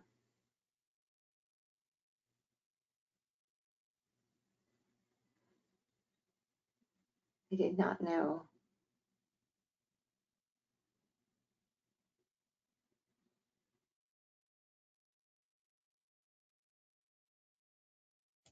Awesome. So go ahead and log yourselves out. We're done unless you have any more questions. Make sure you just log off. You have a great evening too.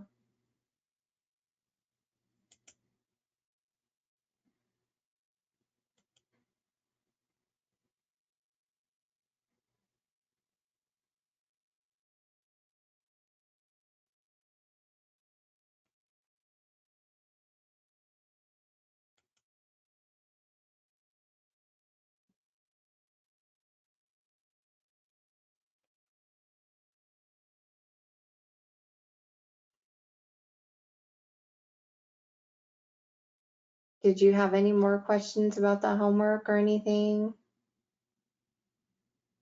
You good? You have left and you are offline.